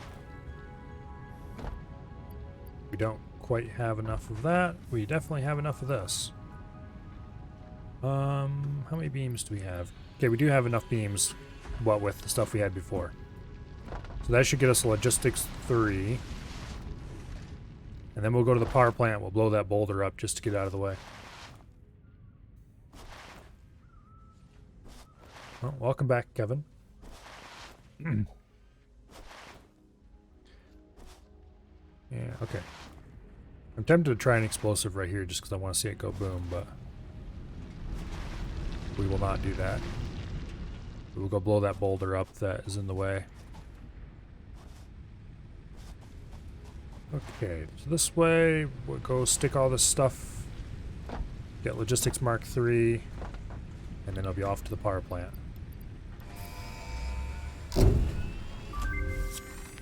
The next milestone is by default going to be hypertubes. Logistics can be improved with a larger storage container and enhanced conveyor belt efficiency. I don't really care. Okay, this... We're quite close to being able to do this one as well. We just need the encased beams. Which... we probably should start automatically crafting those, but... There's a rock we can get rid of. Mark III belts need steel beams. I should look around to see what all... Okay, industrial storage, I don't care about this at all. Because I don't want to store large amounts of things. Yeah, steel beams, okay. That's actually pretty cheap then. Mark III, it might actually be worth using Mark III for almost everything just because of steel beams aren't that hard to make.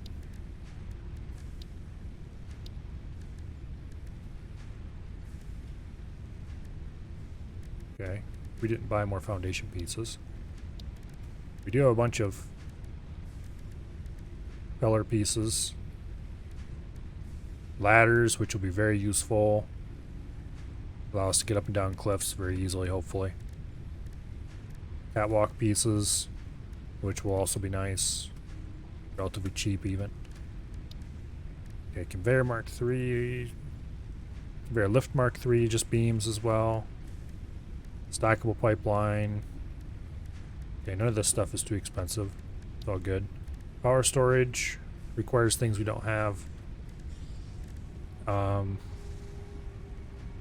It'd probably be nice to have some power storages eventually, but they're not a high priority. Okay, miner Mark II, this is what I care about. Okay, this requires 2 manual miners and 10 encased beams. That's not bad at all.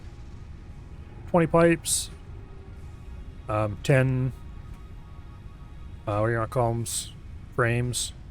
These are not nearly as expensive as I was afraid they might be. I was afraid they would require something I wasn't producing yet, but everything they require except the encased beams are things that I'm already producing, and encased beams are cheap and easy to make.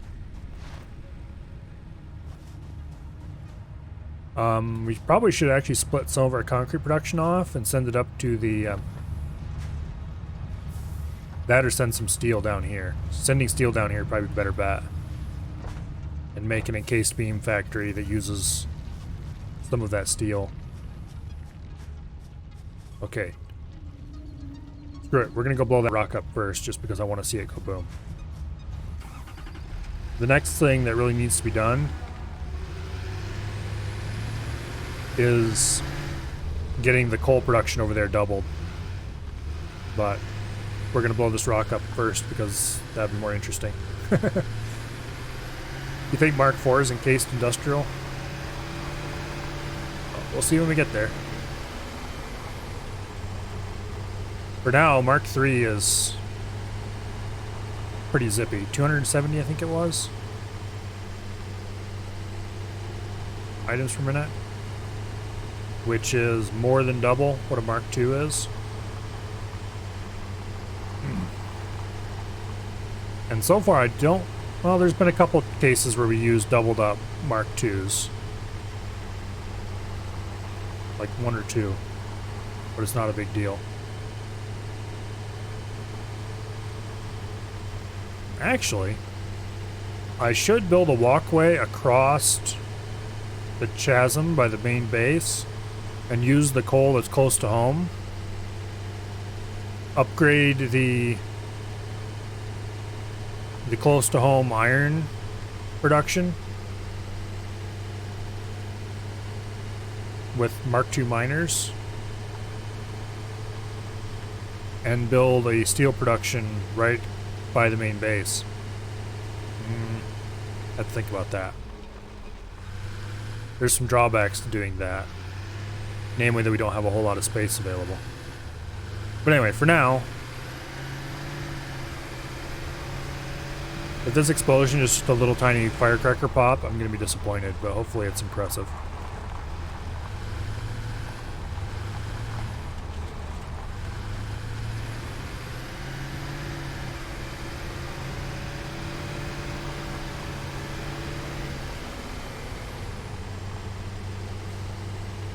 I mean, as impressive as a game like this, it's not focused on making big fancy explosions would ever have anyway. Let's park over here, just in case. Yay, I remember not to press Q to get out of the truck. Okay.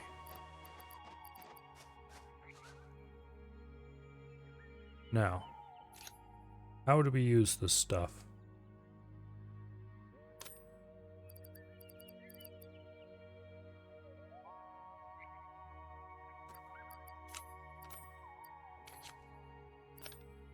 Maybe it's ammunition for the detonator?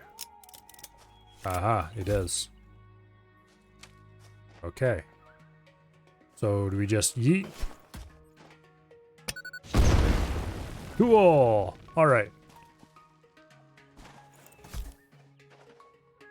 Yeah. So just yeet the boom and then right click. Set them off. Okay. Cool. Now, when it's time to upgrade our power plant, we can do that.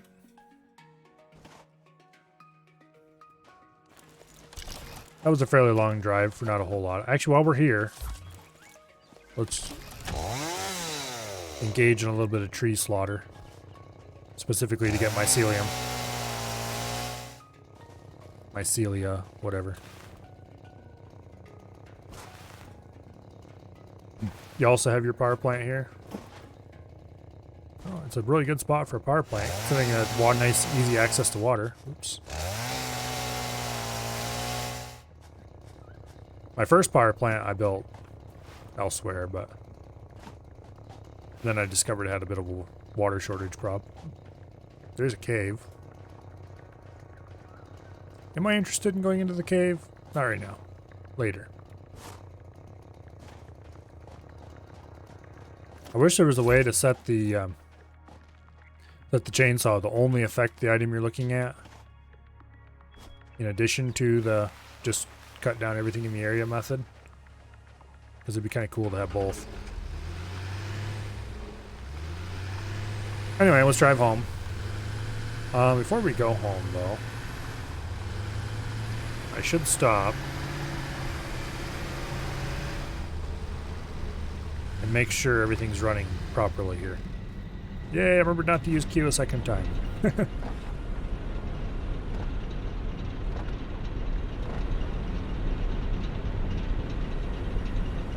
Okay, these are getting fuel just in time.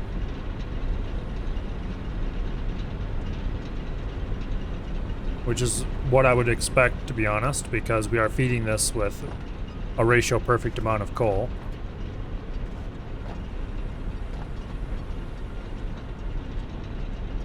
Nobody's short on water. Okay, nobody's short on water. We're, in theory, feeding this with a ratio perfect amount of water as well. But the water was already backed up before the coal got here, so it makes sense that it would be all running at full flow, more or less. Okay. Looks like the power plant is running perfectly. We have a nice flat bar for maximum consumption. Nice flat bar for maximum capacity. 900 megawatts.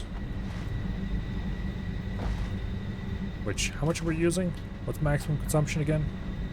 Maximum consumption is 532. Okay, so we got a lot of overhead. It'll be quite a while before we're back here to double the power plant size. And at this point, we could actually quadruple the power plant size by using Mark II miners instead of Mark Is. So by the time we come back to double the power plant size, we can much more than double it. Come on, truck, you can do it. This is such a comical little vehicle in a lot of ways. It's got relatively little tiny tires on a tall spindly thing.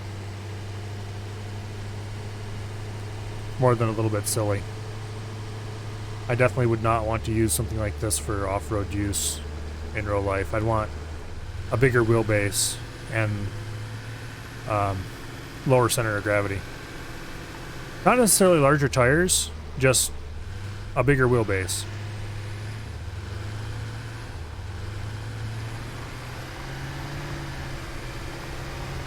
Oh well.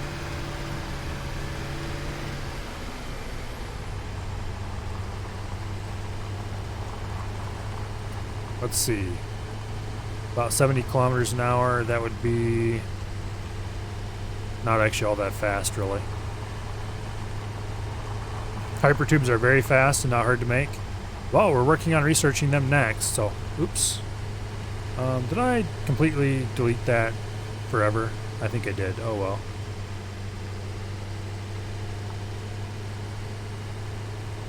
I would prefer those nut plants be available for harvesting later. I guess there's not really a shortage of them.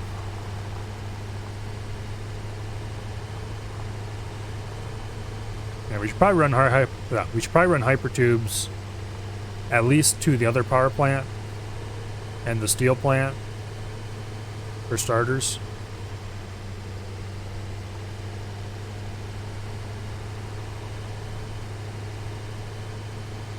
But we'll get around to that at some point in the future. Okay, next priority is... I'm not sure, but we'll park over here while I decide.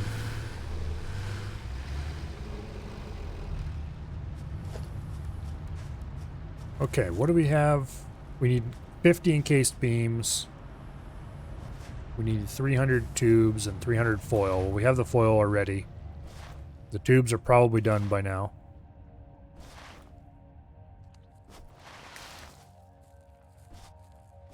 So yeah, let's go over here and grab the tubes. And the beams need to make the encased beams. Just 50 of them. As much as we really should be making them automated at this point, it's probably easier just to handcraft. Actually, do we have nearby limestone? Oh, yes, we do, right here. Okay. We can make encased beams right here.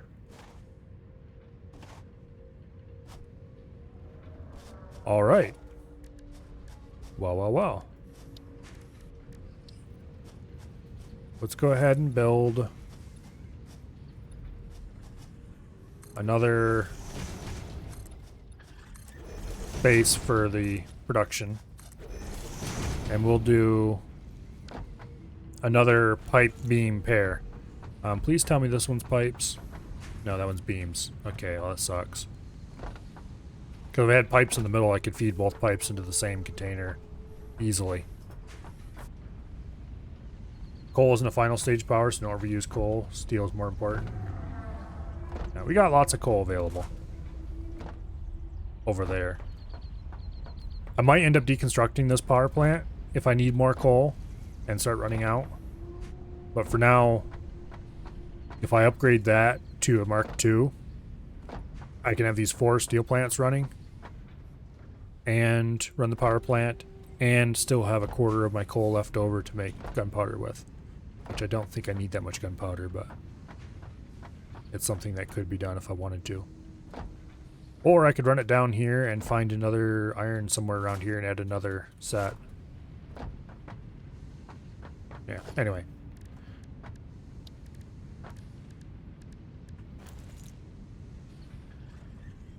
What am I doing? I'm duplicating this setup over here. I think, yes. Let me think about this for a second, actually. Are these still running? These are still running at 200% speed because I wanted to get rid of all the steel I had in my inventory. Okay. Now, this should be producing 90. Each of these cells should be producing 90 per. I can't help but think that I should build a big old balancer that splits them up into 30, 30, 30 like that. Because each of these should produce 3 belts of 30. Which I kind of have a balancer like that running already for this. I'm just combining some of those belts of 30 together.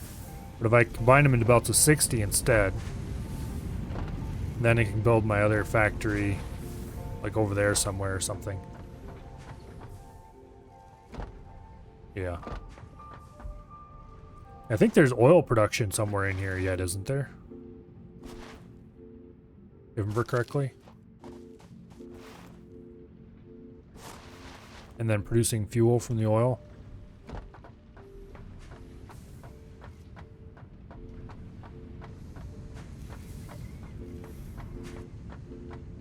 Yeah, someday. Well, we'll see.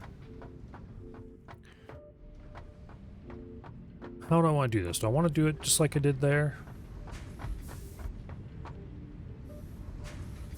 What are the ratios looking like in actual produced amounts? Not too extremely different. They're definitely different. Okay, actually, how much are we producing per minute? 30 per minute beams, 40 per minute steel pipe. Okay, that's good enough. The problem is I'm not sure if I want to produce more steel pipe that isn't being used for anything yet. Oil in very late game, you got nuclear. Ooh.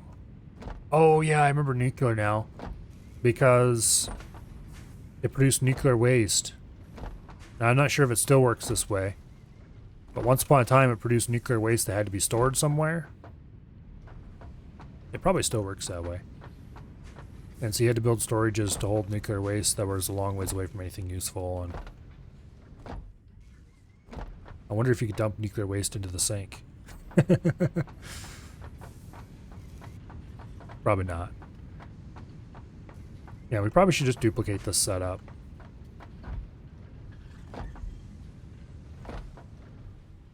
Yeah, let's just duplicate this setup. So first we need a combiner. Thingy majigger. Put that smack dab between these two. Not actually in the center of the area because that would make too much sense, but between the two outputs. And then we take a splitter and rotate that like this.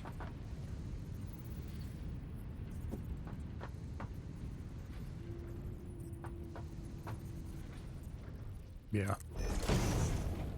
Then we'll output beams on this side, I think, and okay, for now these are outputting 45 at a time, so we can use the basics.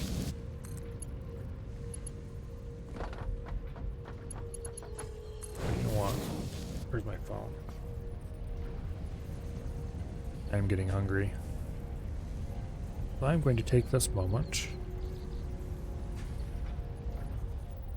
to attempt to order a pizza.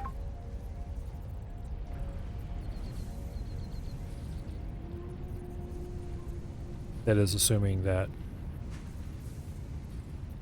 the Pizza Hut app works, which it usually doesn't.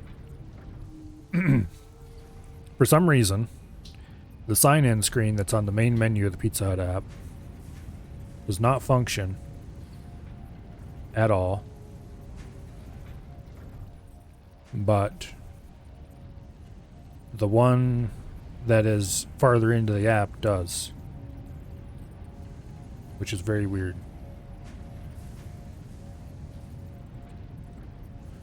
But anyway, I'm sure you guys were very interested in that.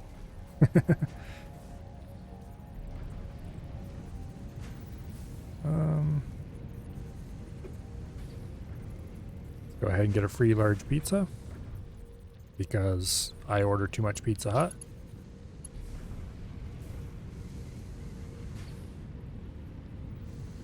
And let's do a different.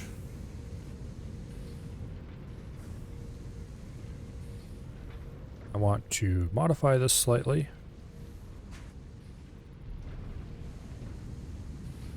Because I like mushrooms on my vegetable lovers. Not vegetable lovers, on meat lovers. Okay.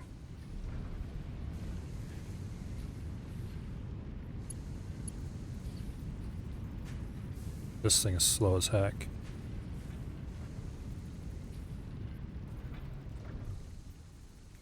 Okay, and now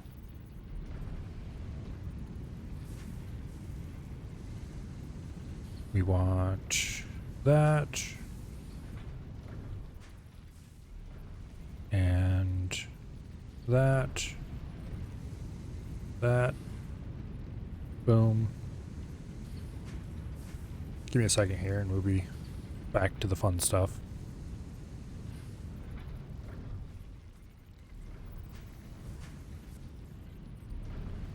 Don't want any of these things. It's trying to upsell me.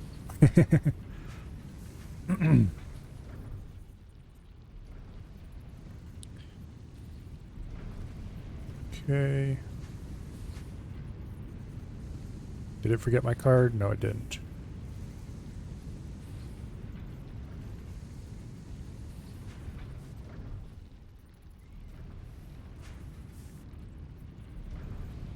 All right.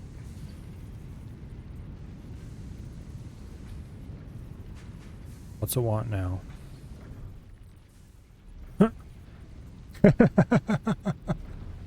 I am literally $1 short on my order for their minimum willingness to deliver. Well, I guess we need to go back and order something else now, don't we?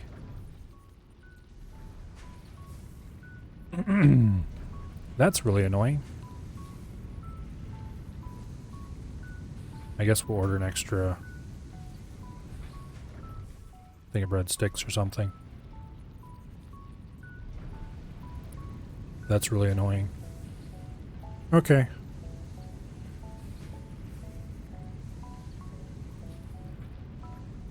Just 1 second here. It forgot everything I had just typed in. Nope, oh, didn't actually. I remembered it all. And there we go.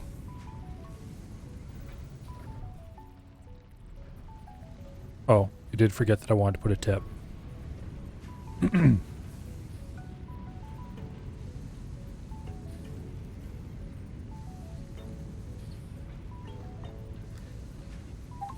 There we go. Now, we have a good bit of playing yet before I'm going to turn the webcam off and play while I eat. So, basic constructors. We need to place 2 of them. We'll place them along the same line as these because why not?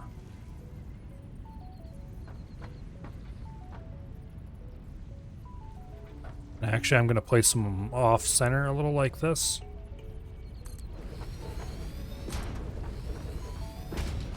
Which will actually be a better way to place them.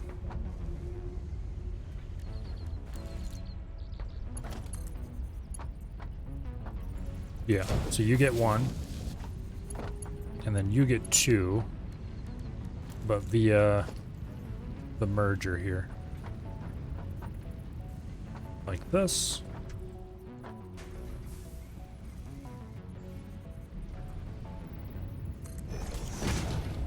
And then okay. That's a moderate issue. We'll put the merger over here, I guess.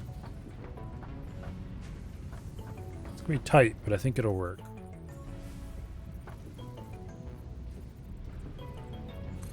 Right there. We'll run 1 around there. We'll run 1 straight in. And now, theoretically, we don't need to do this, but I'm going to do it anyway because it makes it more, seems to make it more reliable. We'll use a Mark II to run into the back of this. Okay, now I think this was beams. 60 per minute, 15 per minute. Yes, okay. And this is going to be pipes. Good deal. Now, pipes need to be transported over the top.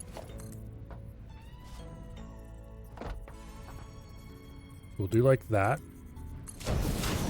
And then we will run a short section up a level. And we'll just run that straight over the top. Over to here. And then run it down a level.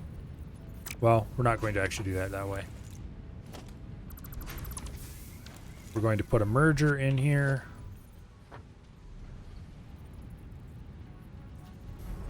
Come on. Put the output on the right side. There we go. Like that. Connect that up. Connect you. And connect you. There we go. Pipes are handled. Now, we need to make... I'm not sure what to call these, but yeah. I suppose we could either call them leggy ticks or whale throats because of their the way the bottom of them looks. We just need to mark 1 miner here. Go ahead and output. Let's output this way, actually. The opposite way from where we need it. And then we'll build assemblers out here and then run it back over. You're eating Doritos? I wish I'd picked up Doritos last time I was at the store, but they cost too much. How much does this output? 60. Okay, I think these constructors each consume 30. I should definitely put these on top of foundations.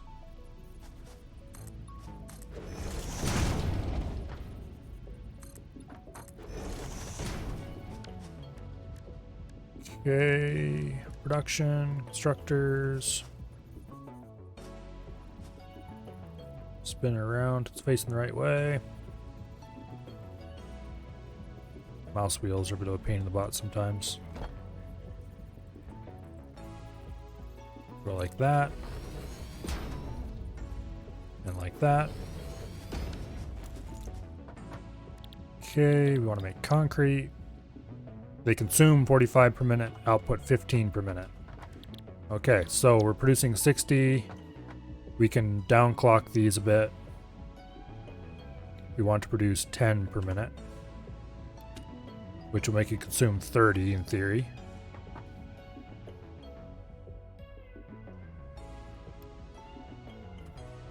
Okay, split before merge. Like that.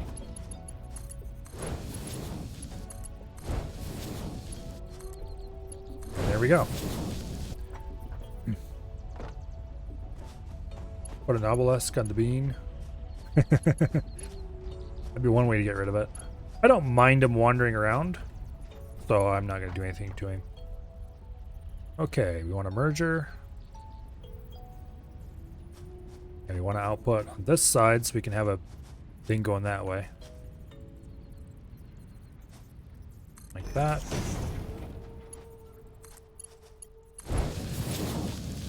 And then you go to there. We should be getting 30 per out of this mess. Go ahead and put it.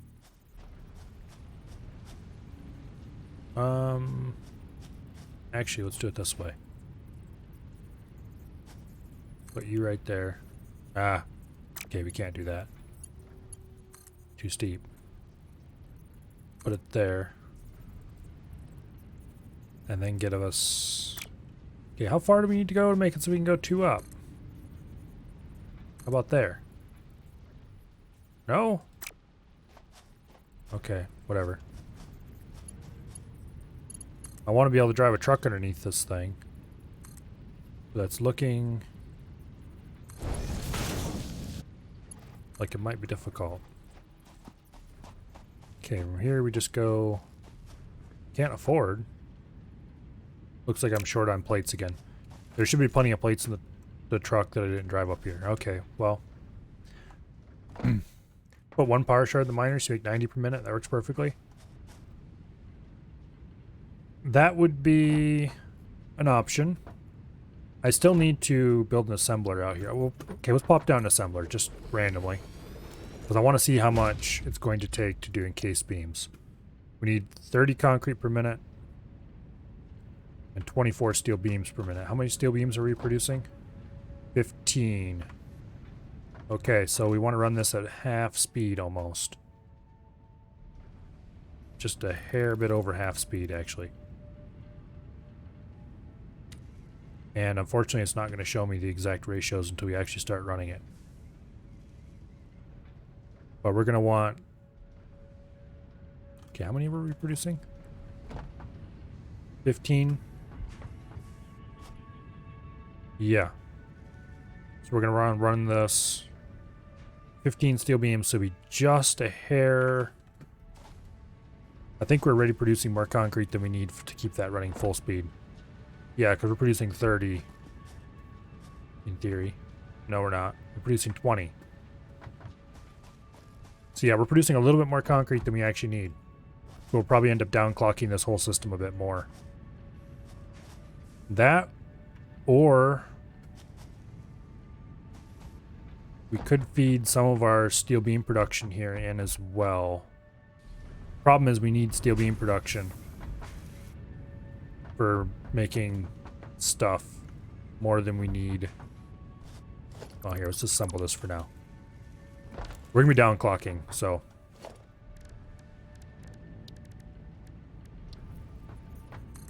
Go ahead. Oh, we're out of plates. I need to go get some. Yeah, if I was just producing concrete for concrete's sake, then overclocking would probably be the way to go to make it all work out. Over there, the main concrete plant, I made it all work out by careful splitting and rejoining to get, I think it was think it was 2 miners. Oh shit, that was close. We're close. We'll go grab the plates directly out of the plate storage.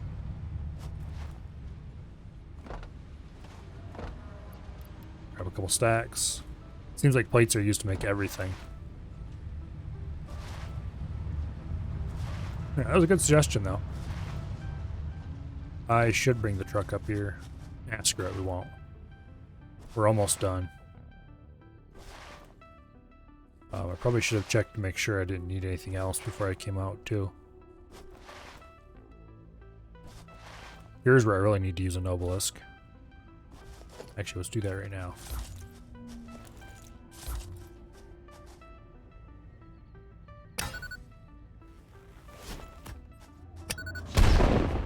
Boom. Rock be gone. No, that's not the button to throw. Yay! Die, rocks, die. Well, I could have thrown a little farther than that, maybe.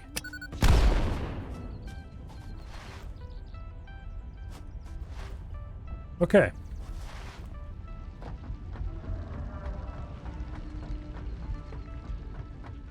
Go up here and get started on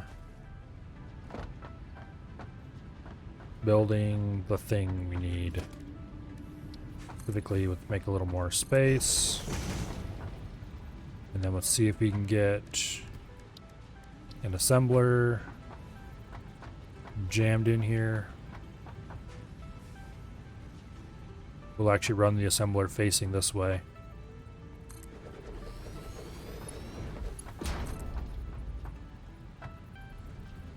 Like that.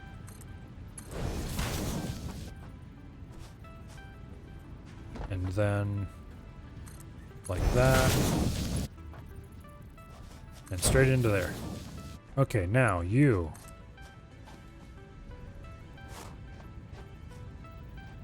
We will run over to here. Put that up in the air. 2 blocks, yeah. And it doesn't want to go in there. Why? Too steep. Okay. Well, there's an easy fix for that one. We only go up 1 block instead of 2.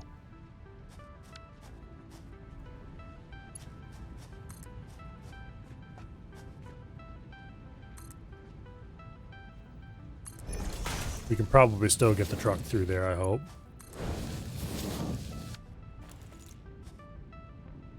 Okay, you are making encased industrial beams. And we're going to be outputting them into a container that I am going to be sitting right here beside these other containers, but facing the opposite direction so it's easier to fill. No! Damn it, slipped. Wait.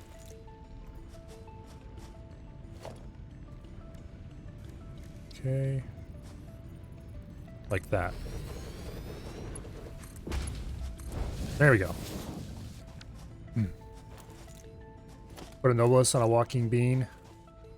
Yeah, well, I don't really want to. They're nice guys. And if they're in the way, you zap them in the ass once and they run away. I don't want to be mean to them.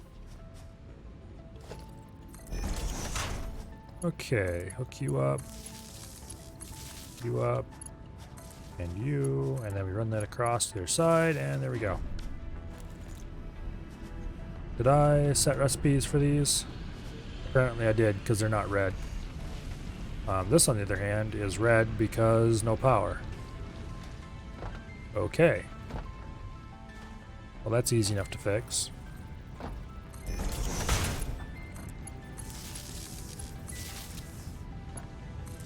There. And that one is probably red for the same reason.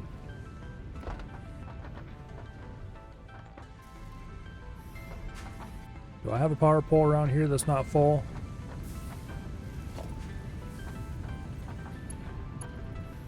This one. Okay. That worked out better than I expected in some ways and worse than I expected in others. Now, of course, this is still not going to work, except the concrete production part of it, because we have not upgraded that yet. So I'm actually going to turn the concrete mine off so that we're not backing that up too much. These are all going to require some very careful downclocking to get them ratio perfect anyway. Okay. Now, you. Steel beams, 15 per minute. So we need to set this to consume at 15 per minute, which is roughly going to be just a hair bit over 50%. And it's not going to show me what the rate is because it's bad. Okay, there we go. We want 15 per minute.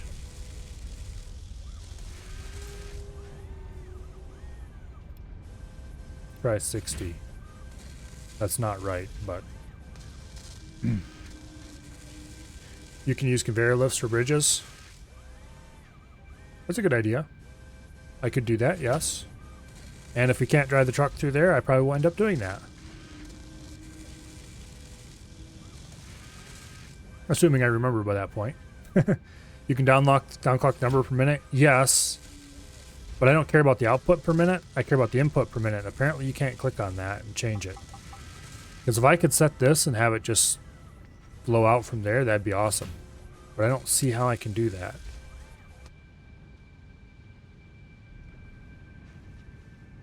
You can downclock any orange part. It doesn't let me click it though. Because if I could click this and type a number in, it doesn't let me click any of these up here and type numbers in, only these down here. This and this.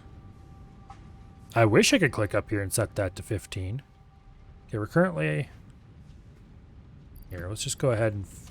Let's manually feed it steel beams until we get to where we're happy.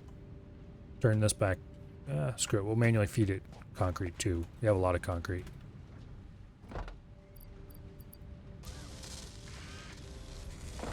Put the output on 60 a minute. Well, yeah, it's 14.4 right now. So we need to go up 2%. We'll try. I want to try to get as close to exactly 15 as I can. Okay, so that got us... Let's try 63. It's probably a bit too high. And we'll have to go down a little tiny bit. Being a little too high isn't actually the end of the world, because that just means that... Okay, 15.12 per minute. So we're consuming... That's close enough. How much does this require in 18.9? So we produce roughly 18... Roughly 19, we'll say 18.5 is what we'll produce in concrete.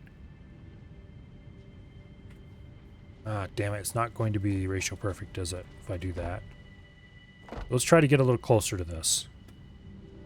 We'll try 62.5.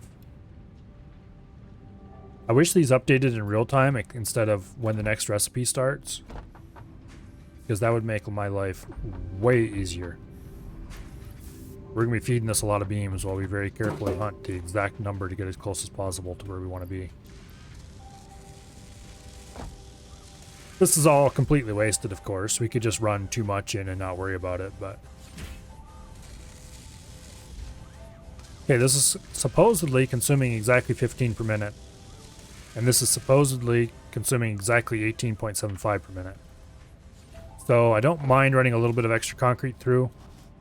So we'll run it to each of these producing 9 per minute.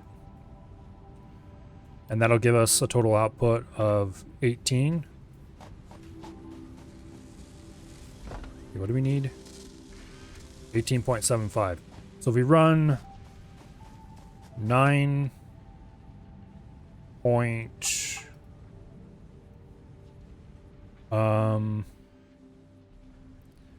let's see, 75 divided by 3 would be 50, 62.5. Something like that.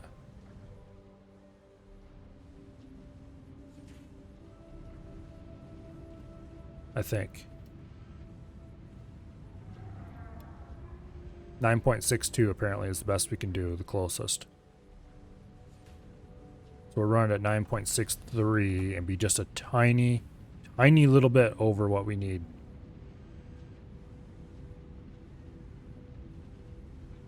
Okay.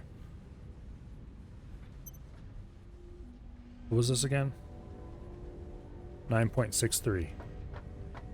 So we'll set this one to 9.63 as well.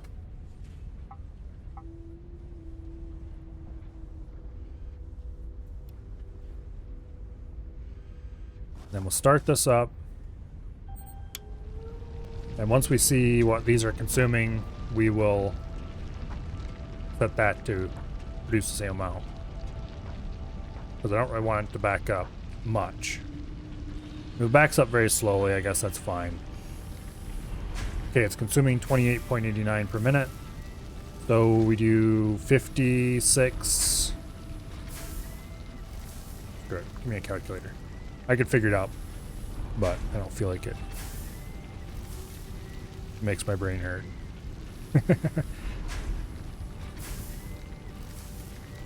Okay, 28.89 times 2. 57.78. So we want to produce exactly 57.78 here. Boom. That's a tiny down clock. Not much of one, but it'll save us a minuscule amount of power at most. Oh well. In theory,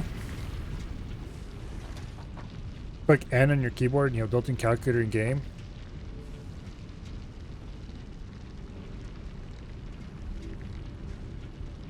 Sure enough. That's super useful. That is super useful.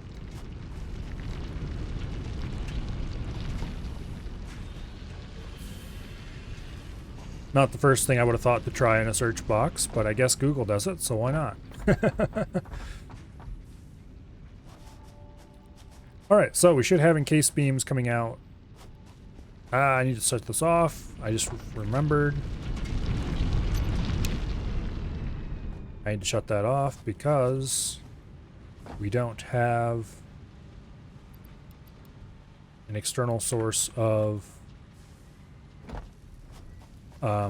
steel yet, because I don't have the Mark II miner up there. What do we need to build a Mark II miner?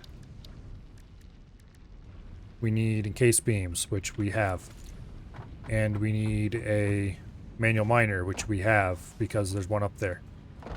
So let's grab 10 encased beams from here and let's go build our Mark II miner.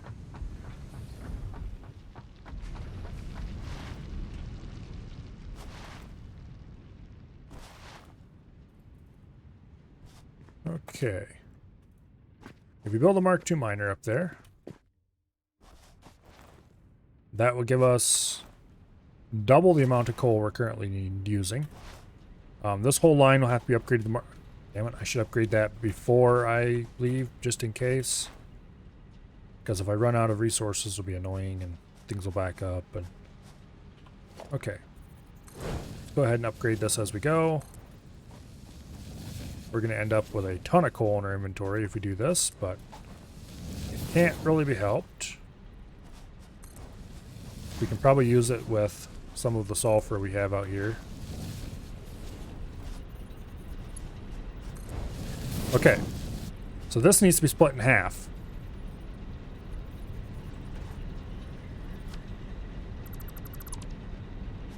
So split before merge.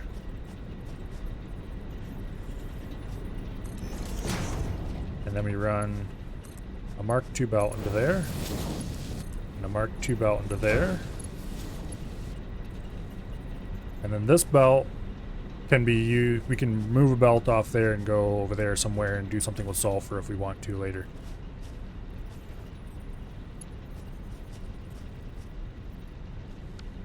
These need to be upgraded to Mark IIIs actually. Lift Mark III. Belt Mark III. And then we can split into 2 Mark IIs. Meanwhile, let's take this jump pad and go up top. This should produce 240, I think.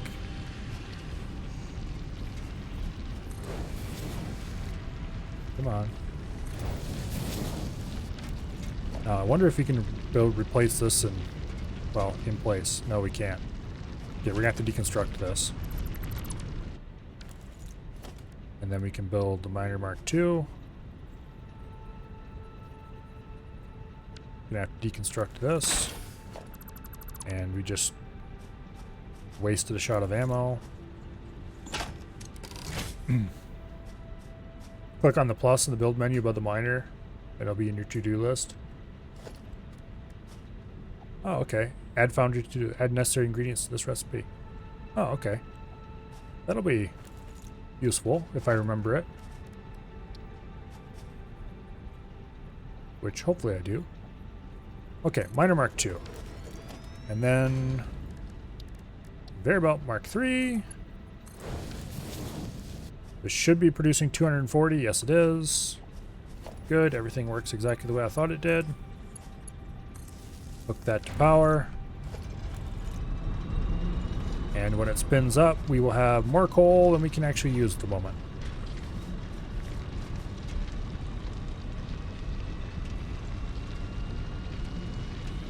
Yay!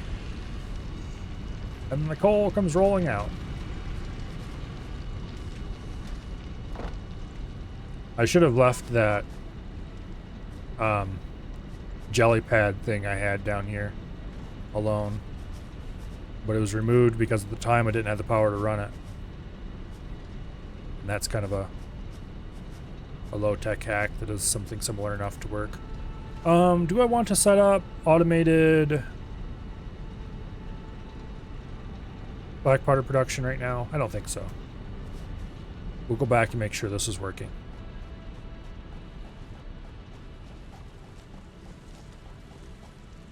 Okay.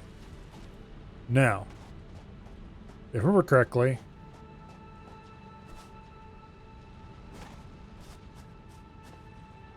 okay, this is all Mark II.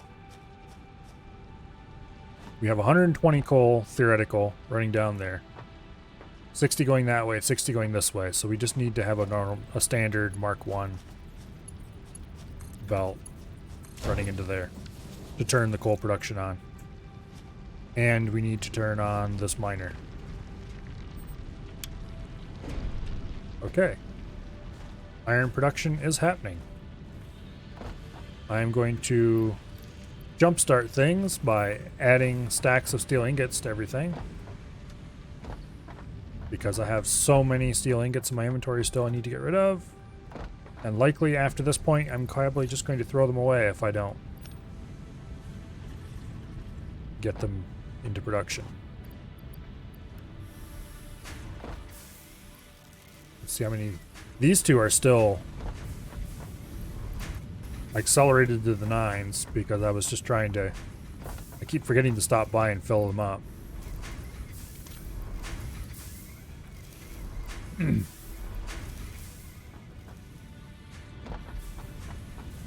I probably should just go ahead and put the extras right in here. Get rid of them that way. Have everything for hypertubes? I do indeed. You just need to wait till this. Oh, when you turn the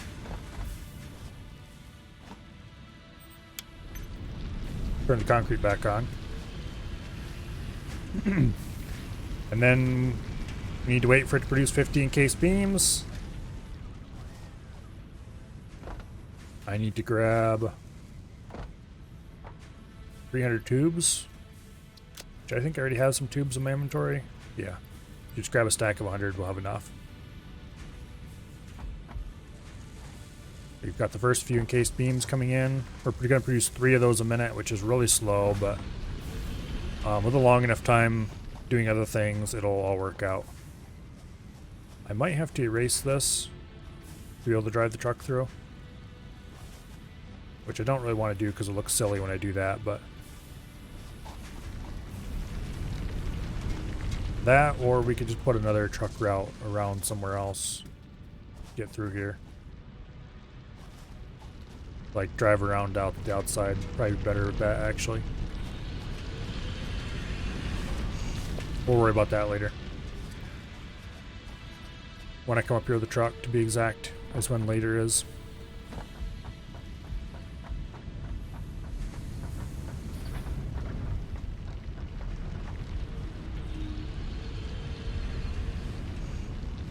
Let's just check something quick here.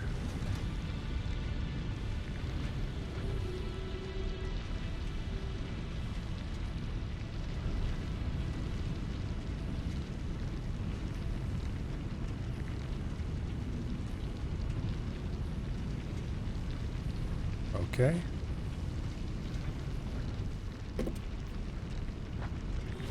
Yeah. Let's wait till we have a little bit more. Yeah, concrete's coming out at a pretty reasonable rate.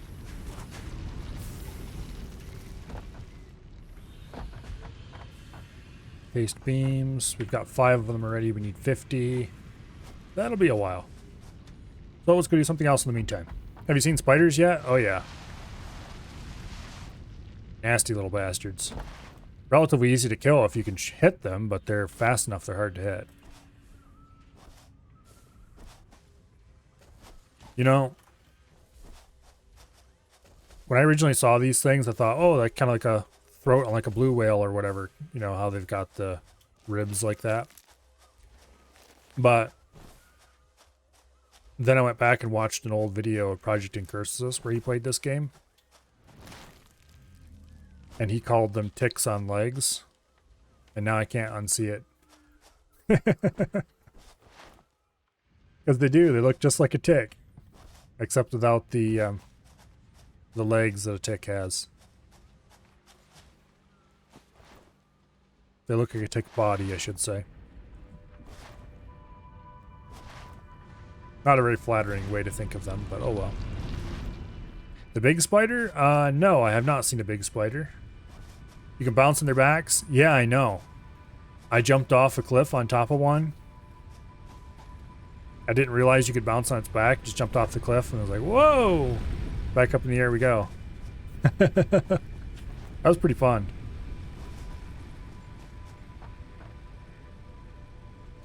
Okay. Let's go ahead and feed this stuff in while we're here. We need, what is it? 300 copper sheet? Okay, we'll grab another stack or 2 of copper sheet from the storage here. The main thing that uses, or the only thing that I know of that uses copper sheet so far is pipe. So I'm not really in a big race to keep a lot of that in my inventory. So we'll only grab a single stack. We don't need to do any pipe for a while, I don't think. Alright, now we just need the 50 encased beams. Do we have anything in here that I want to get out of here? Let's go ahead and craft some of our sulfur into black powder while we wait. Yeah, that was kind of a funny moment. I don't remember why I aimed at the thing when I jumped off the cliff. It was like, oh, let's see what happens when we land on it. How much spiked rebar do we have?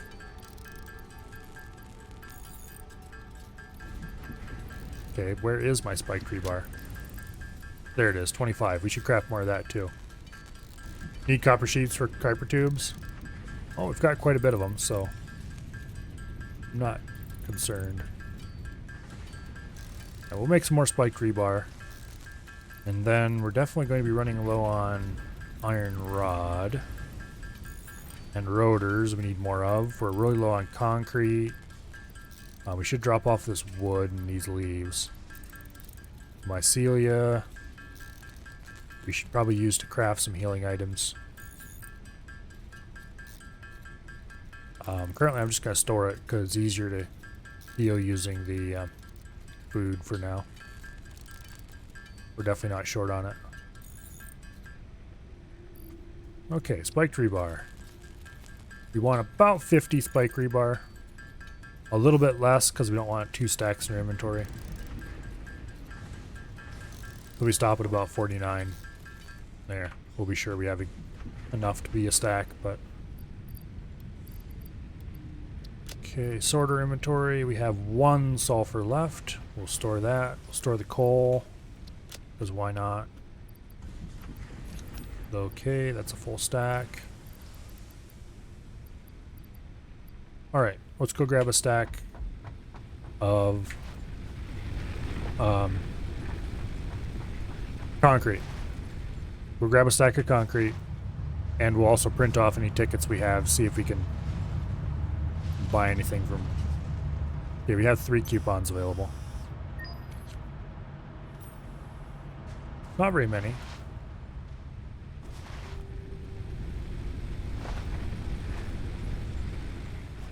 But it should be enough to buy something else, maybe. Let's see, is there anything we really want that costs 3 coupons or less? The road barriers I don't care about at all. The rest of the stuff, honestly, I don't care about any of it. Catwalks I don't care about because I already have a catwalk. So I think we've got everything we need from the architecture. Organization. Signs would be nice, but aren't required. Walls. Gates. All very optional. Conveyor wall mount might be nice. Don't think we really need any of those right now. Foundations. The double ramp pack might be interesting. We definitely don't need any of that. Alternate materials. Asphalt foundation would be tempting if I ever wanted to build a road, but it costs more than we can afford at the moment. I think we might just actually save our money.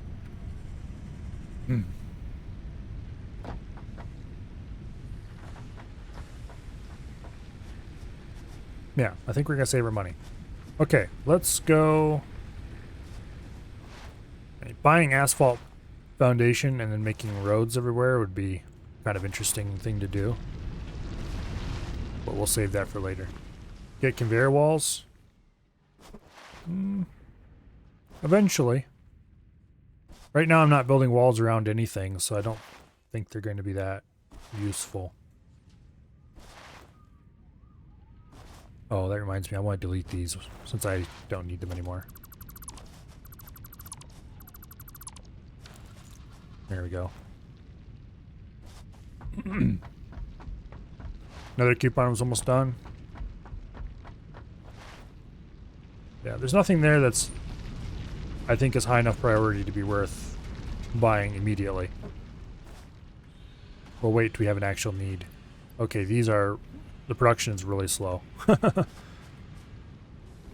Which I kind of expected because we're not really producing very much. Steel beam.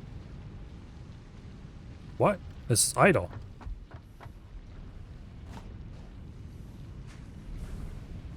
Did I mess up a connection somewhere? I didn't connect these two together. Damn it. How'd I miss that?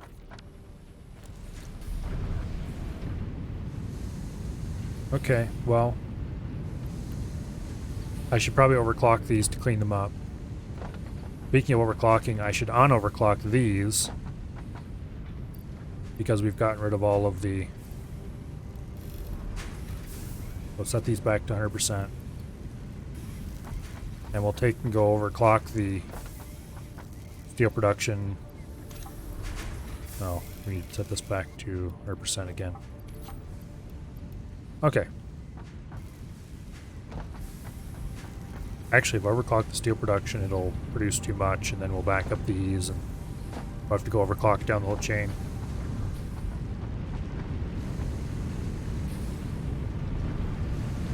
Do I want to do this? Yeah, I kind of do. We'll set everything in the chain to 150% just to clear out the backlog.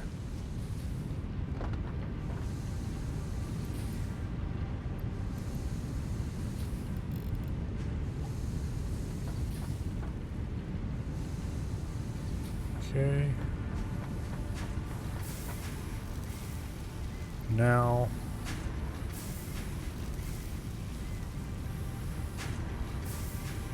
I don't really care about steel pipe output. I don't want to overclock this system though, because it's very carefully balanced and I don't want to mess that up. So I guess we'll overclock steel pipe. Overclock the bejesus out of it and just get some production cleared up. This is going to back up like crazy though.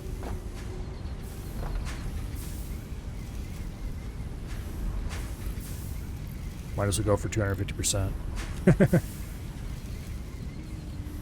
Consume 75 per minute. You know, actually we can't do that because there, 60 a minute.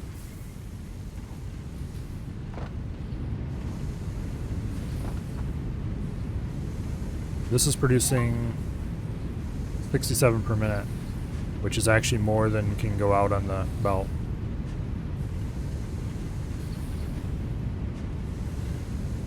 Well, once those are run down so they're no longer piled up, we will start on overclocking backwards as we go. Okay, this belt should always be running full. So let's collect the iron ore from there. Put that in 2 stacks, give 1 to you, give the other to you.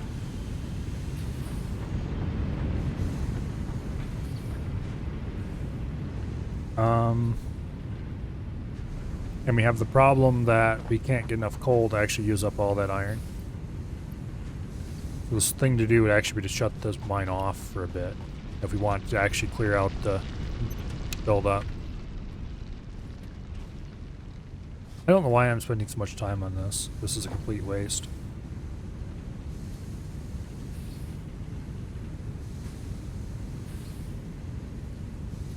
Because it is going to eventually build up anyway. Probably. Okay, we need to turn the iron back on. Because now we're building up coal without iron available. I should have just shut the mine off, put the iron, and let the iron drain and then turn it on as soon as we get a gap in the belt. That would have been smarter. I guess as it is, we can just pull extra.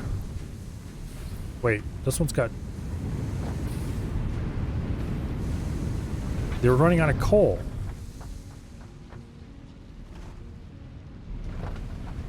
What? Okay, let's shut the iron off again.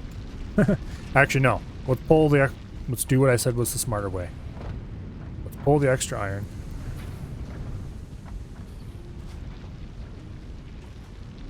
And let's put it in the mine.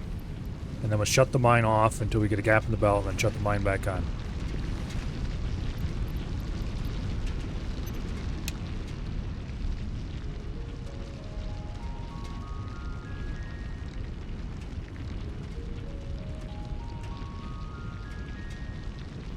Wait a few seconds here.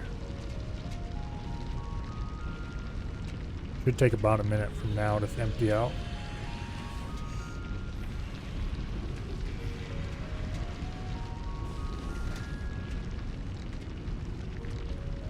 Come on, hurry up.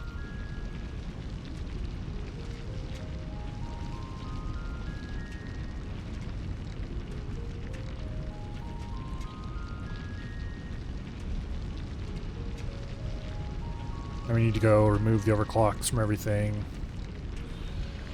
Well,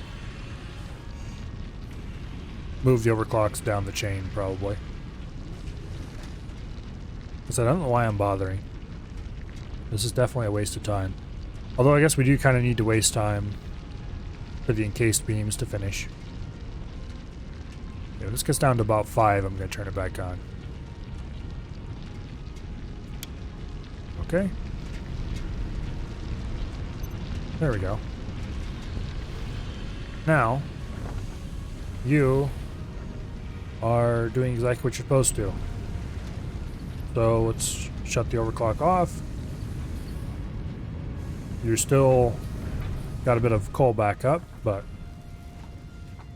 not the end of the world. Put a Mark II belt in there so they can pull out faster.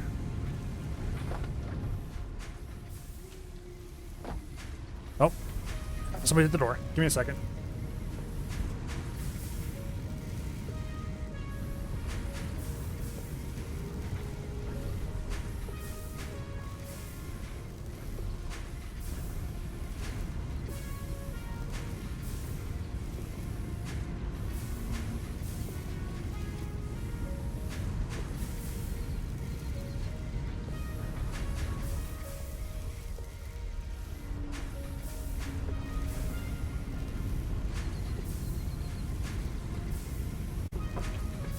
I arrived with several days worth of food.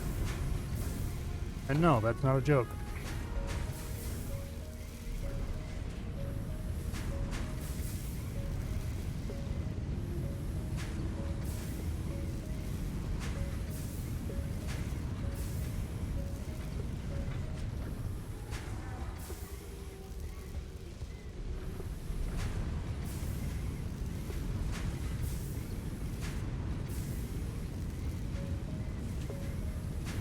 This one goes in the refrigerator as well.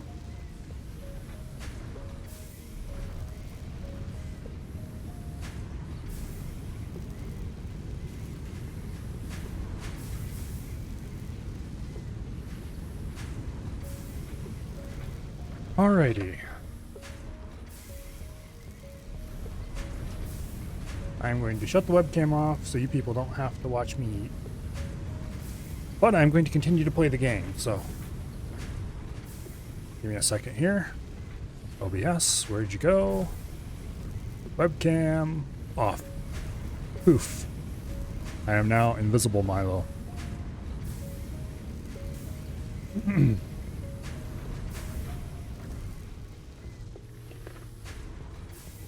Alright, let's see.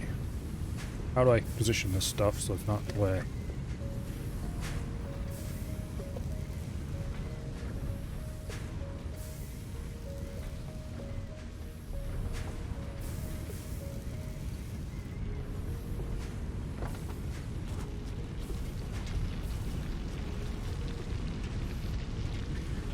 Okay, we need encased beams.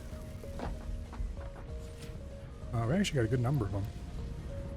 We almost have enough.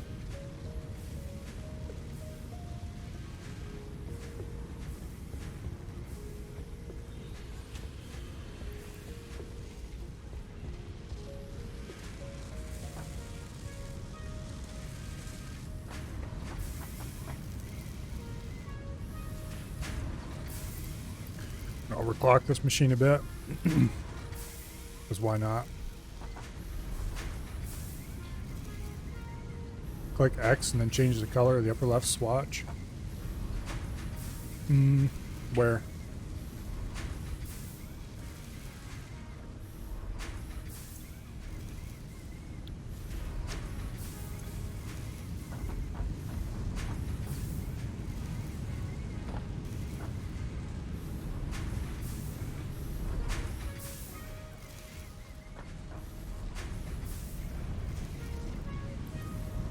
Okay, we definitely don't need those running at max speed anymore.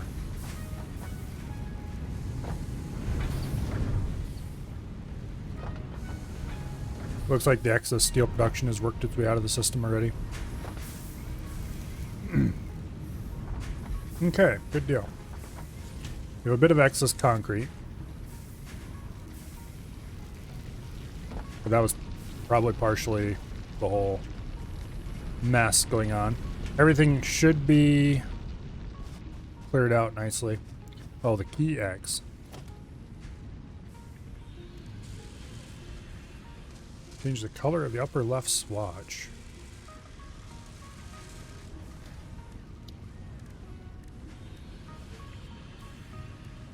Yeah, I know you can use different colors. I'm just... Oh, this. I'm guessing this would change the color of the whole factory.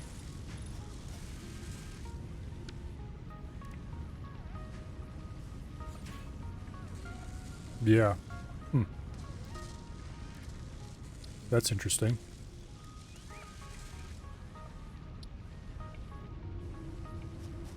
How do I change this, though?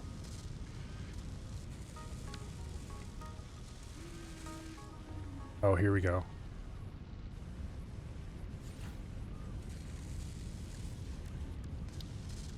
No. Hmm. There doesn't seem to be... I mean, I'm sure there's a way, but I don't see a way to edit it. Oh, there. Edit. Boom. Okay. Oh, that's cool.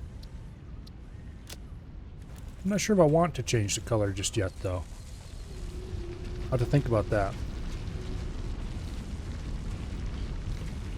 I didn't realize that there were default color palettes that you could just change, and it would change the whole factory in one swoop. That's pretty cool.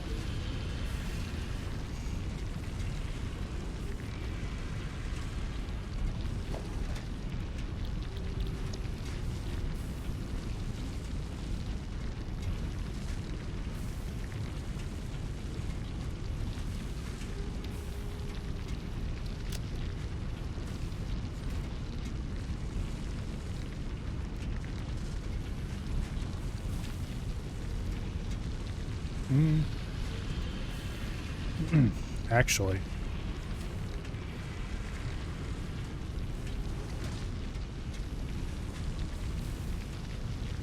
Let's see something here. I really hate the look of the basic wall. I want to see if I can figure out which palette is applied to that.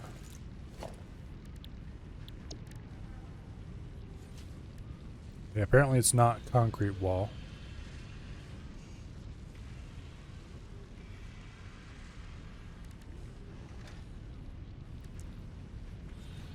Okay, this is by default foundation.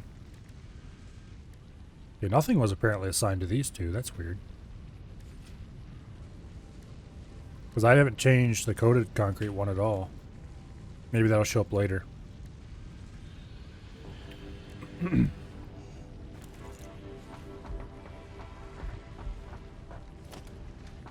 Is there anything that changes the basic wall one?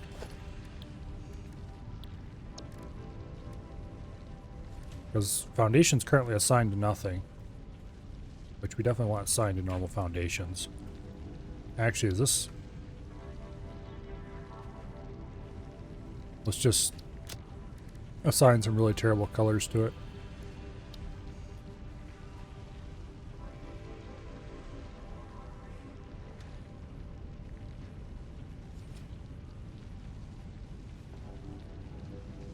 There we go. Hideosity is unparalleled. You can paint things if you just click the swatch itself. Yeah, I figured. I wanted to see if I could change the default for walls, though. But apparently they are part of...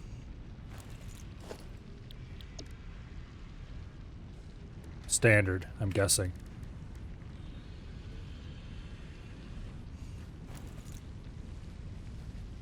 No? Does it not automatically apply?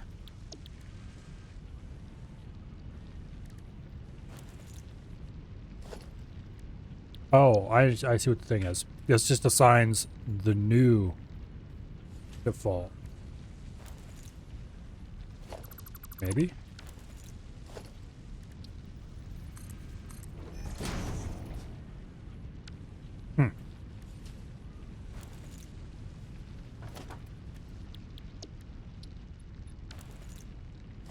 Let's... Oh, damn it. Stop it. There we go.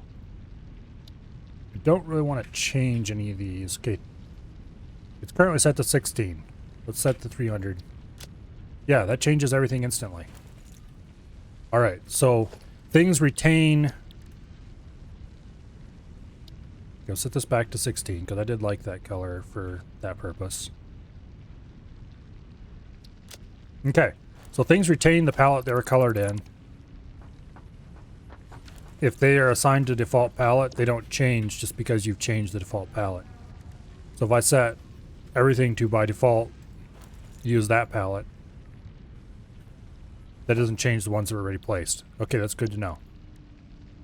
Very good to know.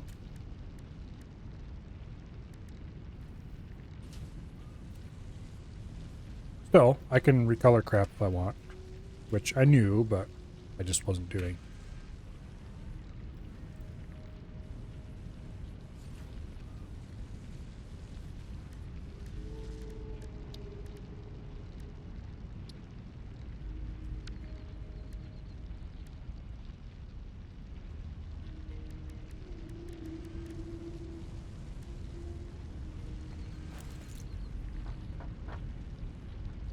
I really should unlock more materials for that as well.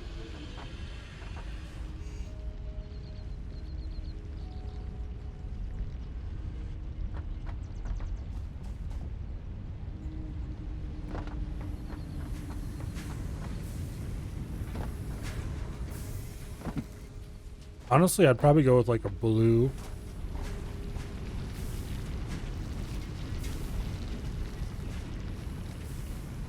Maybe not blue. I don't know. I like orange well enough, so we're gonna stick with orange for now.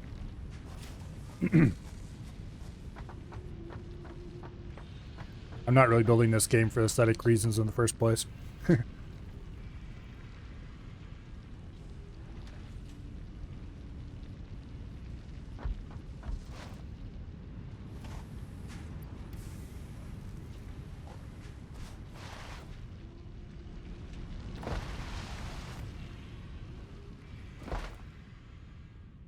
Alright, we should have enough encased beams. So let's go back and unlock hypertubes. And then I think that's the last thing we can do before we launch another phase.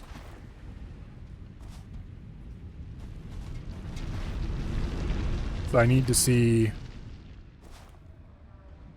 what the stuff that we need to do for the next phase is going to cost us.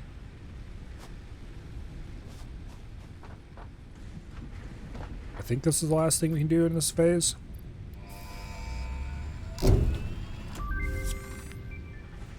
Oops, bumped the Milestone mic. reached. Fixit Incorporated Okay. has processed and incorporated frequent Pioneer need phase requests 2. for pipe-based personal transport.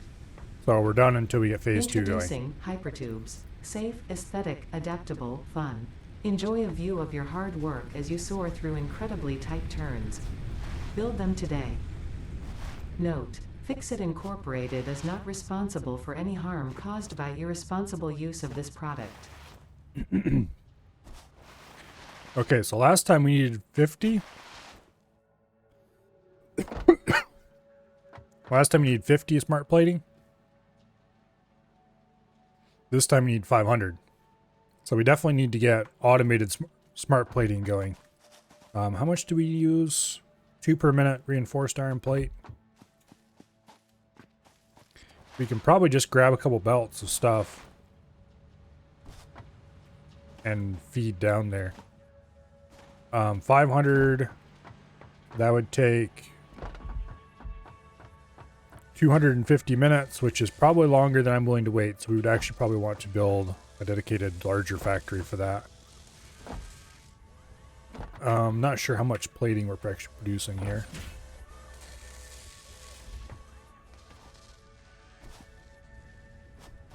It's more than 2 per minute, but we might want to go build dedicated factories for these pieces. That was dangerous and stupid. Because if we're going to get phase 2 done in any amount of reasonable time, we need to get cranking on it. Okay, we're reducing 5 per minute. So we're producing 10 per minute, I should say. So That means we could run 5 of those things off one plant like this. Okay, how much did this plant? How much effort was this plant? We could double the size of this plant fairly easily, I think. The easy thing to do, we just overclock everything to 200%, but that's stupid. That would consume so much power. If you fall at full health, you won't die ever. Okay, that's interesting. I need to eat more before my food gets cold. Spending too much time talking, not enough time stuffing my face. Okay, we can upgrade these to Mark II miners. That would double our iron production.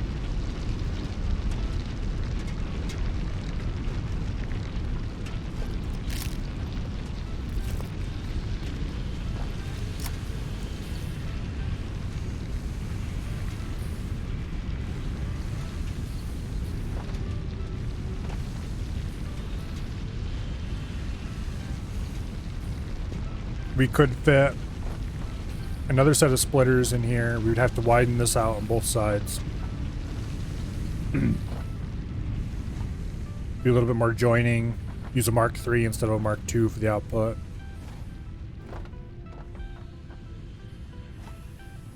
This system here wouldn't be too hard to lengthen. You would just need to put splitters here and then build another 3 out there hanging out over the air. I think we could do that. We might have to do it a little differently because of that hump in the way. But it's nothing I haven't done before for the copper line. We just step up a level or something.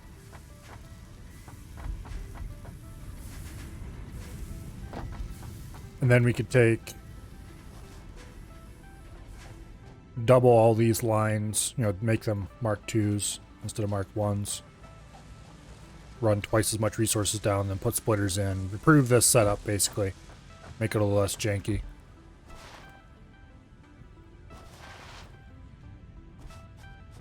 Just splitting by, splitting in 2s or whatever. Or run all the screws together into one line and split them by 4s, or...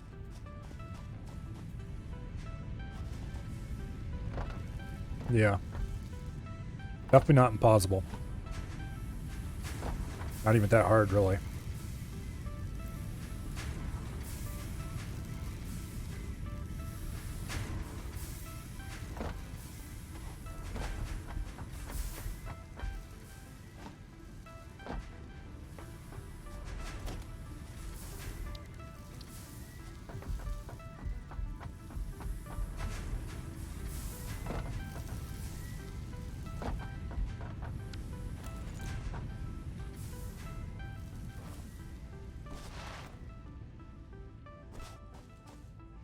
We appear to be a bit short on cables.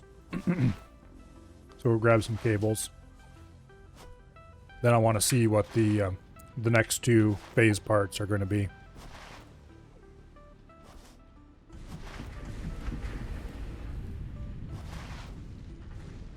So those will probably require equally ambitious, well, more ambitious, more likely. Because, let's be honest, the current plan is not particularly ambitious. Okay. You. Versatile framework. 5 per minute. Okay, 100 minutes, I'm willing to wait that long. But if we do 2 of these, we need 60 steel beams if we want to do 2 of them. And 5 modular frames per minute. The steel beams are going to be an issue. How many steel beams are we producing per minute? Currently?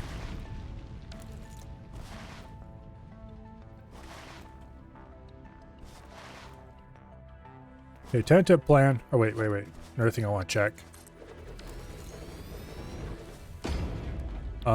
Smart plating requires rotors. Okay, we're producing lots of rotors. So we can definitely pull all the rotor production we need from the existing plant. Probably. And if not, that plant can be expanded fairly easily. Rotors aren't that hard to build.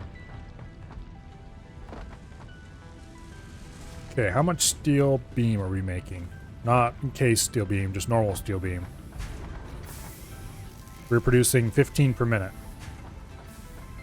So we need a lot more steel. A lot more steel. If we're going to be doing anything up here. We're not going to be siphoning steel off this plant for that. We'll be producing steel from the coal that's down there, I think.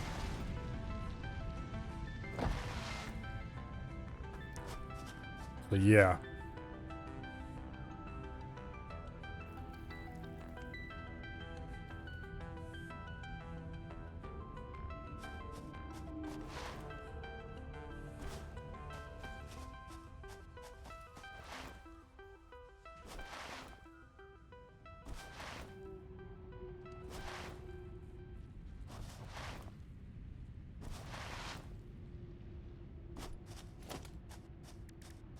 Oh.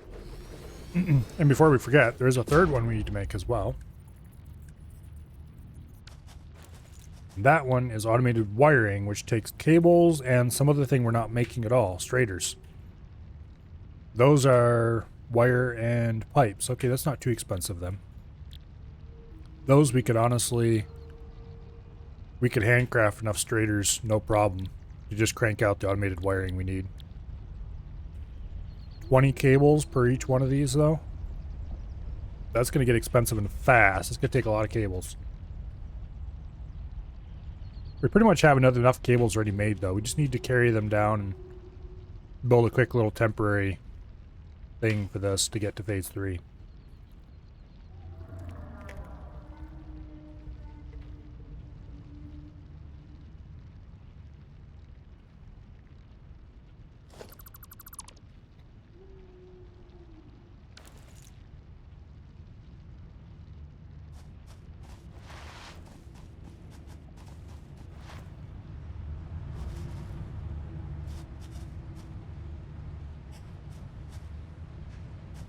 Okay, so we have two things we need to build proper factories for, and one thing we need to just build a couple of temporary machines for.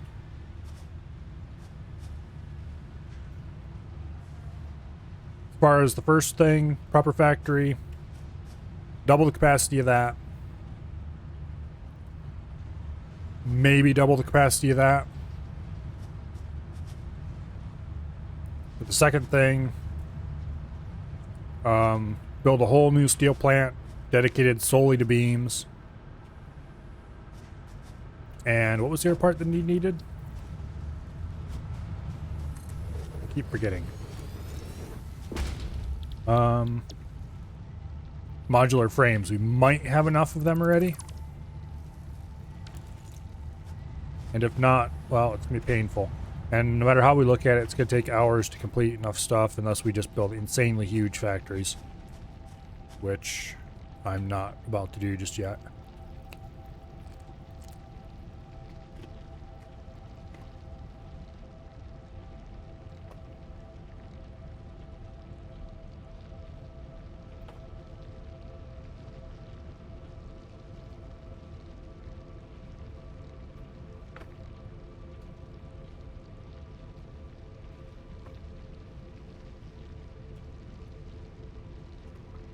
Okay, let's see.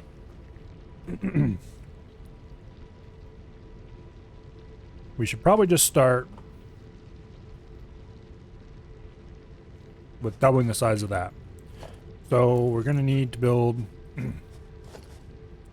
few Mark II miners to start with.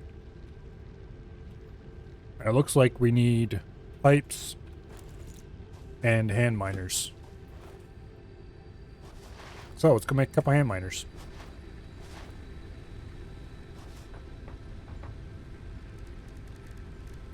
We need 2 of these. But we'll make... Well, we'll just make 2. Actually, no. Yeah, okay. Just 2. I was going to check to see if you could upgrade them in place, but we can do that anyway. We don't need to make the whole 4. We can use some of the existing ones that are on location.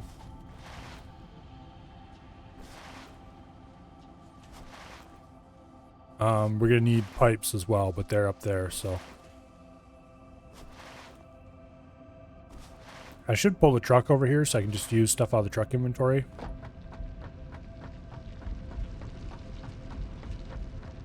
Oh well, too late now.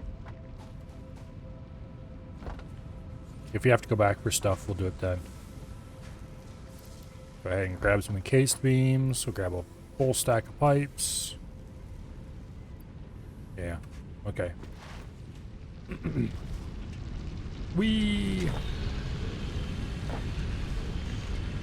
Okay. Now, can we build a... Yes, we can. Heck yeah. Okay, we're going to want to shut the miner off. Because we don't want everything becoming a mess while we're trying to double its size.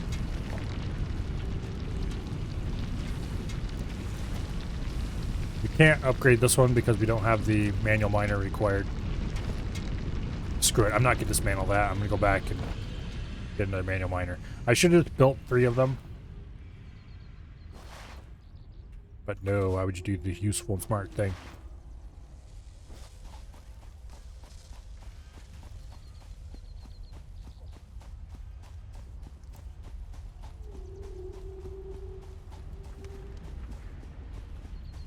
One of these days, I'm going to be looking down, shoving food in my mouth, and run into a pit. I should probably just hurry up, finish eating, and play properly.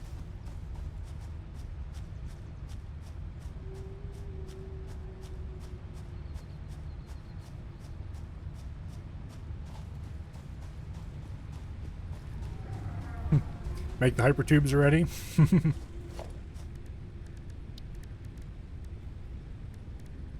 I admit, I haven't even looked to see how much they cost. 1 pipe, 1 foil. Okay. That's not bad at all.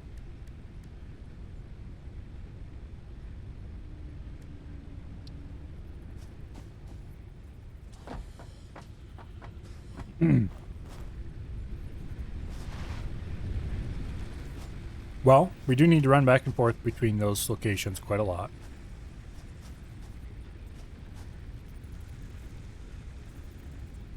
Let's go ahead and build a hypertube entrance. Oh, where would be a good place for it? This one will run...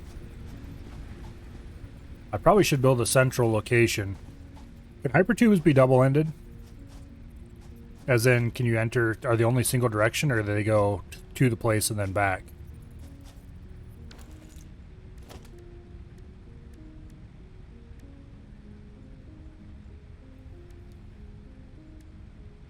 I'm going to guess there probably can be double-ended, but let's see. Where would be a good place to build the central hypertube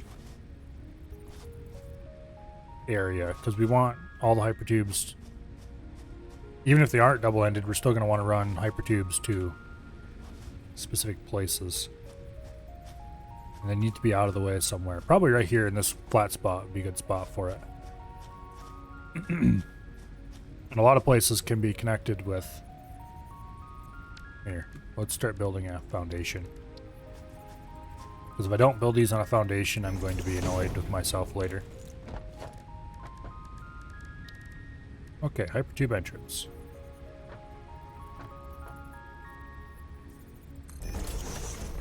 Put it right there to the end.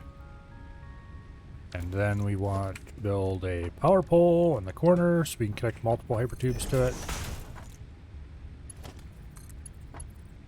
Boom. And then connect you to there. You can double end them? Yeah, okay. Awesome. That'll make everything way easier. Boom. We're going to want this to go way up in the air very quickly because I don't want it to be down here where it's going to be annoying.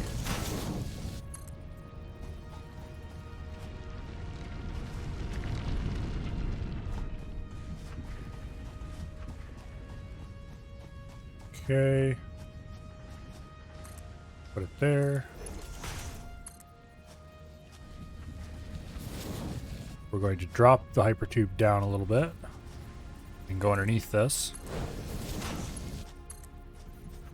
And then go over here and go back up to max height. Yes, this is kind of a silly pattern. But fun. Can't afford. What are we short on? Copper foil. Because of course we're short on copper foil.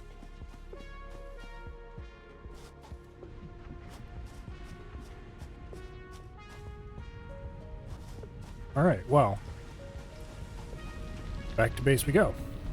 To grab some copper foil.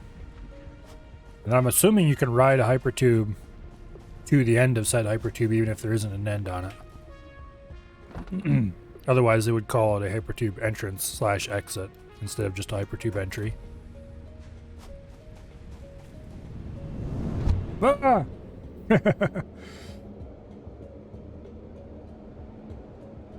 And there we go. Oh, they eject you at speed, do they? I'll keep that in mind. Hypertube. Hypertube.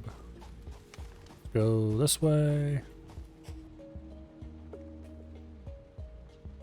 Okay, floor is too steep, so we still haven't reached maximum extension.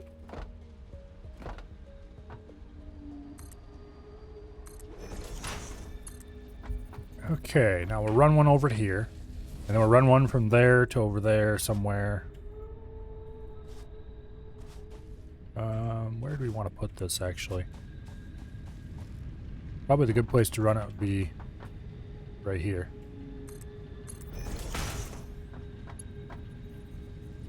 And then we'll run another hypertube. Actually, no, wait, that's a bad place to put it.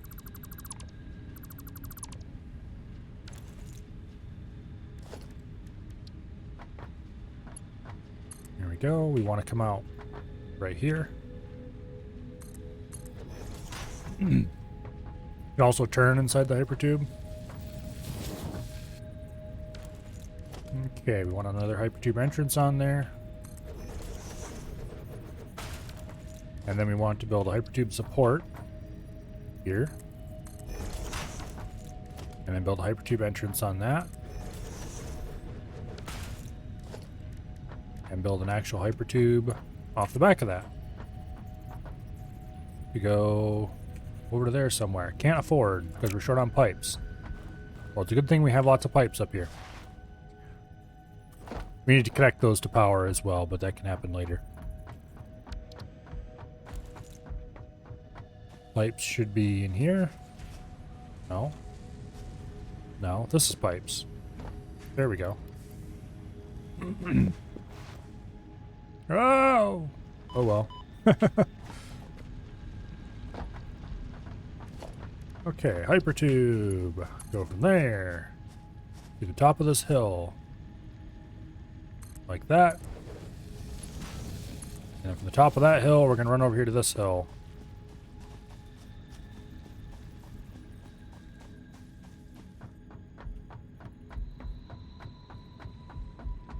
And come out. Actually, right here I think could be a good spot. Because that'll pop us out. I want this turned a little differently.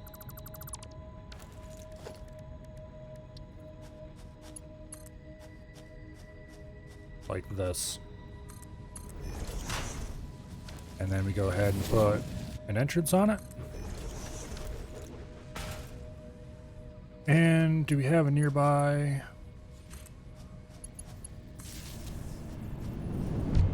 Boink.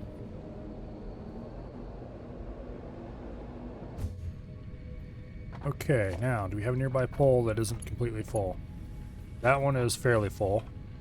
But if we put a like that. There, now we can go back to the main base.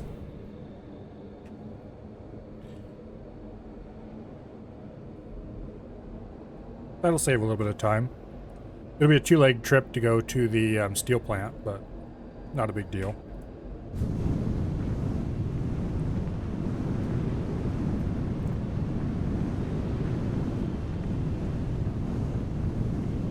Also, pardon me, but I'm going to take a minute here to actually eat quickly. I'm spending way too much time talking.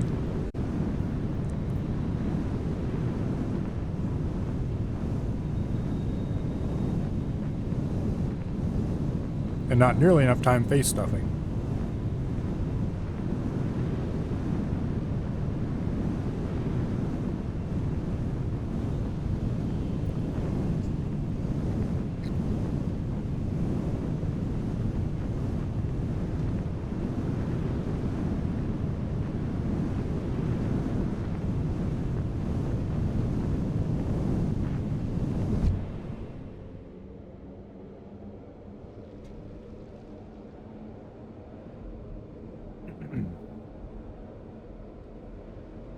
Yeah, this system is shut down, so next thing you do is get that upgraded.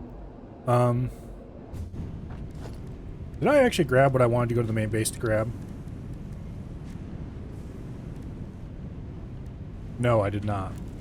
Okay.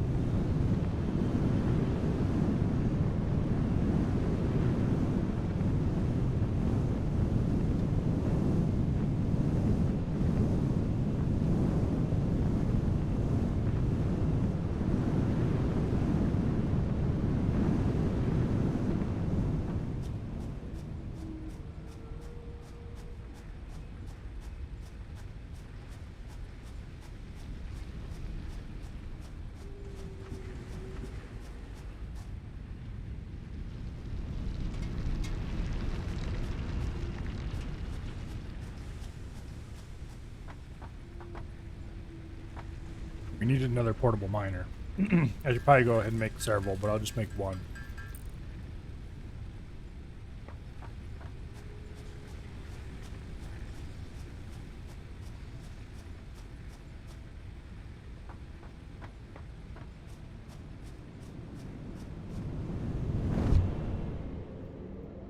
Nice thing about these things is that they're hands-free for the duration of the journey. We definitely need to build one of these out to the main power plant.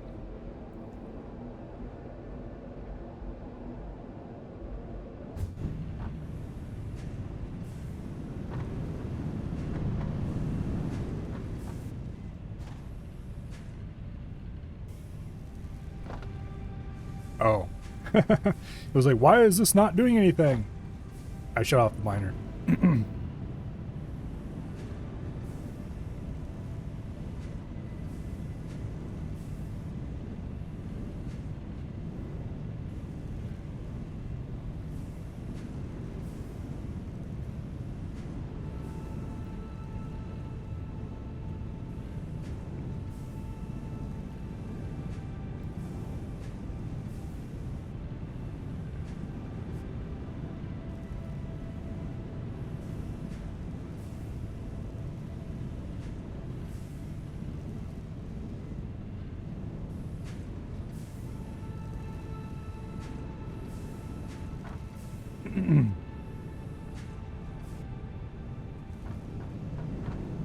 All right, so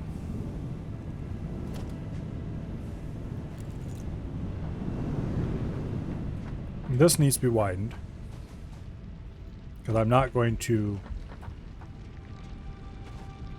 accelerate or, you know, overclock smelters.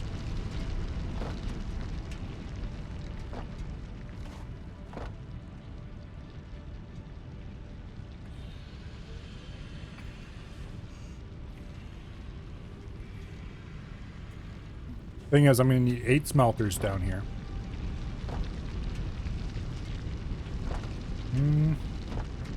Trying to figure out if it's going to be worth it to make... Okay, what do we have on this side?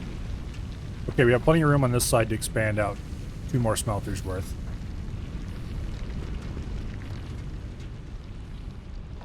And plenty of room on this side. Not really, actually. We kind of got some stuff in the way that I don't want to necessarily remove, like that rock I want to keep there. I don't even know if it could remove that rock, for one thing. I don't think so. It doesn't look like that rock we could blow up.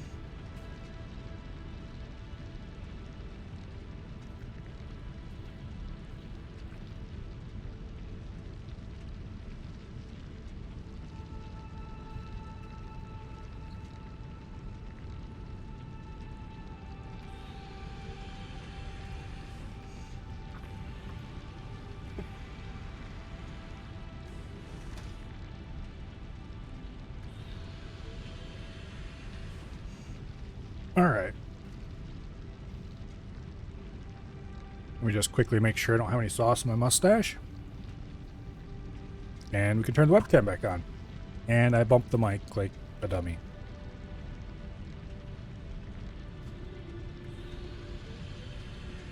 Okay, webcam, where are you? There you go. The webcam returns.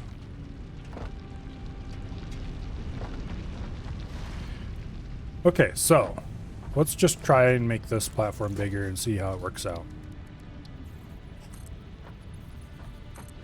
Okay, we can definitely add in one row on this side without any adverse effects.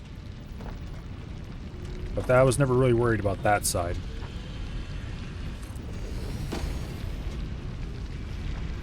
That side's a bit weird, but I think maybe we can make it work.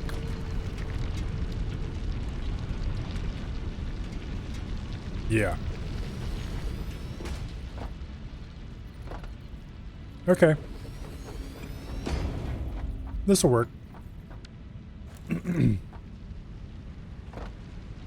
have to modify this system to use 3 joining setups, but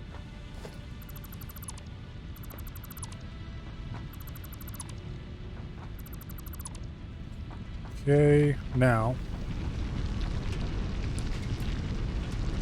Milo doing that satisfactory? Yep.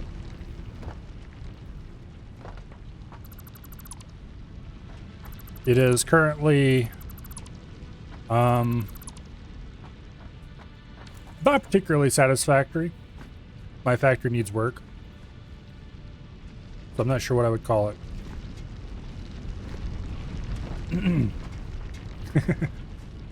Alright. We need a splitter and a splitter again.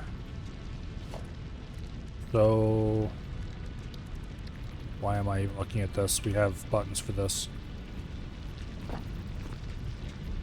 We'll go ahead and build one splitter directly in line. Like that.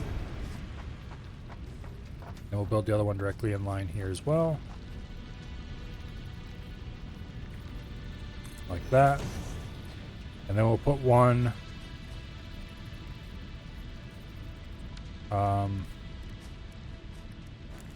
this is an unfortunate seam because I would like to put another splitter on the ground here, but not actually on the ground, on a foundation.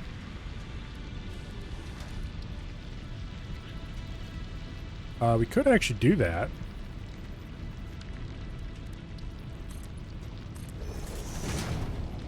And it will work. Okay. Split before merge.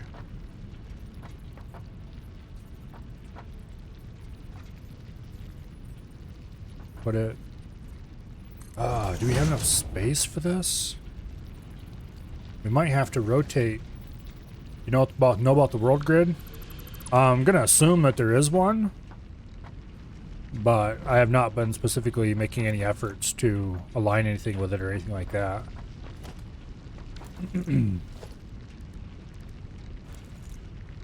I would be surprised if there wasn't a world grid of some kind. Actually, maybe we can make this work. It's too close together, though. I don't think we can... No, it's not going to work. Okay, so we need to move this back. If I move it back... Yeah, I could probably make it work.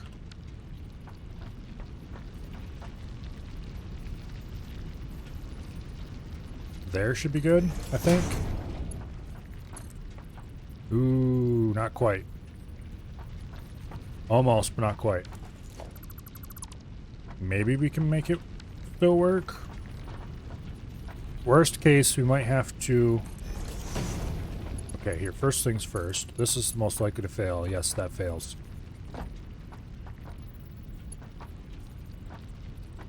And we can't... You can hold control and open terrain to snap to it. I think... Here, let me see. What's it? Snap to guidelines is C. Yeah, there we go. We're snapping to a grid now.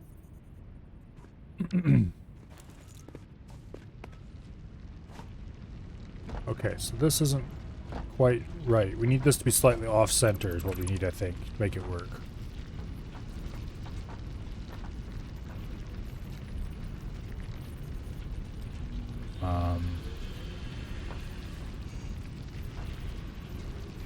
Maybe.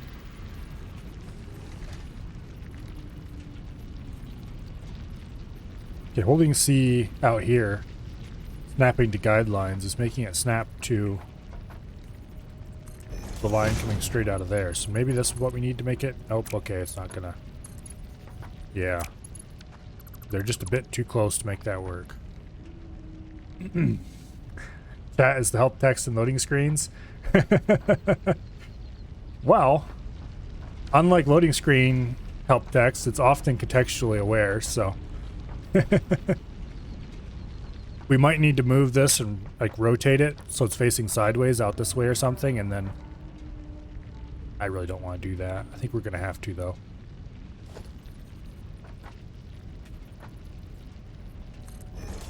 Okay, we just can't make that work, can we? No. Or that. Okay, we're gonna have to rotate this. I was hoping we wouldn't have to do that, but I guess.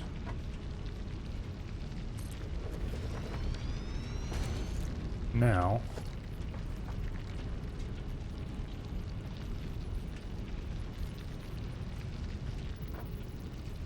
I think that's right. No, it isn't. There we go. That's right. Like that.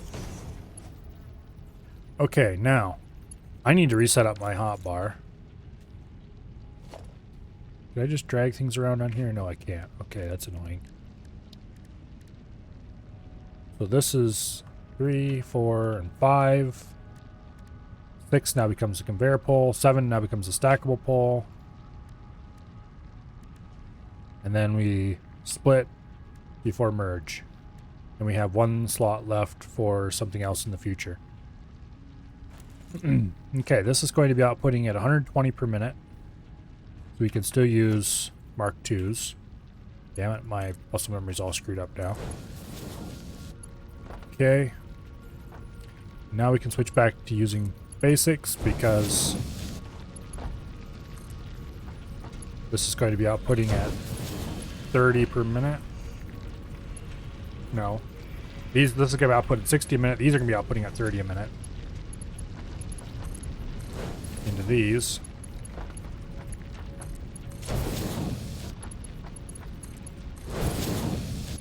And there we go. Those are connected up again. Or move the other splitters back. I could, in theory, move them closer to the machines. I really don't like doing that. Because when I have them that close to the machine, it's really hard to tell if I accidentally forgot to put a belt in or something. And I've been bitten by that more than once, where I came back to a machine later and realized it wasn't working. Okay. Merge. We want the outputs on the mergers facing forward, I think. Yeah, so I prefer to do it at the blue point instead of at the yellow point. Because we could do it like backed right up tight against, but it just, I prefer to have a little bit of space. Generally, we're not really space constrained so much as we're, well, you can always build bigger. Don't forget power. That's the next step somewhere in here anyway. Let's see. And we merge again. I don't know if we can make this corner. Make that. We can't make that corner. We have to move it a little farther out. Okay. Let's go ahead and place a couple of foundations here. We have a few rocks that we can probably get rid of with explosives if we really wanted to, but I don't actually care that much. Put you there.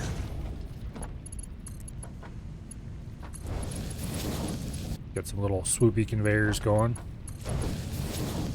Alright. And that should actually, wait, these need to be Mark IIs, don't they? No, they don't. Because 30, 30, 60. Okay, this would need to be a Mark II. Because we have 120 coming out of there now. Alright, now for the power.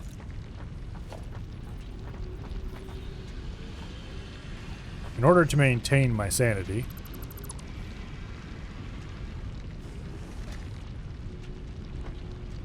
we are going to be deconstructing a considerable amount of the existing power hookup.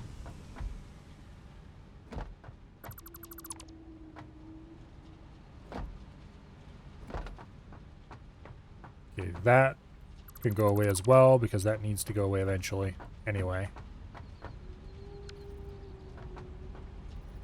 Go ahead and manually build poles in these corners. Like that.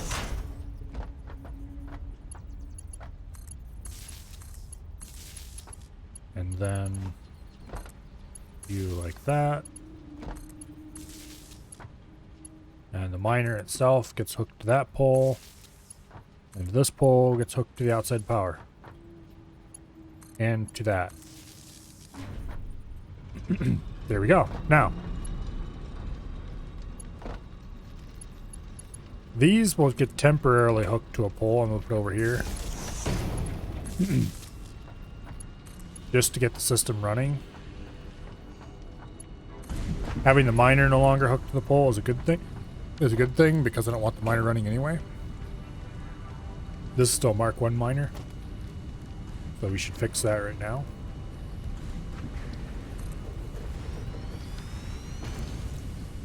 Okay, that produces 120 a minute. So this needs to be a Mark II. Considering, do we properly have this being a Mark II? Yes, we do. Okay, good.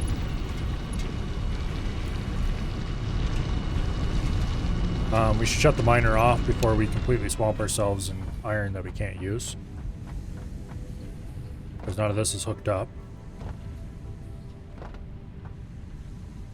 Okay, now, this needs to be a completely different setup.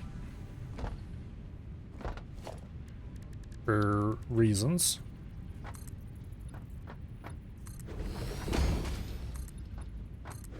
That should be good. Now, I'm debating... Well, first of all, let's delete the old setup.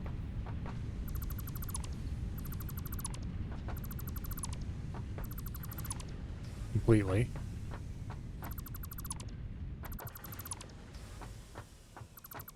This all needs to be redone anyway. Come on. There we go. What tier nodes are those? I think they're just normal. Yeah, they're just normal. So with Mark II miners, they produce 120. Okay, delete that. We can hook that to that for reasonable power input. Then we can pull miner power off there. Okay, let's go ahead and rebuild the smelter system. After engaging in a little bit of tree murder. Okay, fine, be that way. Boom.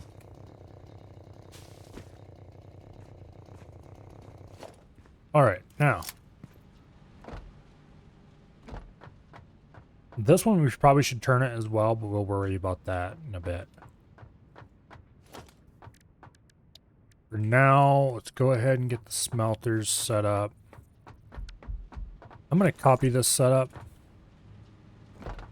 Okay, we're a little bit over the line. And we're almost lined up the line. Okay. Let's see if we can get that this more or less the same. About like that looks good. Lined up on centers.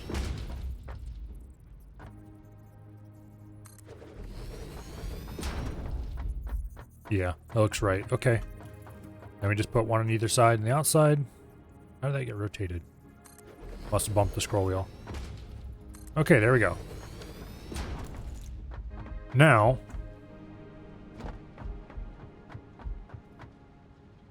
for over here we had done That. Okay, that's real simple. Split before merge. These go here. Like that. Like that. And then we'll just... Yeah, we're going to have to rotate this. Well, we don't have to, but it'll make it way easier if we do.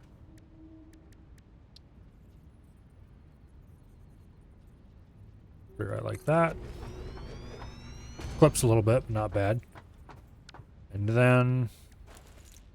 Split before merge.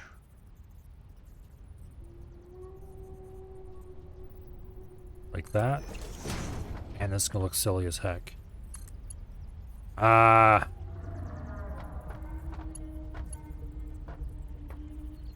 Ew. We could do like this. No, we can't do like that.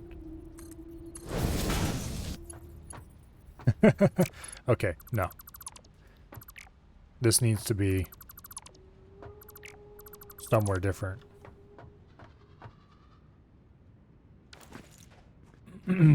Let's see.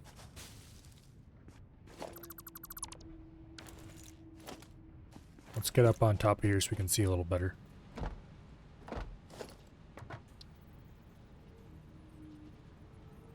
Yeah, we can actually turn it like that and it wouldn't look stupid at all. And then if you put this here, like this, then we can connect that to there, and that to there. And it hardly looks spaghetti at all. Yeah, I think that'll work just fine. And you go to there. And finally that runs into that. Okay, now. Poles. We might as well place them now since I already know where they go. This. I'm gonna connect that up. Connect that up. Connect the poles together. And then we place a pole here in the corner. Roughly. Like that. Connect you to there, and you to there, and you to there. And the system starts, which we don't actually want it to start, so... Shut it back down again. Okay, now, merge. The merging system was similar. Like that. And like that. And then I'm actually going to go right ahead and build a pair of 4-meter foundations right there.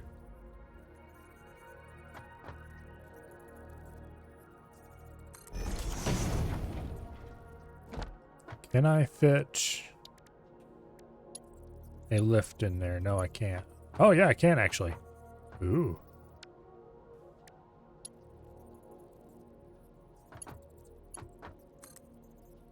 Okay. There we go. And it appears to be pre-connected. Good deal. Oh, don't tell me this isn't gonna work. Oh, did I put this on facing the wrong direction? That's a splitter. I'm a dumbass. We need a merger.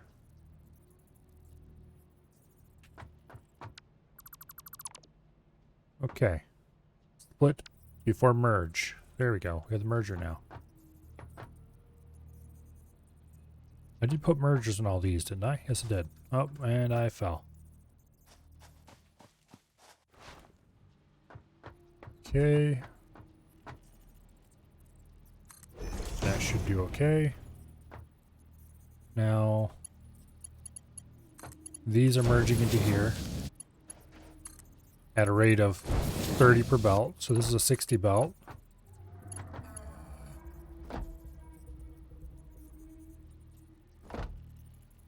Okay, that's annoying. We're going to reverse this. We're going to move the merges outward. That way we'll have more room for everything. Okay, merger. Then another merger. Then basic belt. Basic belt. Basic belt. There we go. And then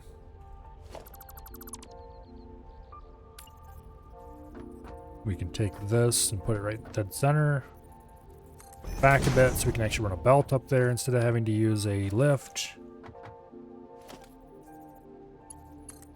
And we run basic belts into here. And a basic belt into there. And now it has to be a Mark II belt. Because if it isn't, it won't work. And we'll go up there and place that on the edge as sort of a, this is where the input comes in sort of marker. Right like that.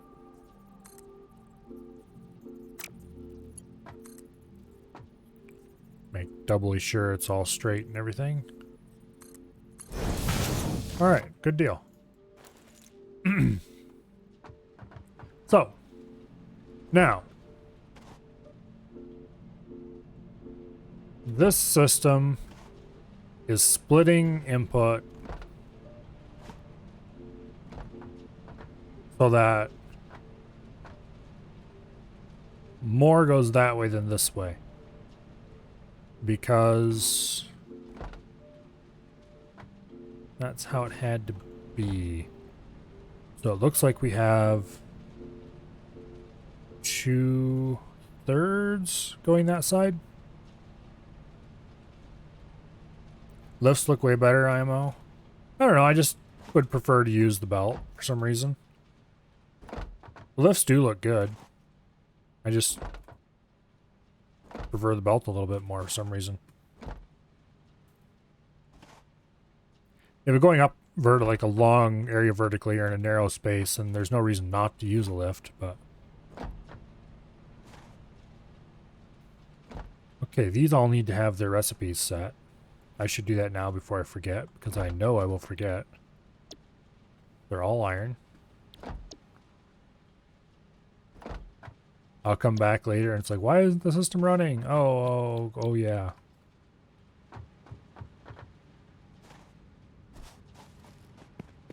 Okay. The middle two already have the recipes set because they were pre-existing.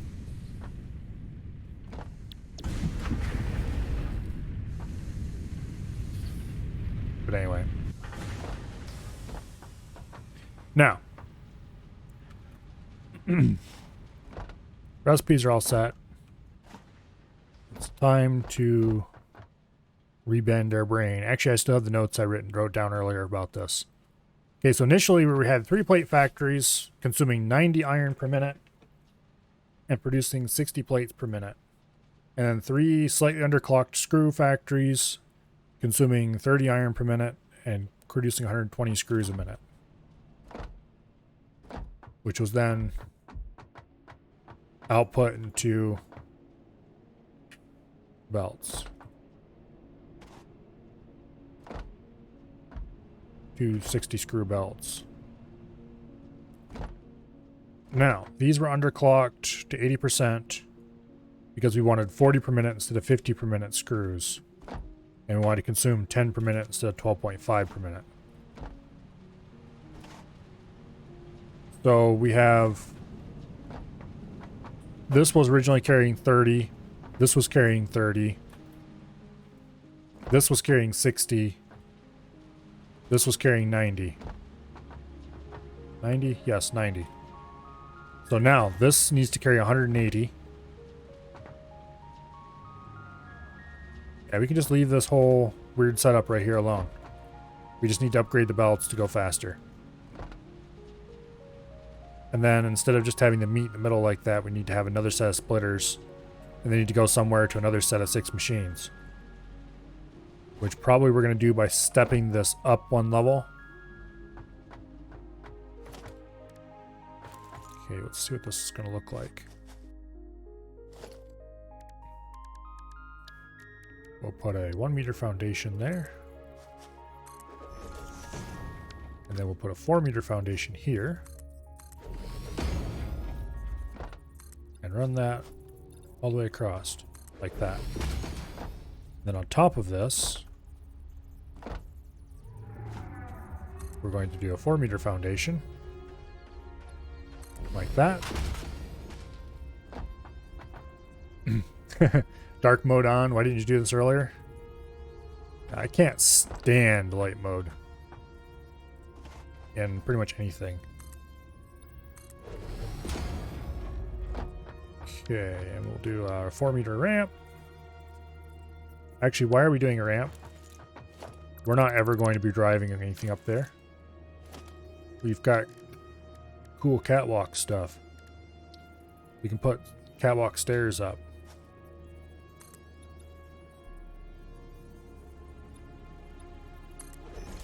Like that. And then we can grab railings. Make sure we don't accidentally run off somewhere. Welcome to the modern world. Definitely want to put railings along that edge. Now, how long was this whole mess? Machines take up 1, 2, 3. We probably want to do 4 wide. Yeah.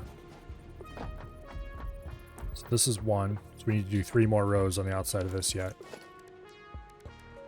So foundations, do 1 meter foundation because it's going to be hanging out over space. So like that. Very careful not to run on anything until it's been built. Like that. And then like that. Then we go ahead and build railings all around it. These look way better than the half walls. Or the 1 meter wall or whatever. Okay, we need more iron rod. Alright. Yeah, they do. You can't walk through the railing. Good. For a second, I was very worried. I had to double check.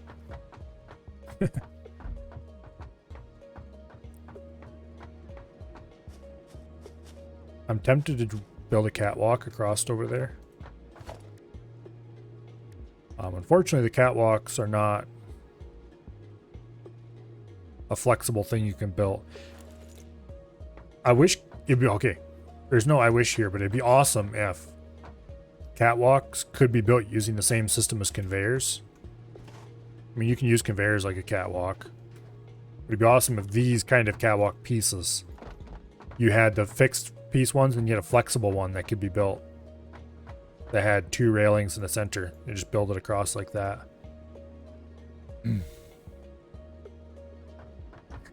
Dark mode is life. Use it to hide from white mode plebs.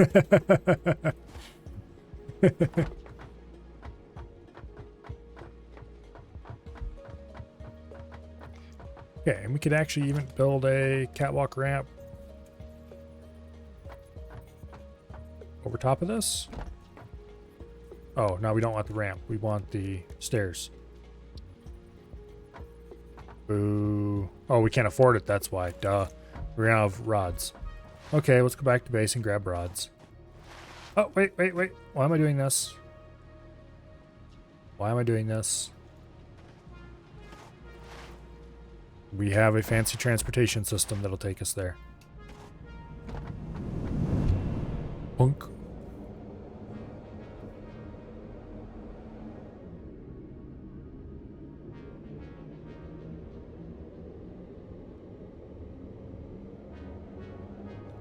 Whee!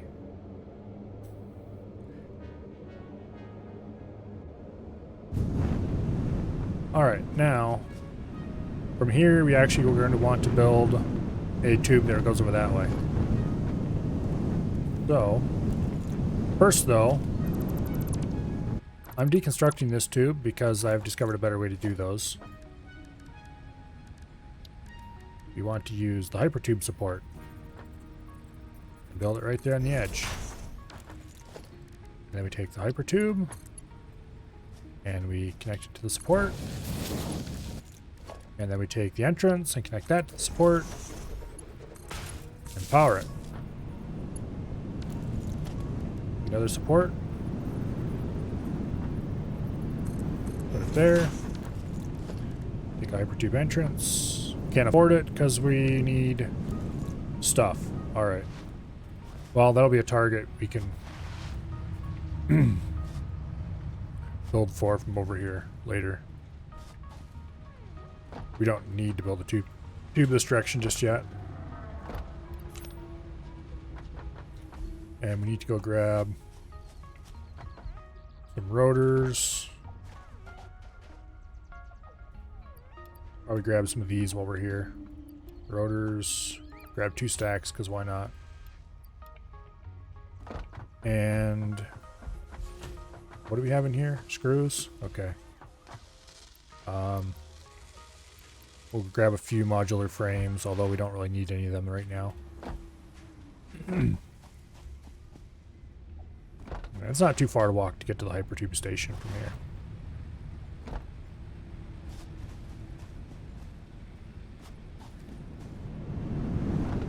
Now the question is, where do I really want to run this section of hypertube? It's tempting to run it over to that part.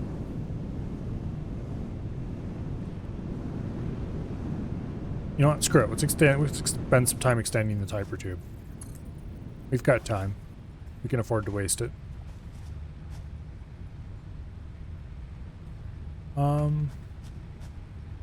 Can I build a stackable hypertube on top of a... Okay, no, I can't. Boo. I think these are extended to maximum height. So I can't effectively... I should be able to build a support on top of one of these machines. Okay, I can't. That's annoying.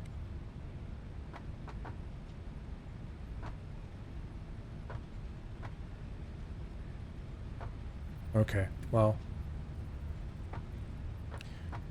I guess we'll have to build a minimum height right underneath, and then a maximum height right here, and then we'll run a hypertube from there to there. That clips a little tiny bit, but I can live with that. Hold R while building hypertubes to get noodle, sharper turns.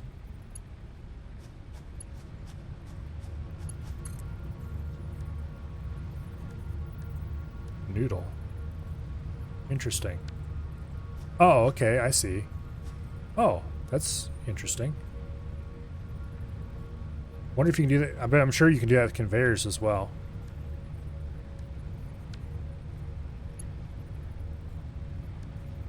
Auto 2D.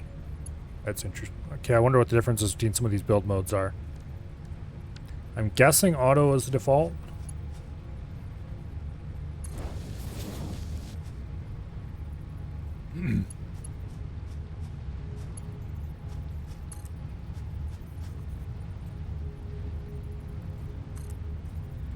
Okay, that's a bit too tight.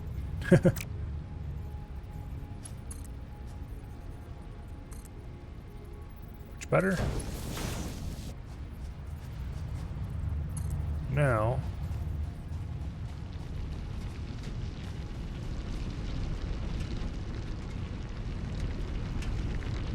noodle for everything. Okay, what would noodle look like if we were building a long piece like this?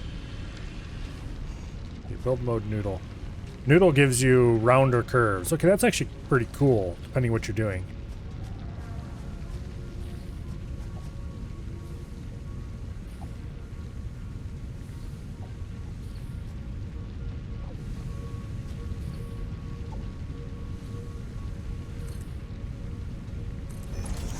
Okay, that's actually very cool. I wish there was a little less kink here at the end and a little more bow in the middle, but that works pretty well. Then we just go from here and we drop down and we'll put our station right here.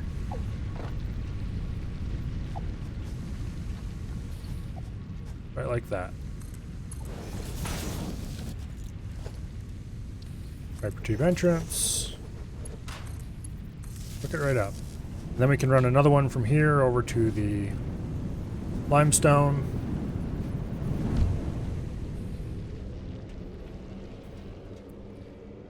Whoa! Look. Okay, this needs to get a hypertube entrance. Like that. Punk. I love the noise it makes when you enter a hypertube.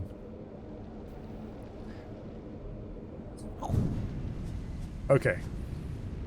That is just silly enough to be awesome.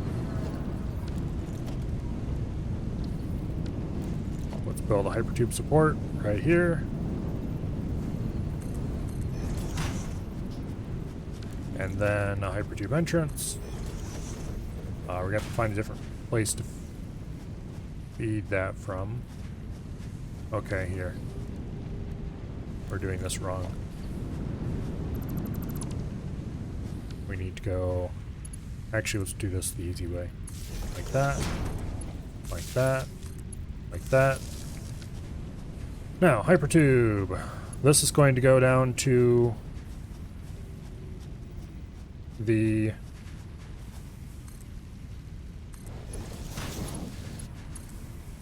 what do I call it? Concrete production plant. I still have it set to build mode noodle for some reason. I kind of like the way the noodle does it. We'll leave it for that for now. These are only 2 high off the ground instead of 3 high off the ground, so we're not going to have any real trouble getting over them.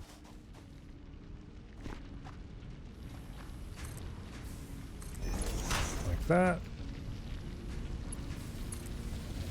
And now from here, we're going to end up in this dirt patch.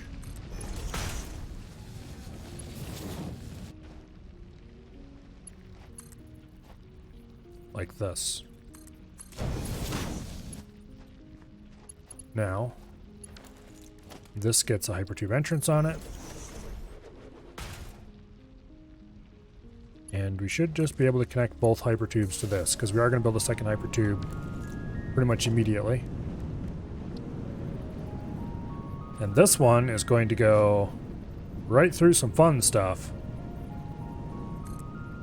Because I'm building it right through that gas cloud.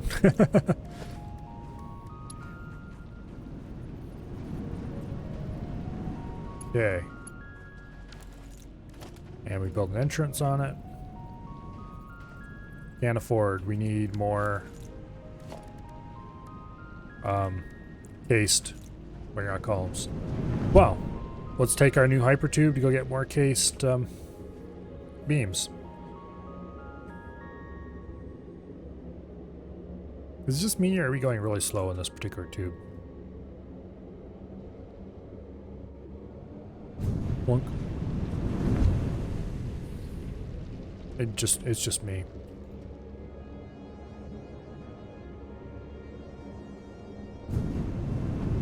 And then through here. Much, much faster than walking. How do we get rid of this?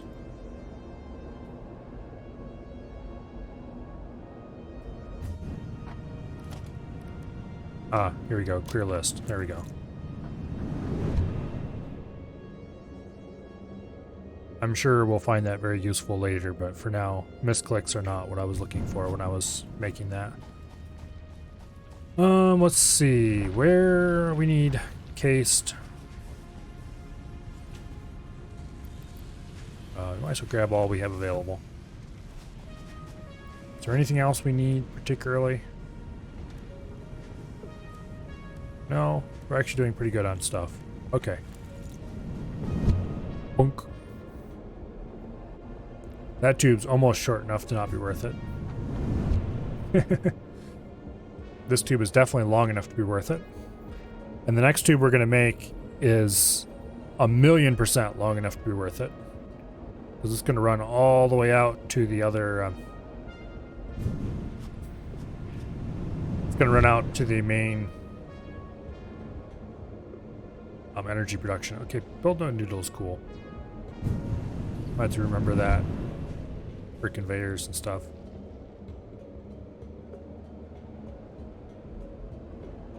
Okay.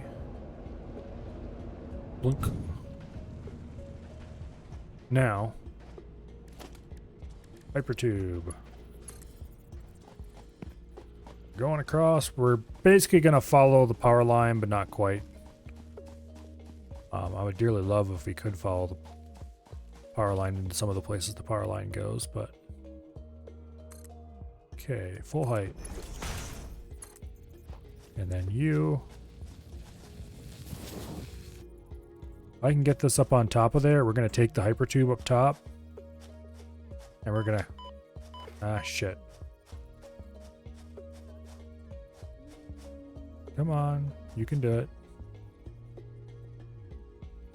Floor's too steep. Floor's too steep. Here. We're going to cheat.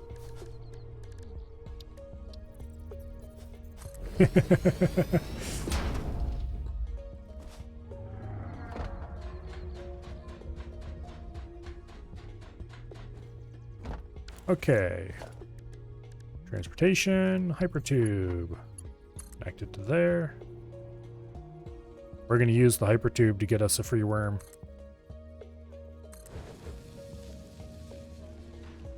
It'll still be dangerous, but we won't have to run through the gas to get there.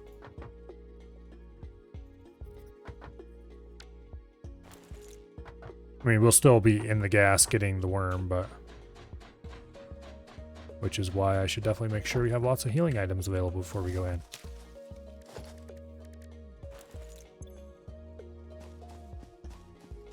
Remember correctly, I spam ate the fruit things last time. This time we're going to try to spam eat nuts and hope it works. Hypertube entrance goes on there. And then we connect that to there, and we're ready to go. Now, this is partially a test to see if we take damage while we're in the tube. It's a slug. I know, it's a slug.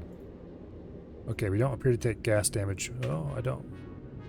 I want to fall out slowly.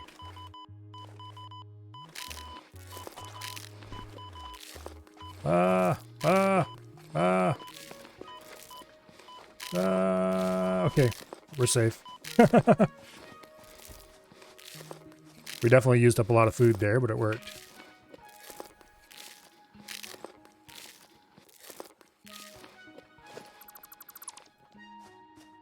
Okay. Now, back to building the hypertube. A yellow power worm. Yeah. Slug, worm, same thing.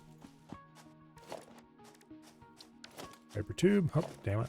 Don't press that button a second time. There we go. We might as well make, since this is going to be a fairly long path, you might as well make it as scenic as possible.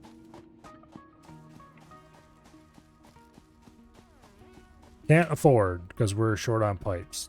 Damn it. I checked and we were like 100 pipes, and I was like, oh, that's lots. No, it's not lots. Okay, well, we're definitely not going to be able to get into the end of that to get out of here. Oh, I know what I should do. I should build concrete pillars.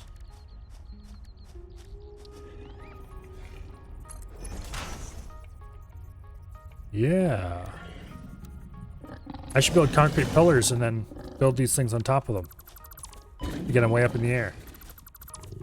Okay, look, would you please? Did I remove my gun?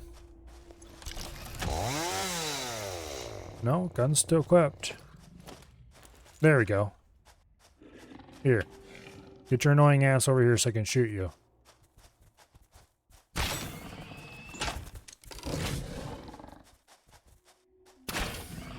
Yeah. Do you think pineapple on pizza is legal?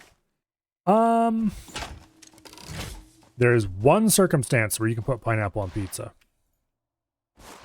And that is when it is a Hawaiian pizza.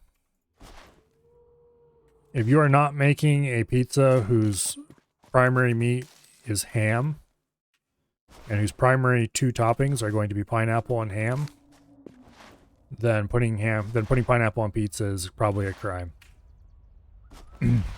But inside of that one circumstance, it's generally okay. What was I going? I was going over here to get pipes and completely ignoring the transportation system while I did it.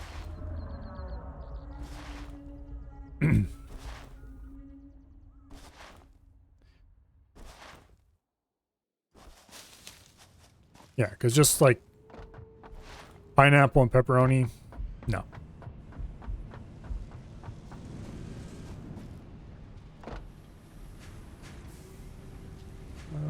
Let's sort my inventory so I can see. Okay, we got a lot of stuff. Got plenty of beams. Grab a lot of pipes.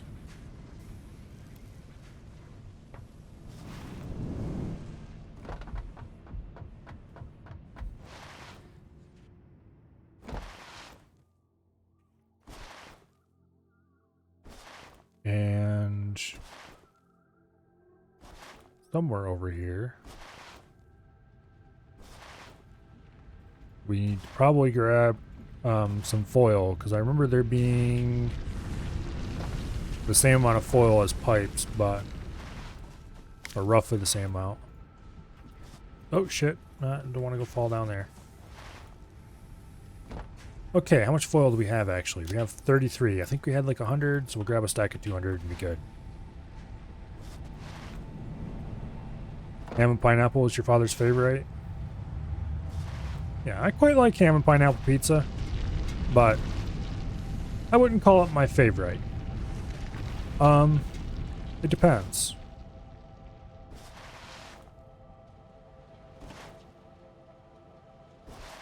I think, well, my current favorite is sausage and mushrooms. We are not going to go through that pipe. I just ran past every single pipe we had, completely blithely ignoring them.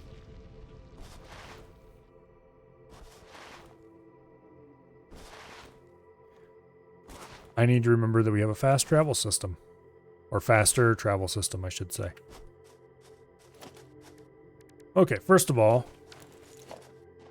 let's build a concrete pillar out here.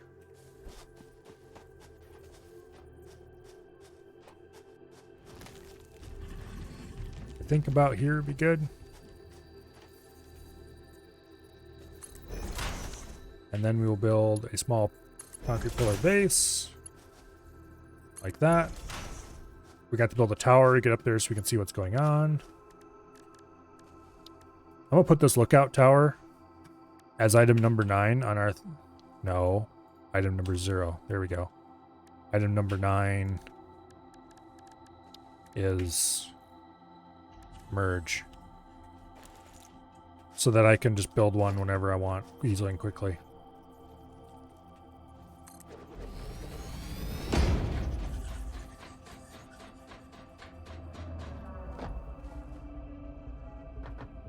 Okay, now transportation, hypertubes, boom, like that. Hypertube on there. We go from here. I'll put a hypertube on top of that. And then we'll go from there. We'll run over to the cliffs. I have to say that's a bit silly how we're doing this, but anyway. Can't stop me from doing silly things. Now. From here to the cliffs.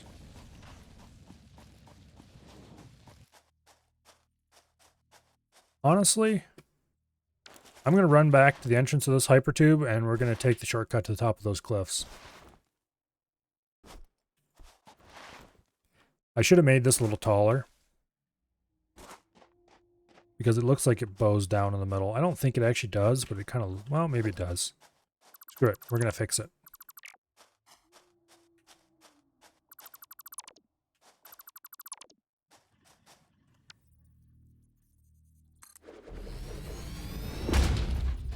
Because if it looks funny, I'm never going to be very happy with it. And it's such an easy fix anyway. We just add another pillar piece. Okay, now. Transportation, hypertube. Click on there. Top of that. Oh, that's interesting. Oh, I'm guessing that's a... Oh, hey. Interesting.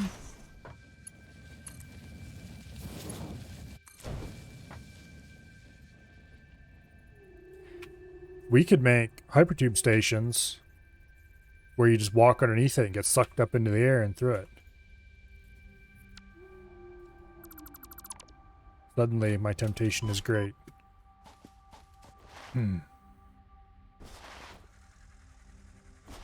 Alright.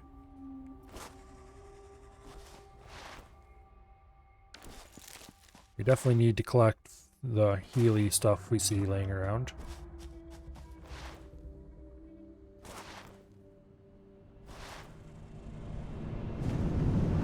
Bonk. And then we go over the rock.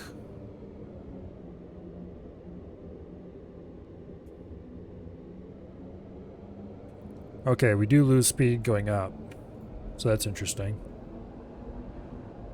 And down a long, slow hill, and then back up another hill. And we come out here. Now, do I want to build another hypertube station up here? I could.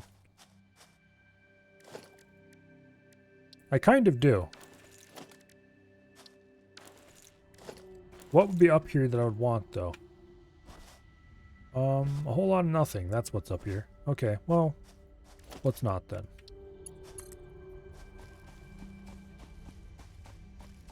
We're definitely going to be picking up a lot of speed going downhill. Okay, we need to go up over there.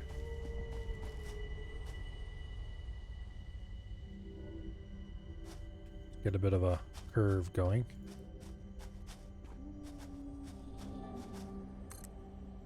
Get that up to max height. Now we want to cross the valley. Shoot a rebar into the tube, what will happen? I don't know. That'd be interesting to try. First though, we don't really want to run across the base of this valley, so I think I'm going to go ahead and build a concrete pillar right here. Like that. And then hypertube. Can we build on top of it without having to be up on top? Be able to see the top? No. Okay.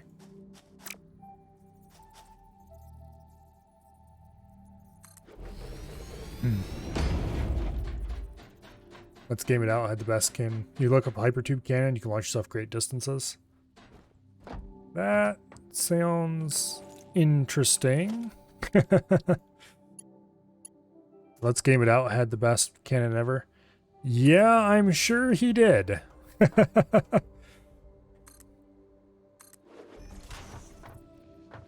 I used to play a little bit of Hydroneer. Well, there's no reason why we can't afford it, because we're out of foil. Okay. Can I build a hypertube to the ground at least so I can get away from here? Yes, we can. Okay. Well, let's go back home. and get foil.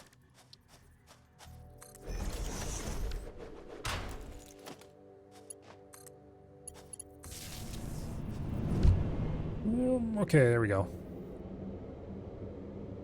Anyway, I used to play some Hydroneer. I didn't really stop. I guess I could play Hydroneer anytime I wanted. A little while ago. Basically, I did everything I wanted to do in the game right up till then and kind of just was done with it. But anyway, there's a... okay, that might be a problem. Actually, that might be awesome. Because if you don't slow down before the exit, then you go straight to the next tube. Okay, where are we going for foil?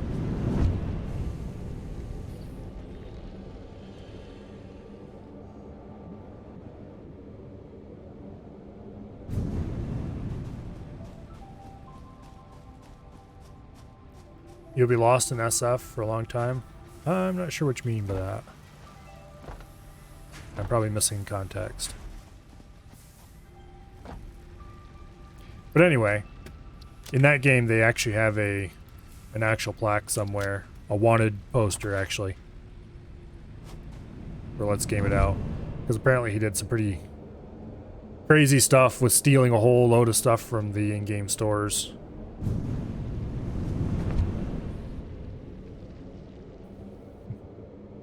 Oh, satisfactory. Okay, I see what you mean. You've lost 4,000 hours of your life to this game. I don't know if I have 4,000 hours quite in any game.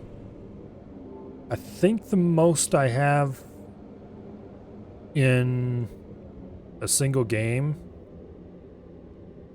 not really sure how many hours that is. Let me tab out for a second here. I'm going to check something.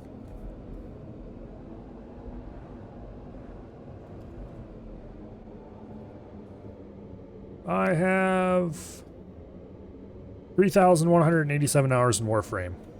I think that's the most I have in game.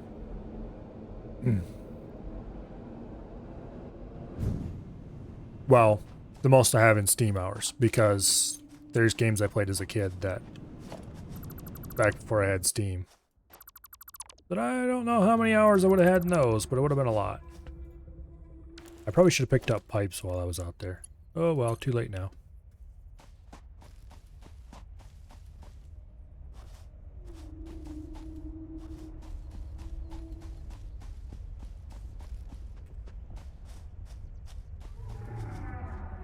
Okay, we'll run to here.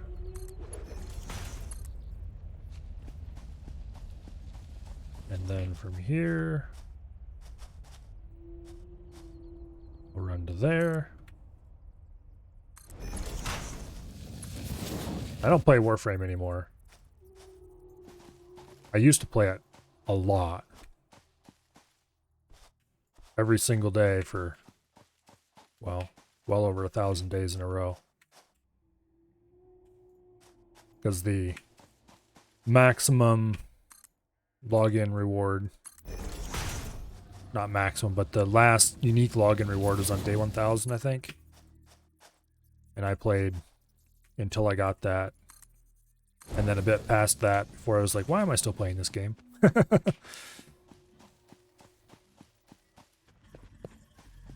And that was the end of that. I recently went back for some event because there's a bit of new story content or something. And it was like, I played the story content. It wasn't great. It wasn't like the good actual Warframe story content. Because Warframe actually has a really good story hidden under all the free-to-play grind.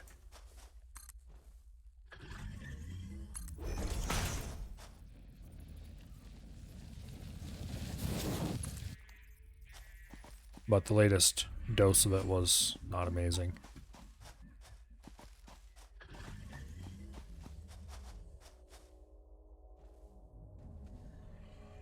Floor is too steep. Well, we'll see about that. Wait, why is that? I must have fat fingered a button. There we go.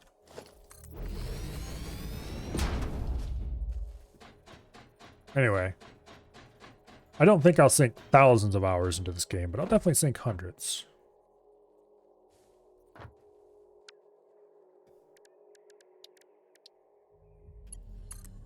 Then again, I don't know how many hours I have in Factorio before I got the Steam version.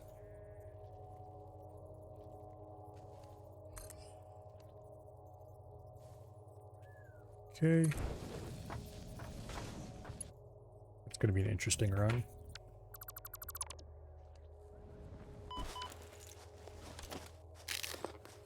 Can these things run underwater? Because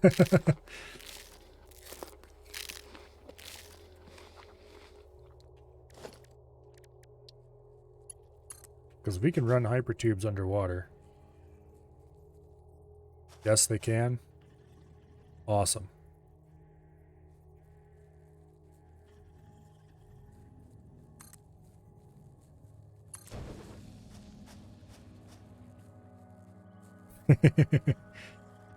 I'm sure you can see where this is going.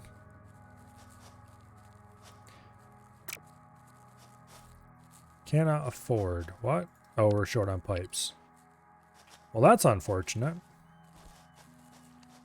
I don't really want to delete any section of this, just so I can go back and get more pipes. Fine, we'll delete this one.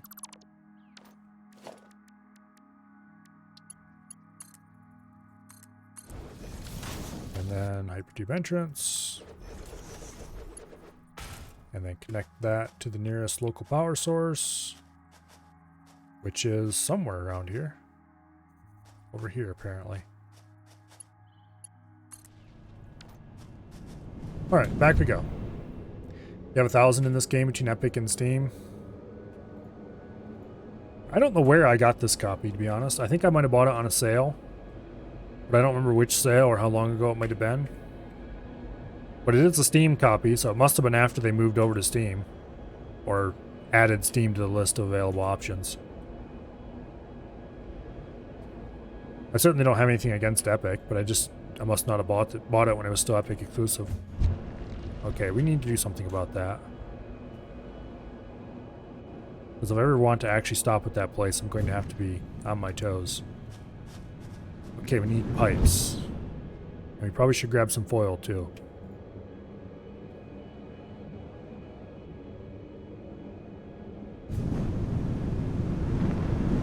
Yeah, let's grab some foil.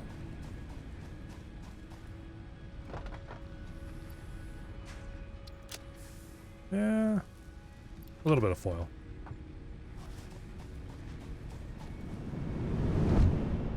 Anyway, if I can get this to go and run down the cliffside into the water, underneath the water, and then out of the water and up onto the shore, right by the, what do you call it?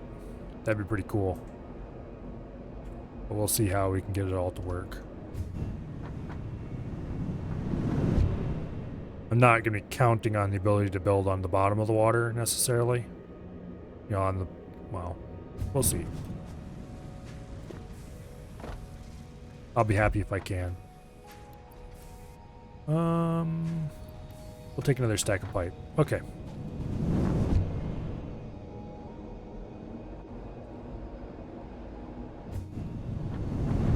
And then this way.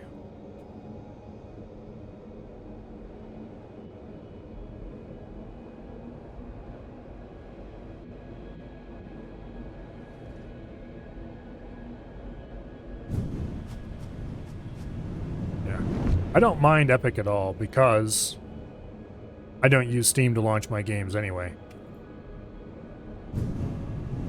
So everybody is like, oh, but the Steam interface is so much better. It's like, I never see it. Because I use Play Night for my game launcher. Okay, let's deconstruct this actually. I don't like the angle of this pipe in the first place. Now, hypertube. Come over here. We'll place these slightly offset from each other. And we'll do like that as well. And then entrance. And hook it up. There. That robbed me of a lot of velocity. Although this is also doing the same thing. We're going to pick up a lot of speed, I bet, going down to the water. And then through the water should be interesting. Assuming I can make that work the way I want it to.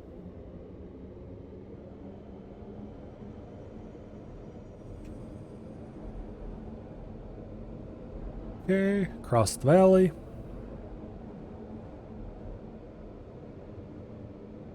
Into the hills. Snake around the hills a little bit.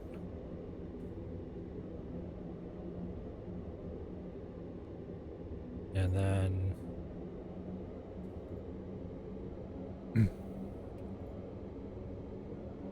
through the temporary tube now. Okay, this gets deleted because it is a temporary tube.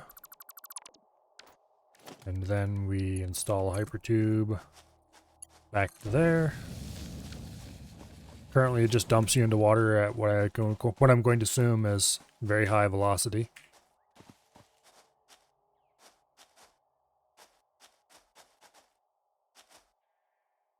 Okay. Okay, this is a mistake. We can't access the building controls where we're under the water, so we're going to have to get out of the water to do that. Apparently we don't need oxygen.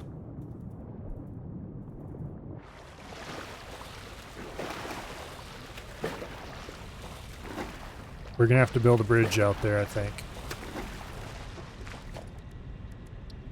Okay, we can build hypertube supports on the bottom. Yes! But we're going to have to build a bridge out there to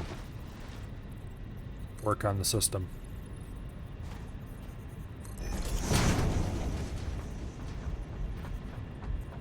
Which isn't a big deal.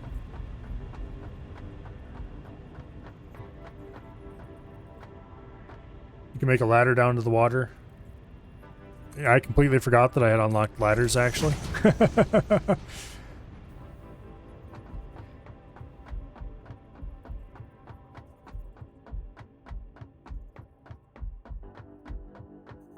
Oh well. Okay, now, hypertube. Why am I being an idiot? Okay, there we go. Into the water. As vertical as possible. For that extra...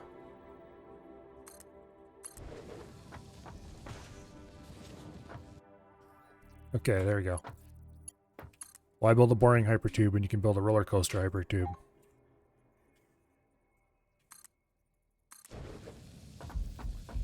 You slide then jump. Yeah, I know. I do it all the time.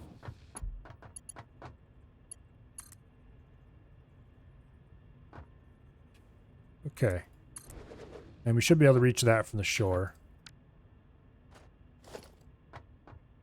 So, you want mass dismantle.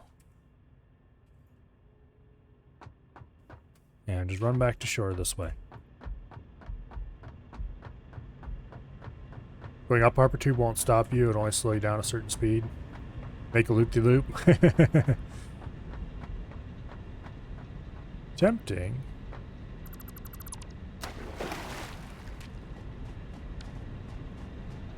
We might do that somewhere else. Going up that cliff is definitely going to slow us down a lot, though. Okay, now...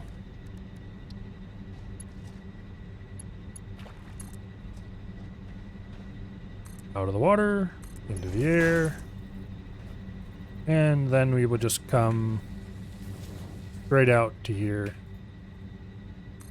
and stop.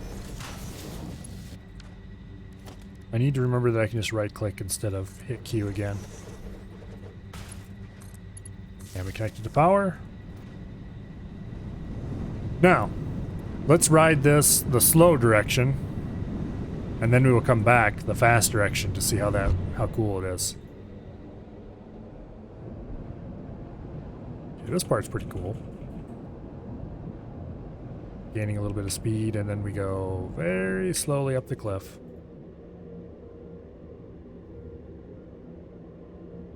Coming back will be a lot more exciting, I think.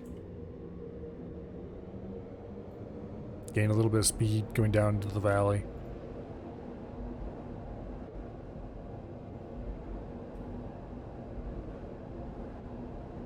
Yeah, we snaked all over the place getting out here, didn't we?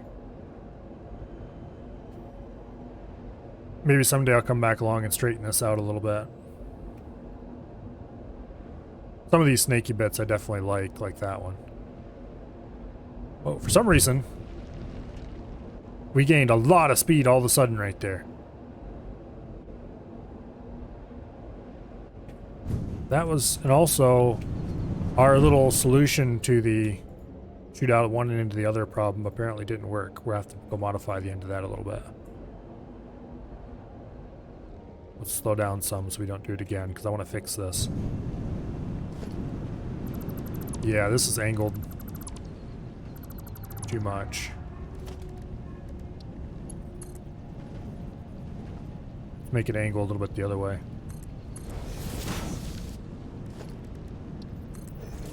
I don't actually want to shoot it from one to the other, because as convenient as it might be sometimes.